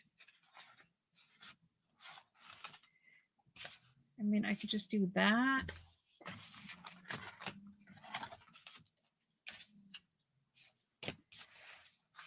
Let's see how I like that one. It's okay. We did one pocket in it. So we put one pocket there. Let's go ahead and fill that. It's here. Let's fill it with something. We're not going to get this in there because it's not all the way down at the bottom.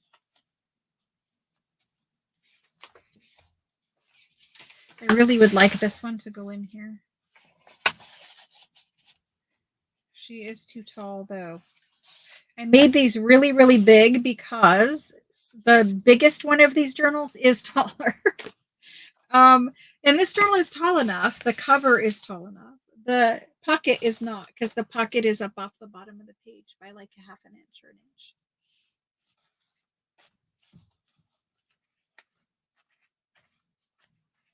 So it's, you don't sew around it, and it's a masterboard, but no focal point. Nothing else. Because my masterboards never have stamping. Well, I guess occasionally they have stamping, but generally not. Generally, they are just the paper and the, focal point at the end. What about this one in there? It's just not colorful enough for this page. You need a very big, colorful tag. Can we do rows in a rows? Again, it will be too tall. Too tall. Yeah.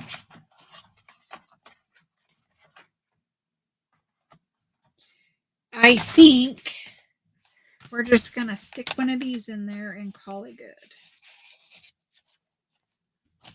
And we did. The roses kind of go here, with the roses back here and the rose here. So we're okay. I mean, it's all pink. It's all right.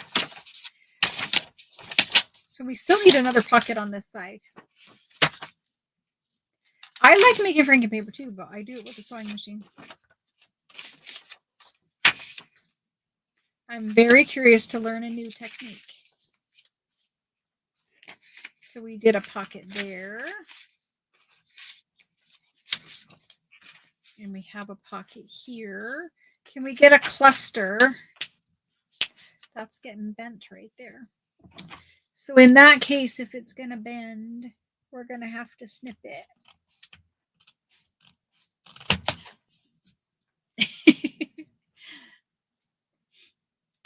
Somebody just freaked out and cried right now. Okay, let's do the same thing with the cluster on this one. I liked it in the last one. So let's pick a pretty cluster and stick it on there. And I think this is the one for that. Make sure I don't have a different one that I would rather do there.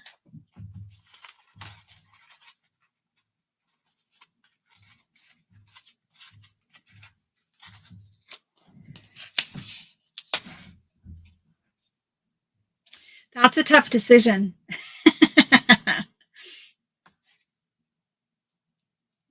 I mean, I think it's going to be that one, but this one is also good.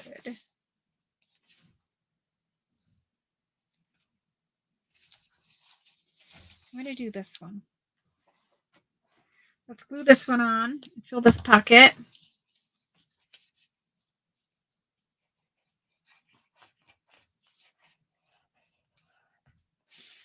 See, these have like antique documents in them. These little clusters. We're going to make clusters together, and we're going to make a cluster box. So it has all of our cluster making supplies in it to help us make clusters faster. And then we can just sit down with our box and create and not have to like plan and gather.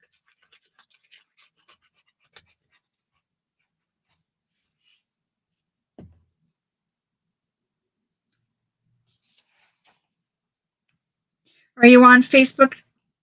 Mary, are you on Facebook?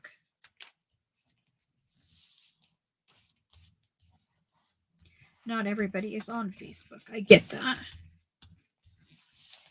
I didn't used to be, but doing this, it's kind of a necessity. Goodness, a whole lot of glue just came out of there.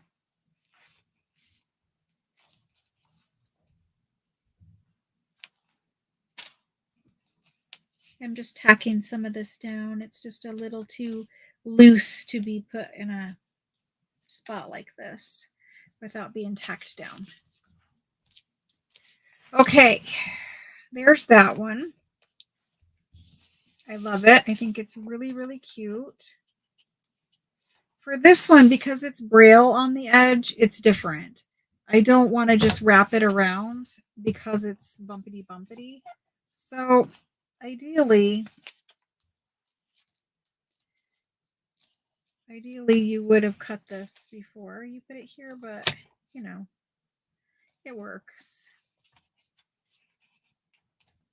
I've already trimmed the whole pocket and everything, so I might as well keep going with it. And then you just want to glue down the edge.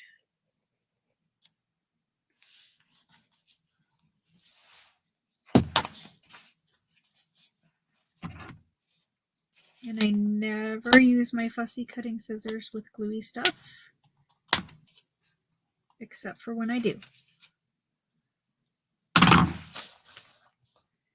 Okie dokie. There's that one.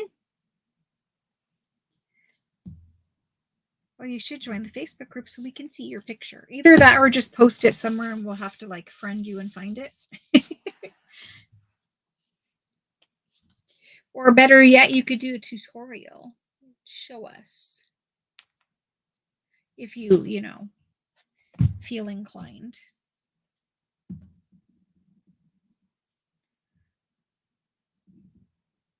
I once saw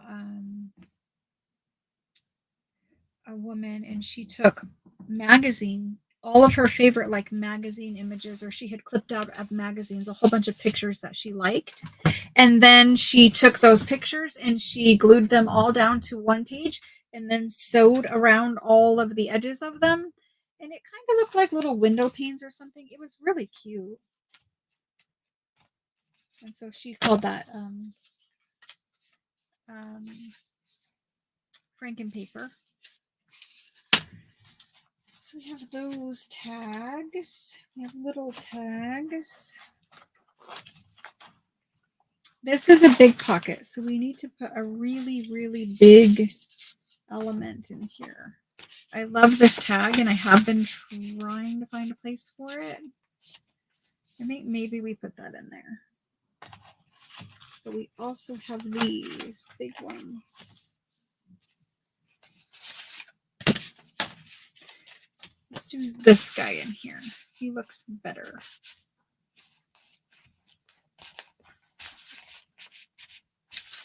I need my bone folder.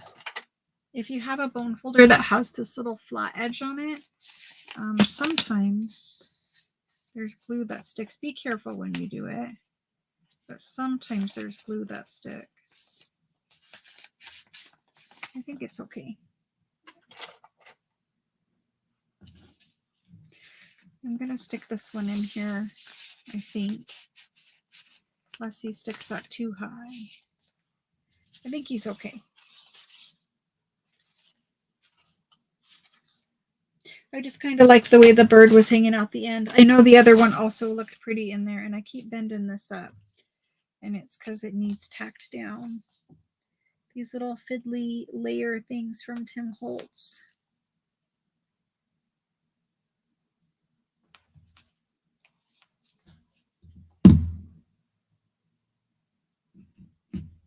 All the little final gluing that has to happen at the end. So now when you pull this out, you have that beautiful journal card with a bird on top of a really big journaling tag. Really beautiful. You can kind of cheat it over a little bit too, so you kind of get to see more of it. Okay. I still want my page to turn. It's sticking right there. Yeah. Right there. I don't want it to like catch the page here, which it's kind of doing a little bit. Didn't we just use one of these tags? Was it only there? Oh no, it was here. So in that case, I really like this one with this. We have to find something else for here. It's too much of the same.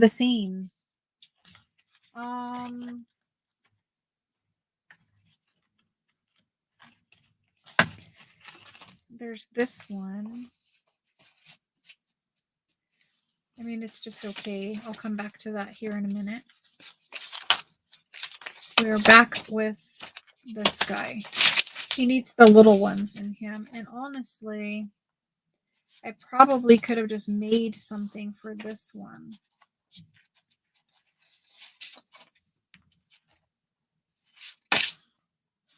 That one hurts your eyes. It's like going with the really weird green pattern. I don't know, it hurts your eyeballs. At least it hurts my eyeballs. Oh, here's a different one. What about this guy? Let's put a focal point on him and put him in there. Let's try it. What other one do we have in here that's like that? There's only a couple. A blue one or this one. These I know are ruby and pearl.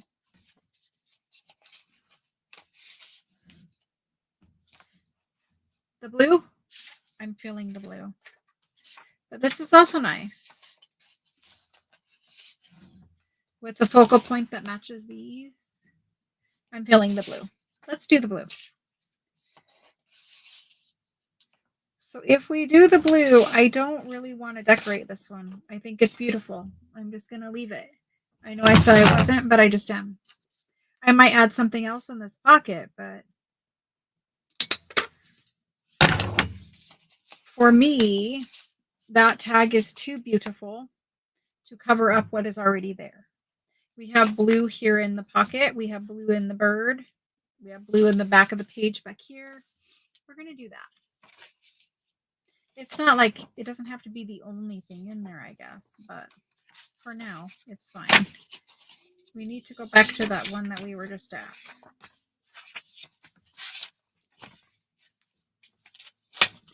This guy. He needs the little tags.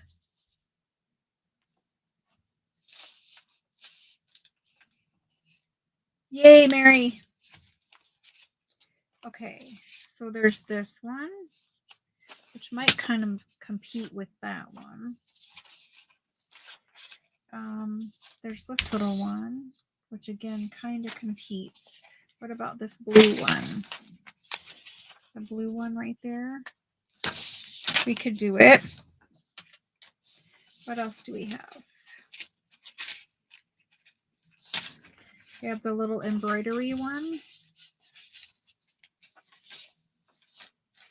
Maybe that's cute.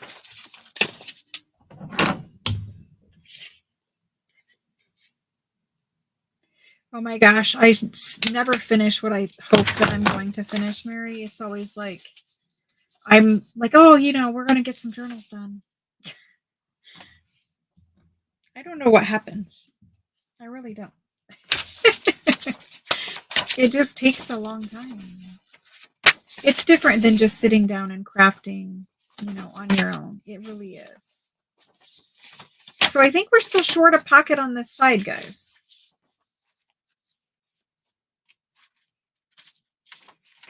Yeah, I'm pretty sure we need a pocket right about here-ish. Well, there's both of those there. So wait, there's 1, 2,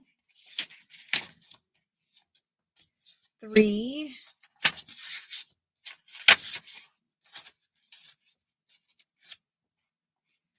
4. There's only 5 pockets, so we do need one more pocket.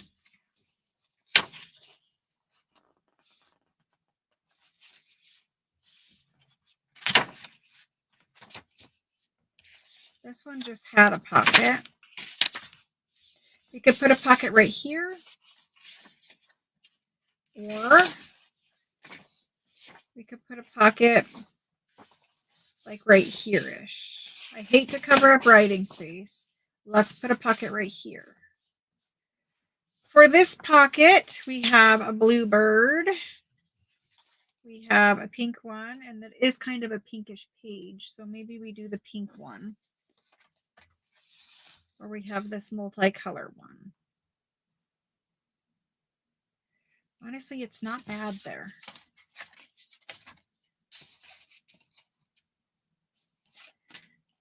I'm going to put this one here. It just works. And it's going to be a hard one to find a place for somewhere else. So let's stick it there. We're going to end this stream when I get this journal done. I at least want two with the stuff glued in them. I think I can get some journals done this weekend. I really think I can. I'm going to try my hardest to get some journals done this weekend. I'm hoping to have, I won't have the Halloween done. I know that, but I'm hoping to have the Italian ladies and these ones done. The Italian ladies are so close. They have all of their ephemera in them. My rash is itching me like crazy right now. It has really been a battle. Really been a battle with this rash. Whatever this stuff is, has really been a battle. The doctor has told me it's stress. He may be right, but I thought it was the other thing that we talked about before, but I'm doing the medicine for that and it is not working. So I don't know if it is that or not. Oh my gosh.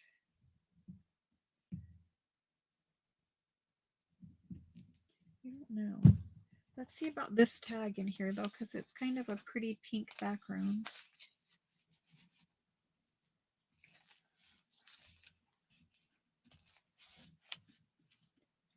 Did we already do like, yeah, we did. Dang it. Well, it works in there and it might just go in there even though there is a similar tag. It's not exactly the same, but it's similar right here. Let me see what else we have. I still want to use her, and she actually kind of like goes because she has this rustic rust color there. We have a similar one here. That's an option. What else do we have for gigantic tags? Gigantic tags. Ooh, my whole pile of journal cards almost fell on the floor. I have this bird. It's not really as big of a tag as I would like it to be, but let's see how that looks. Honestly, it looks pretty plain.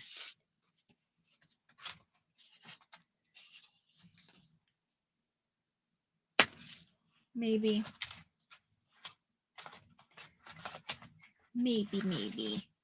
Glues, not blues. Maybe you have an allergy. Oh my gosh.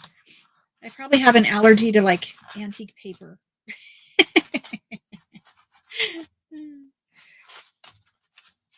Right? Because you know that would be like devastating to me. Well, I don't really see one, so it's one of these three.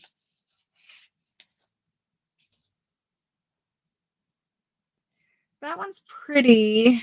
Let's go ahead and leave that one in there for now. It's something we haven't used thus far in the journal. Honestly, if I had another allergy to antique paper, I would just keep playing with it. They wouldn't stop me. Now we have this one on this side. I really just want to stick this back here. It's too wide. Let's start with the little ones. We have this one already cut, and I think this one works with this pocket this time. So let's do that. And then can we take this pink one? I know, right? I don't think it's possible to be allergic to antique paper, but I'm just saying. Even if it was antique paper I was allergic to, oh my gosh. I would just take Benadryl for the rest of my life or something. I love it too much. Honestly, I just love paper. You guys know, like, I love the texture. I love all the things about paper.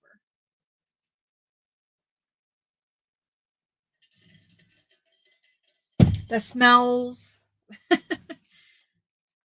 every part of it. I do. So I think we're going very pink with these ones. Very pink and floral and pretty. They kind of blend in, but I kind of think that's also fun. Let's see what else there is. I could do this one back here. These pockets were fun, but you do have to like open them with your hand. Let's do the embroidery one. It's just something different. I don't know that I will make these pockets much. We did them for these journals, but I just think I prefer other style pockets. You have to open them with your hand, and I'm not really like, I don't want to pull the pocket open with my hand and then stick the card down. So now we need something for there. We can't use her because, again, the pocket is up off the page. I may end up just shortening her, just like cutting it. I've already sewed around it though, so what else do we have?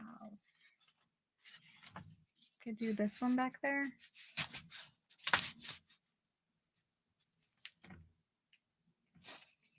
Not my favorite. So what you guys gonna do? You're gonna craft, gonna make Franken paper? That would be really fun. That would be a good way to spend the weekend, not thinking about political things and making Franken paper. That one's okay. I need something with a whole lot of color up at the top. And of course, you know, I could use seam binding, but need a whole lot of color up at the top. Oh, we didn't use some of our ephemera that we have 3 of that we need to use. So there's still I still need to put more ephemera in the other book. And we have all of our vintage ephemera that is also not put in these buckets. What about something like that back there? If this one goes down a little more, so you can see a little bit more of that one. It's just not wide enough. I can't find the right tag, Maria. Pokey tools. You're making pokey tools? Ria, how are you making pokey tools? Are you like whittling them out of wood? Like, how are you making pokey tools? People need to know these things. Here's a really big blue tag. Nope, too wide. I don't want to make another masterboard, so we're gonna find something for this pocket.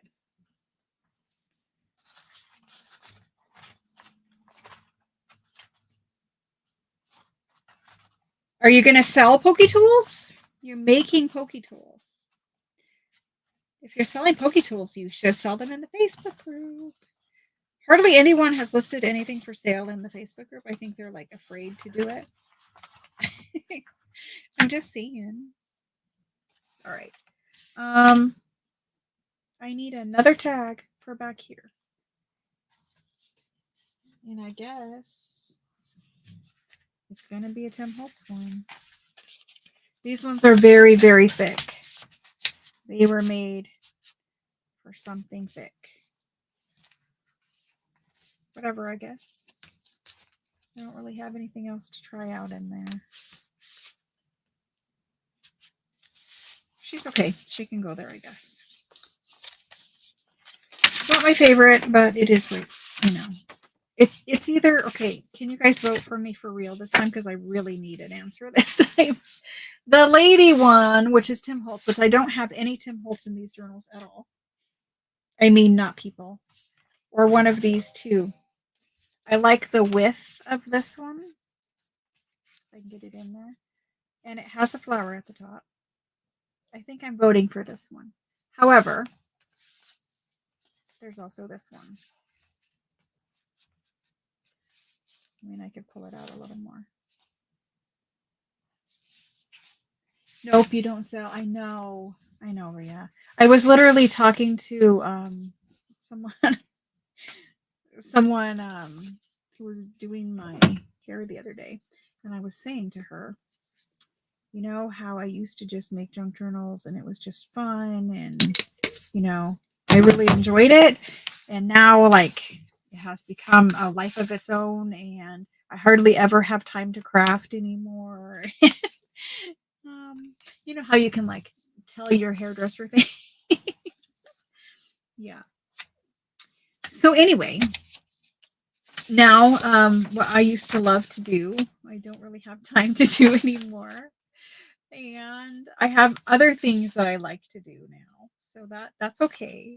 But it's just different. It's just different when you start doing it, you know, selling instead of just enjoying the process of creating something.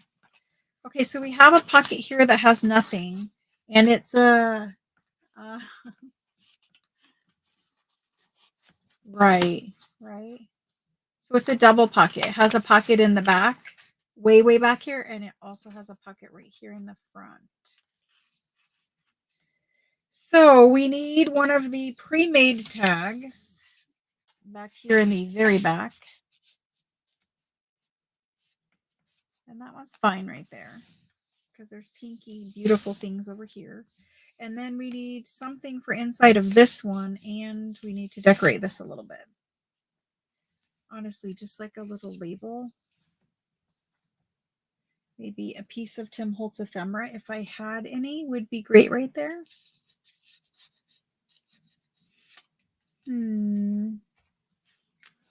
Or could we do like, no, we can't.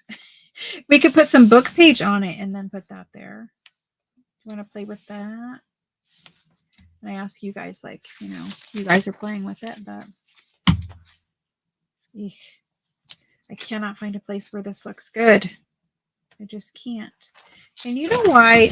Like, honestly, I'm just going to do this because I haven't found a place for it anywhere else. So if I ruin it and I hate it after I do this, then, you know, no harm, no foul. But I think what's bothering me is that huge amount of white border that is around everything. Because it was a scanned doily. So obviously, you know, it was linen and it had a lot of linen around the edge of the embroidered piece. But I think that's what's bothering me. And sometimes you have to pick something up and stare at it like 20 times before you realize, you know, if it just didn't have that, I would be happy with it.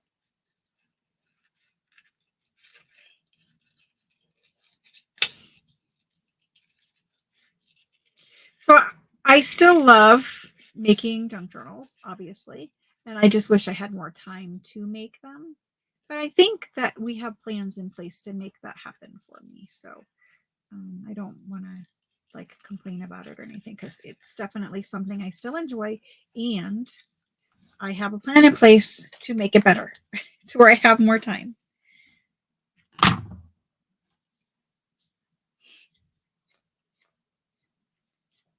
Turkey lacer. What's turkey lacer?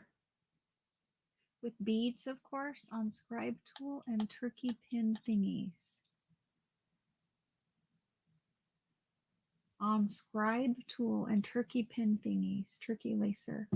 Oh, like to like, I see. To lace up a turkey. I see.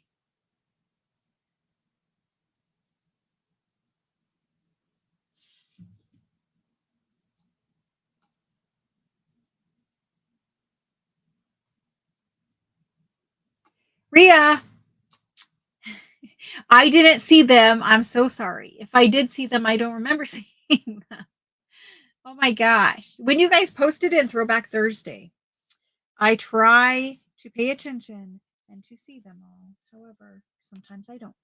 Maybe you just posted it this Thursday and that might be why, but. Or maybe I thought they were pens. You know how people put beads on pens? I don't know. I have to go look for it in my own Facebook group now, Rhea. What if we just put like a focal point on it? I keep having this little pansy and I want to use this little pansy. Can we just do that? With a label? Let's do it. This is a journal card, by the way. And yes, I did ink it. Just because it has a white border. I'm doing it. I'm not caring. Really, Rhea? Oh my gosh. Something that is not worth, I mean, I appreciate it. Something that is not worth praying for. It is definitely going to happen. I have manifested it. It's going to happen. We're already having, you know, positive things happening where, you know, it's happening. It's just making sure everything is taken care of everywhere else so I get more time to do it. That's all. I just miss it. I miss being able to,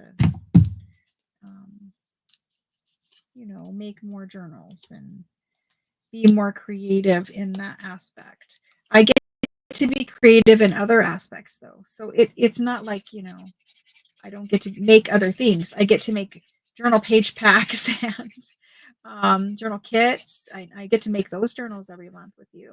And, you know, pretty soon here, I'll get to start making videos and making those journals. So definitely in the works. More crafty time, definitely in the works. And I have found out recently that you cannot just work nonstop all the time.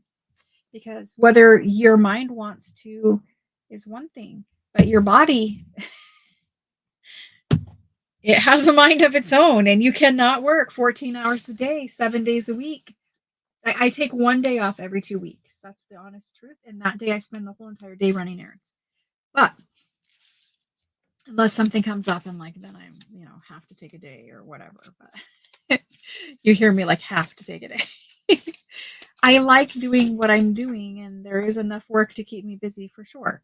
However, even if you have plans that you are just going to work 24/7, I'm telling you, your body will say no very quickly. Oh my gosh. My body has recently told me, hey, yeah, we're not cool with that. You need to start sitting down more and focusing on drinking water before you get dehydrated again and end up in the ER having to get an IV.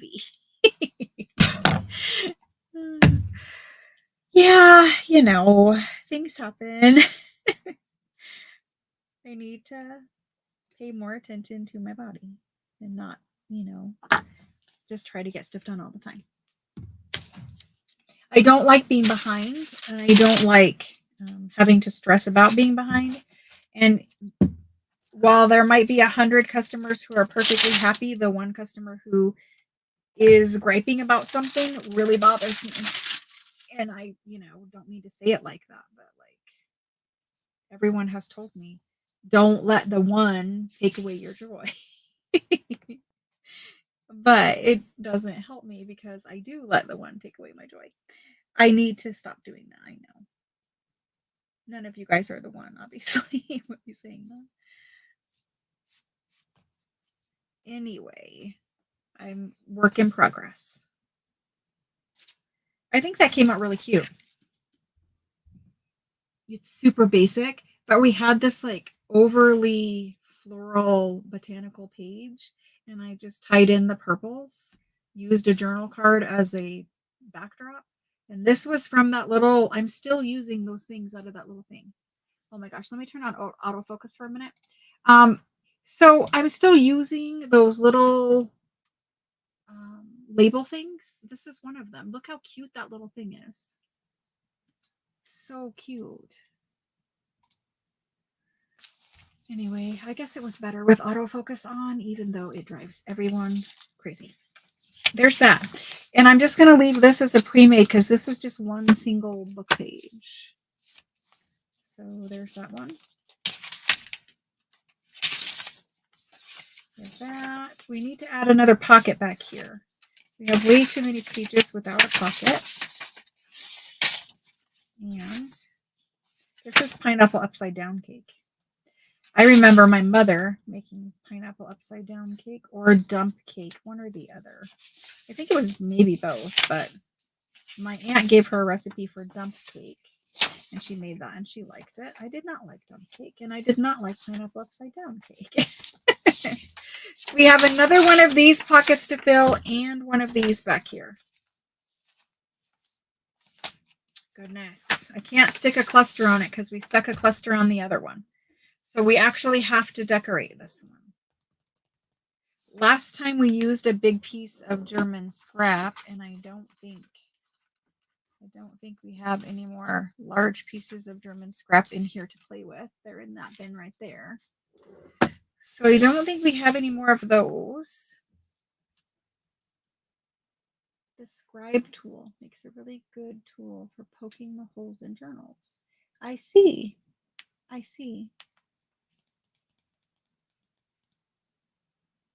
Yeah, I know, Jenny, and I really need to stop working on Sundays for many reasons. I really need to stop. When I owned my antique store in the beginning, oh my gosh, guys, look.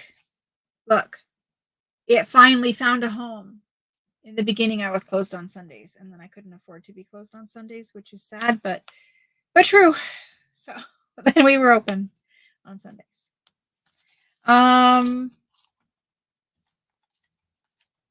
In the area my store was, being closed on Sundays was really like unheard of. So we need to find something to put behind this and something to put with this if we're going to use it there. It's the right colors. I hope you guys can see the colors. It's the right colors. I don't know that I want it there, but it's the right colors. What else can we put with it? We could like fussy tear some music and put some music. I don't know. I don't know that I for sure want that there, but it is the right color for that.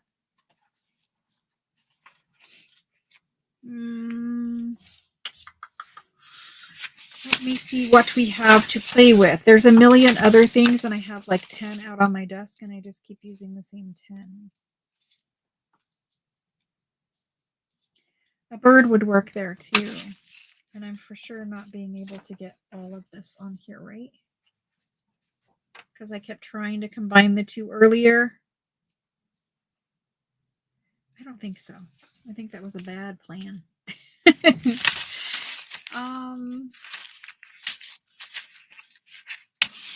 Well, we could put some doily on it because it's a whole lot of pattern. So we could kind of tone it down with some doily. And then we could put something on top. I don't think I want this in here. I like the colors, but I just think that piece is not meant for this journal. And then we have some very large flowers.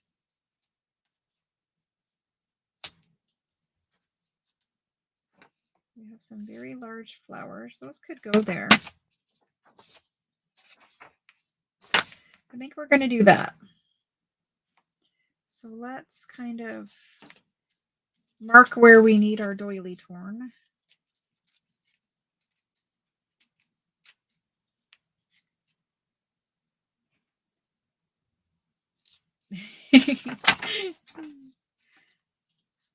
I'm always busy taking care of kids, so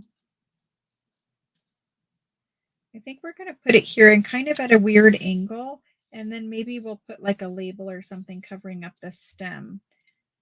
I think that's a good plan. So let's glue this down.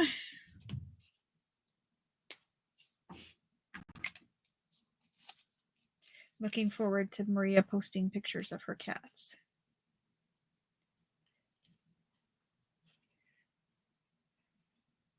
I know people like, I don't know, They don't want to post things because they think like, no one likes it or no one cares or whatever. Like, people have said to me, oh, well, I just didn't think somebody, wanted to see that or whatever.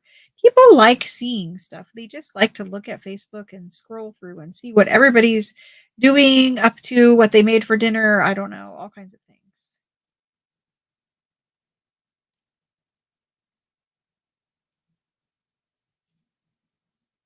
I'm always amazed at what you guys are making for dinner when I see those posts.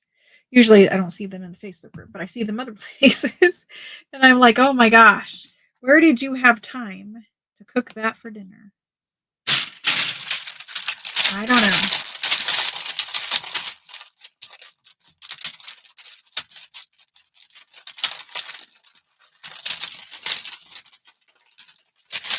I did make pot roast the other day.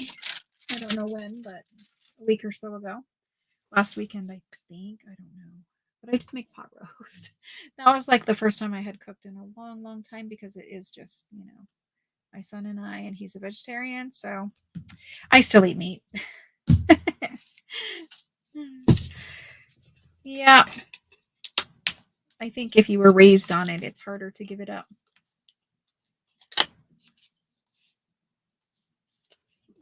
These little flowers have cutouts or poke out things. So I'm just taking out all that little extras. We're almost done with this one. And then we'll call it a night. And I'll go pack up your Italian papers and get those done. Oh my gosh, I just pulled off the tip again. Zoomies. Oh my. I think when cats and dogs get zoomies, it's hilarious. I went to see my daughter. My daughter has 2 dogs. She has a tiny little dog, which I always forget what breed he is. And then she has a gigantic German Shepherd. Like, I have a German Shepherd. She has a gigantic German Shepherd. Like, I don't know how much this thing weighs, but it's probably like easily 80 pounds. Like, it's a gigantic German Shepherd. It reminded me a lot of a wolf. Like, I had seen it before, but never really up close. It's mostly her boyfriend's German Shepherd, but the thing is huge. It's beautiful, but it's huge. Nope. Up, up, up. Slide up. Slide over. There we go.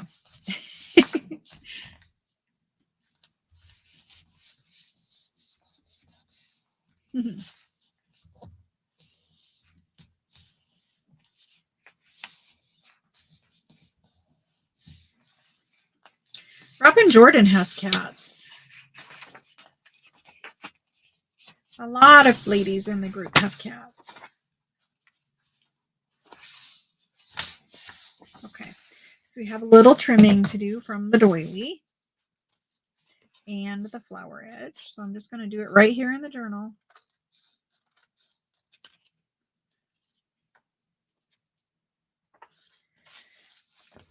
And this way. This way. You got to contort your arms. See, I would really like to do it from that side, but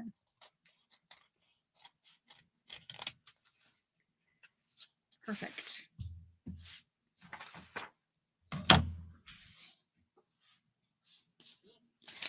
Okay. There's that. We need to find a label because I for sure am not sticking that there. I mean, you could, but I'm not going to. We could put a little bird. No, we cannot put a little bird. Maybe you could have tucked a bird back there, but now it's just weird. I think a label is really going to be good for this.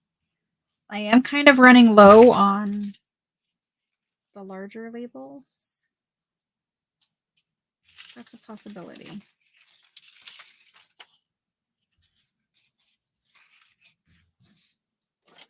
Here's a couple more larger ones. Let's see about using this one.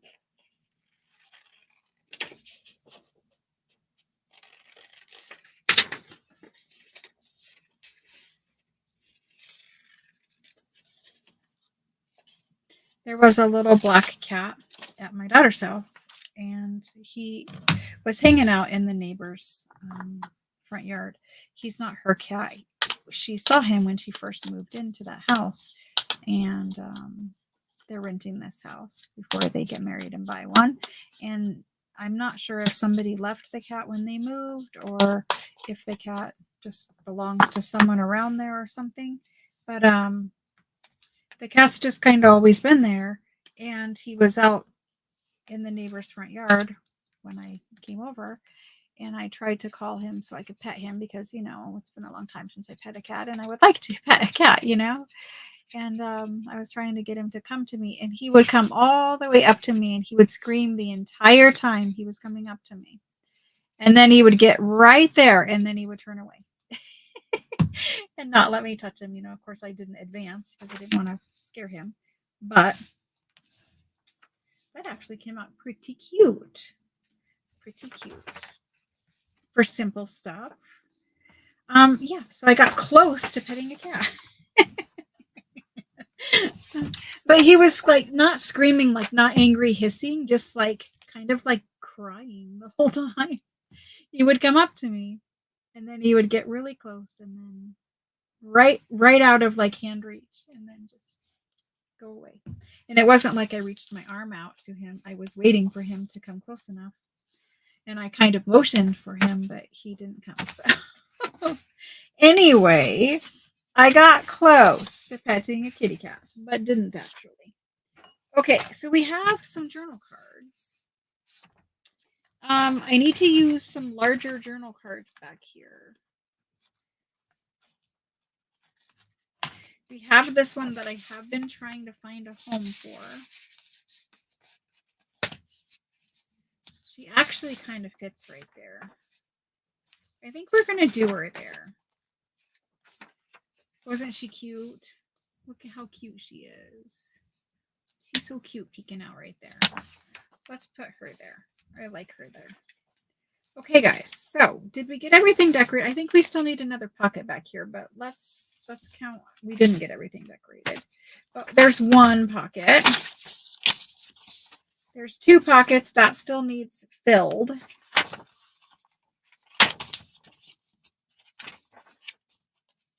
Yeah, we need to add pockets. Two pockets. 3 pockets.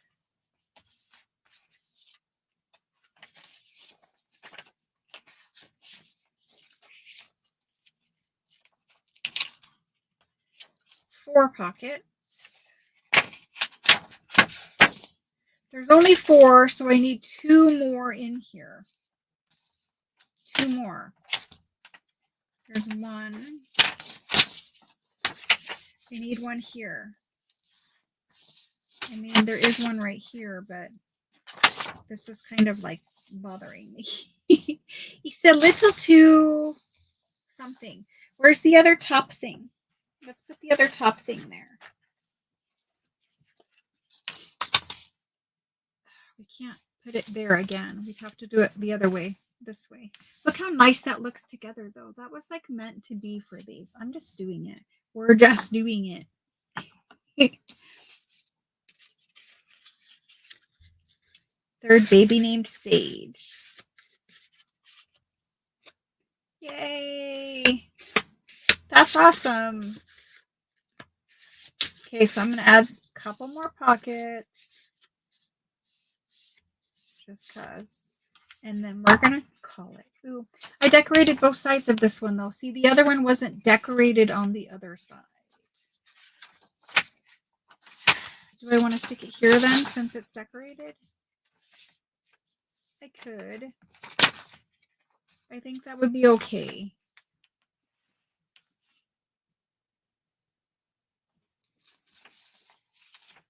I think that would be okay. Let's put it there. Do we want to glue it down, though, so that we can leave it as a top tuck, or are we just like paper clipping it in? What are we doing with this?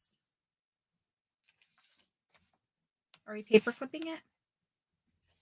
What are you supposed to do with these things? This was not my journal idea. Do you paper clip it on? Or do I glue down both sides here and both sides here and make it a top tuck? Who can tell me how we use these things? Because I made them for a challenge because it was somebody else's idea from her video, and I don't really know how we do it. For now, I'll leave it there, but worst case scenario, I guess you clip it at the top and it at least holds it on. I don't know. I think you paper clip them, but that we need the little tags for.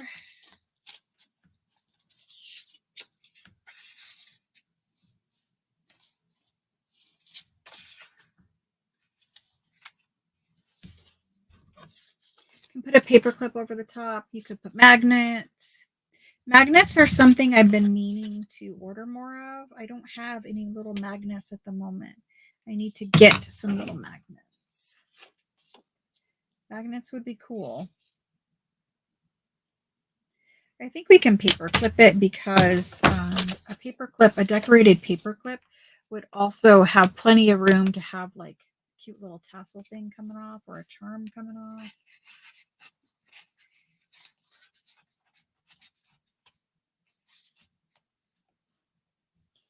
Let's add a real tag that we've made in the back.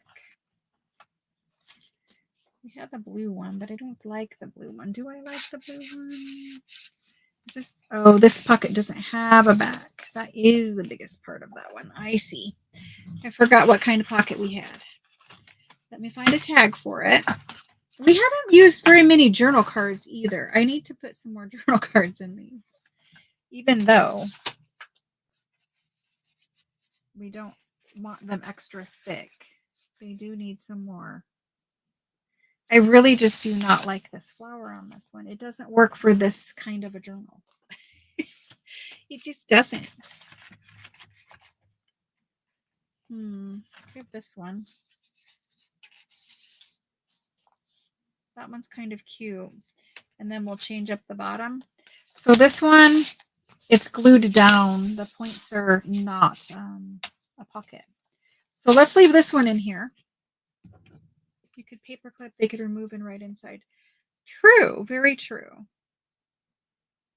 But for a tuck, I think it would not be very secure. So I think if we do that, which is fine, then it would not be a tuck necessarily. Like you could try to get it clipped under the paper clip, but not really sure about that. Here's this little pink one that we had.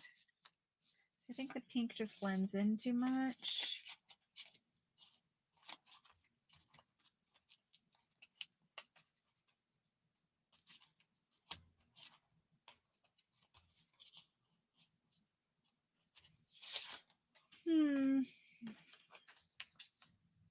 We already have a rose. Let's try these birds. If you paper clip it, remove it right inside those tiny. Yeah, I do have those right here, but I think if we do a bigger paper clip, then they'll have better chance of keeping it secure with if you're going to use it as a tuck. And also, if I use a bigger paper clip, then I could really put a lot of embellishments as far as like ribbons or seam binding or beads or something off the top of it. And this journal has so much room because like look at where the pages end, and then there's so much room up there with the old quilty cover that I think we can use a big paper clip and really put some embellishments up there. I think, but that is an awesome idea. Maybe we'll just do that. I have some other little ephemera bits in that basket right there that we haven't even played with yet. So we still need to add a pocket though, because we added that, but we didn't add a pocket. So from the last pocket, which is here, There's literally no pockets until you get to here. So we definitely need some more pockets. You could add one there, but I'm not really concerned with that spot. We probably need to add one on this green one.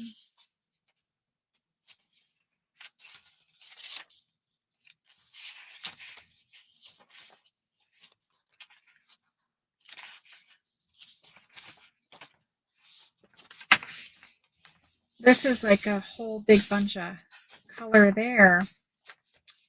I think we'll add one here and maybe the green. Although I really liked what we did in the other book right here, which I don't really remember what it was at the moment, but we have these three spaces. We definitely need to put something here. And this really could use a little zhuzhing. So where are our pockets? Here is our pockets. This guy could go there. Or he could go here. He kind of looks cool with this like purpley line through here. Or we have, my dog is really not going to handle me being in here much longer. Again, she's all right. Or we have this birdie with all the birdies. We have more pockets too, but. Oh, you know what we didn't do? Aha. I keep forgetting we have to do a library card pocket. It doesn't necessarily have to be right there, but it does have to be somewhere.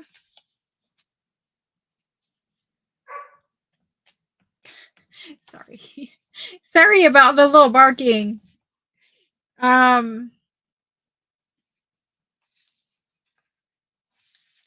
Definitely this one. We also did not put these, which I have for every journal, in the journals. And these, the tags need decorated, but the bottoms are decorated. And those could clip in right there.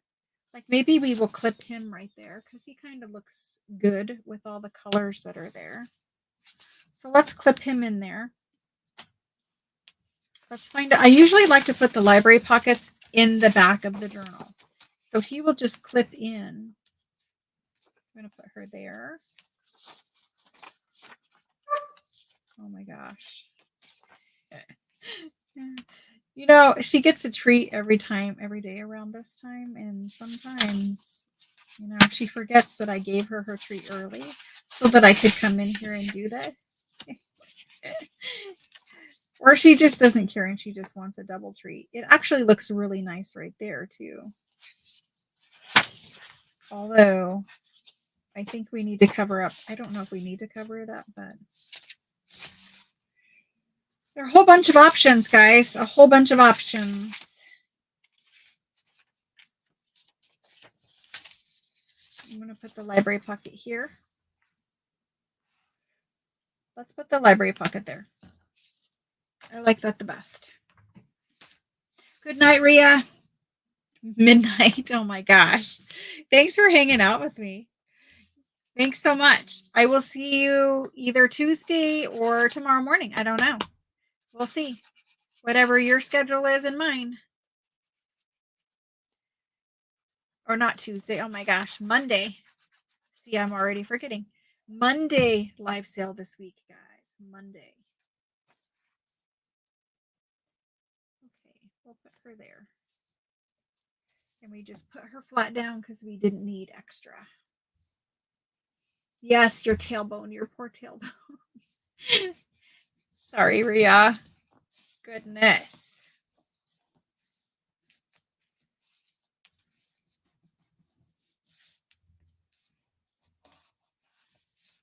Just checking to make sure I don't have glue seeping out of the back of the pocket underneath the library card. Nothing would be worse than going to pull out your library card and not being able to. So there's that. Now that left us clipping in that, which I really do like that because it's going to be cute with the little S&H green stamps, you know. but we still needed another pocket.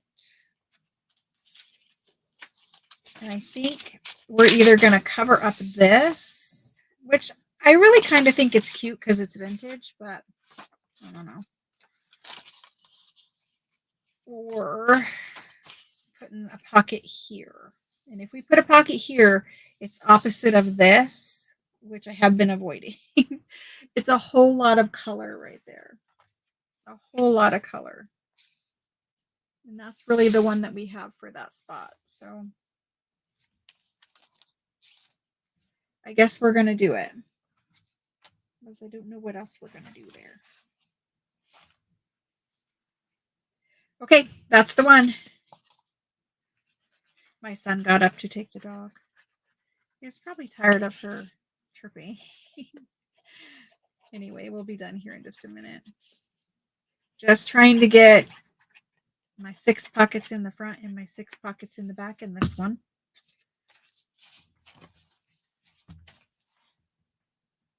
I'm going to keep this one pretty low, and I'm going to try to add one of those really tall tags here.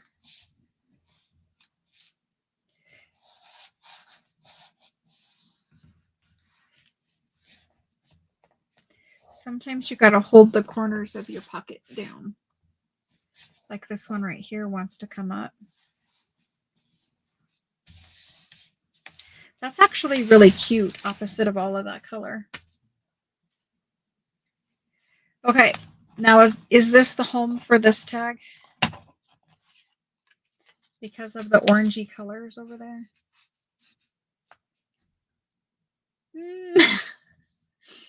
I don't know that it is, but I'll keep trying to find a place for that one. It might not go in this journal. It might have to be like an art journal. Who knows? For this one, we have super long tags. See, she sticks out a lot, though. And didn't we use the super long we did back there? I mean, she could go there. She's not terrible. What do you guys think? That one?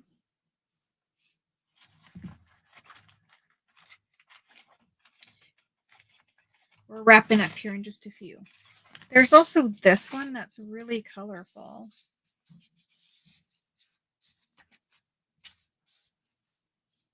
That one. It has kind of like purple and purpley. We have options.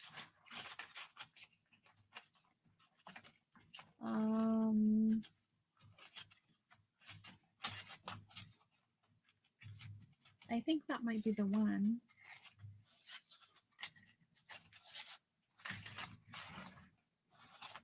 It might be the one.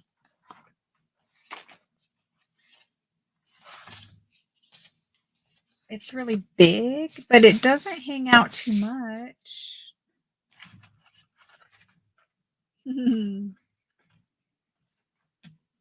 Yes, you have fun at the craft show. My goodness, that sounds like a great time.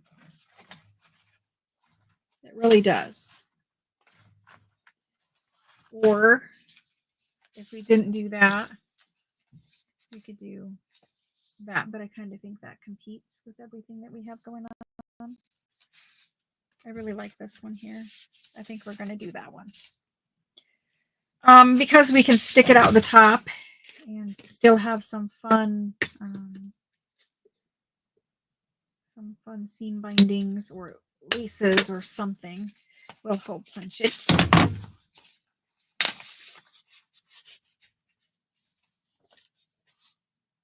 Okay, cool. Get it down in there. I'm going to leave it stick out just a little bit. I'm not sure if that glue is like stuck or what. All right, let's see where we're at. Did we get them all? Here's the center. We have 1 pocket, 2 pockets, 3 pockets, 4 pockets. But this clips in, so we won't count it. 5 pockets. That clips over, so we won't count it. 6 pockets. We have 6 in the front or in the back. And we have 1, 2, 3,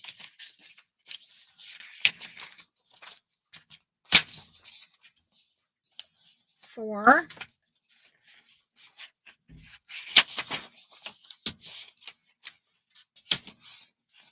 5, 6 in the front.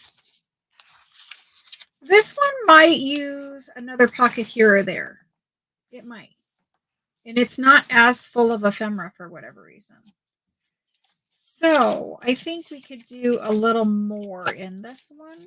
I still have the center of the signature, which is a pockety piece. So we need to do that. There's still tucks that need to be filled in here or there. I think we could add a little bit more into this journal. So I might end up adding another pocket in the front and another pocket in the back. We'll see. But at least there are 6. It's nice and chunky. But at least there are 6. And you can see, like, it's fun. Like, look at that. That just looks fun. So this one has a little bit different closure. It has doilies on the back. And then this goes on the front. And that goes like right about there. I want to see the little black-eyed Susans. Cool. Good start, guys. Good start. Good start to the finish. We have one more that needs pockets put in it. One more. This guy, the biggest one that needs pockets put in it. We have plenty of pockets left, although I probably will make another masterboard just to make sure. And then I didn't put journal cards. I put tags in every single slot. I will go back through and put a journal card behind most of those tags. I just didn't do it in there. Yes, the photo. That's what I thought too, Maria. So I'm going to flip the camera back around and say my good nights as soon as I can crawl out of my desk. That's how much ephemera we still have. And I still want to get some of those in there, I think. I mean, we still have a ton. I mean, we made more tonight.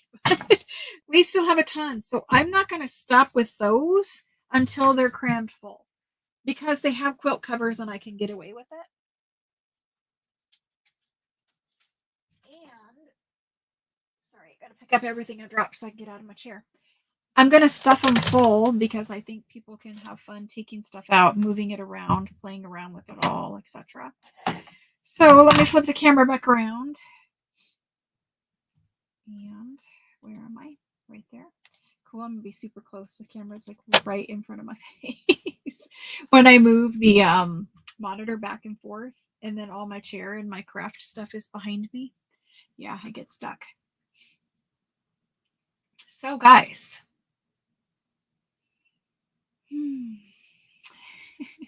It was fun. I had fun. I hope you guys had fun.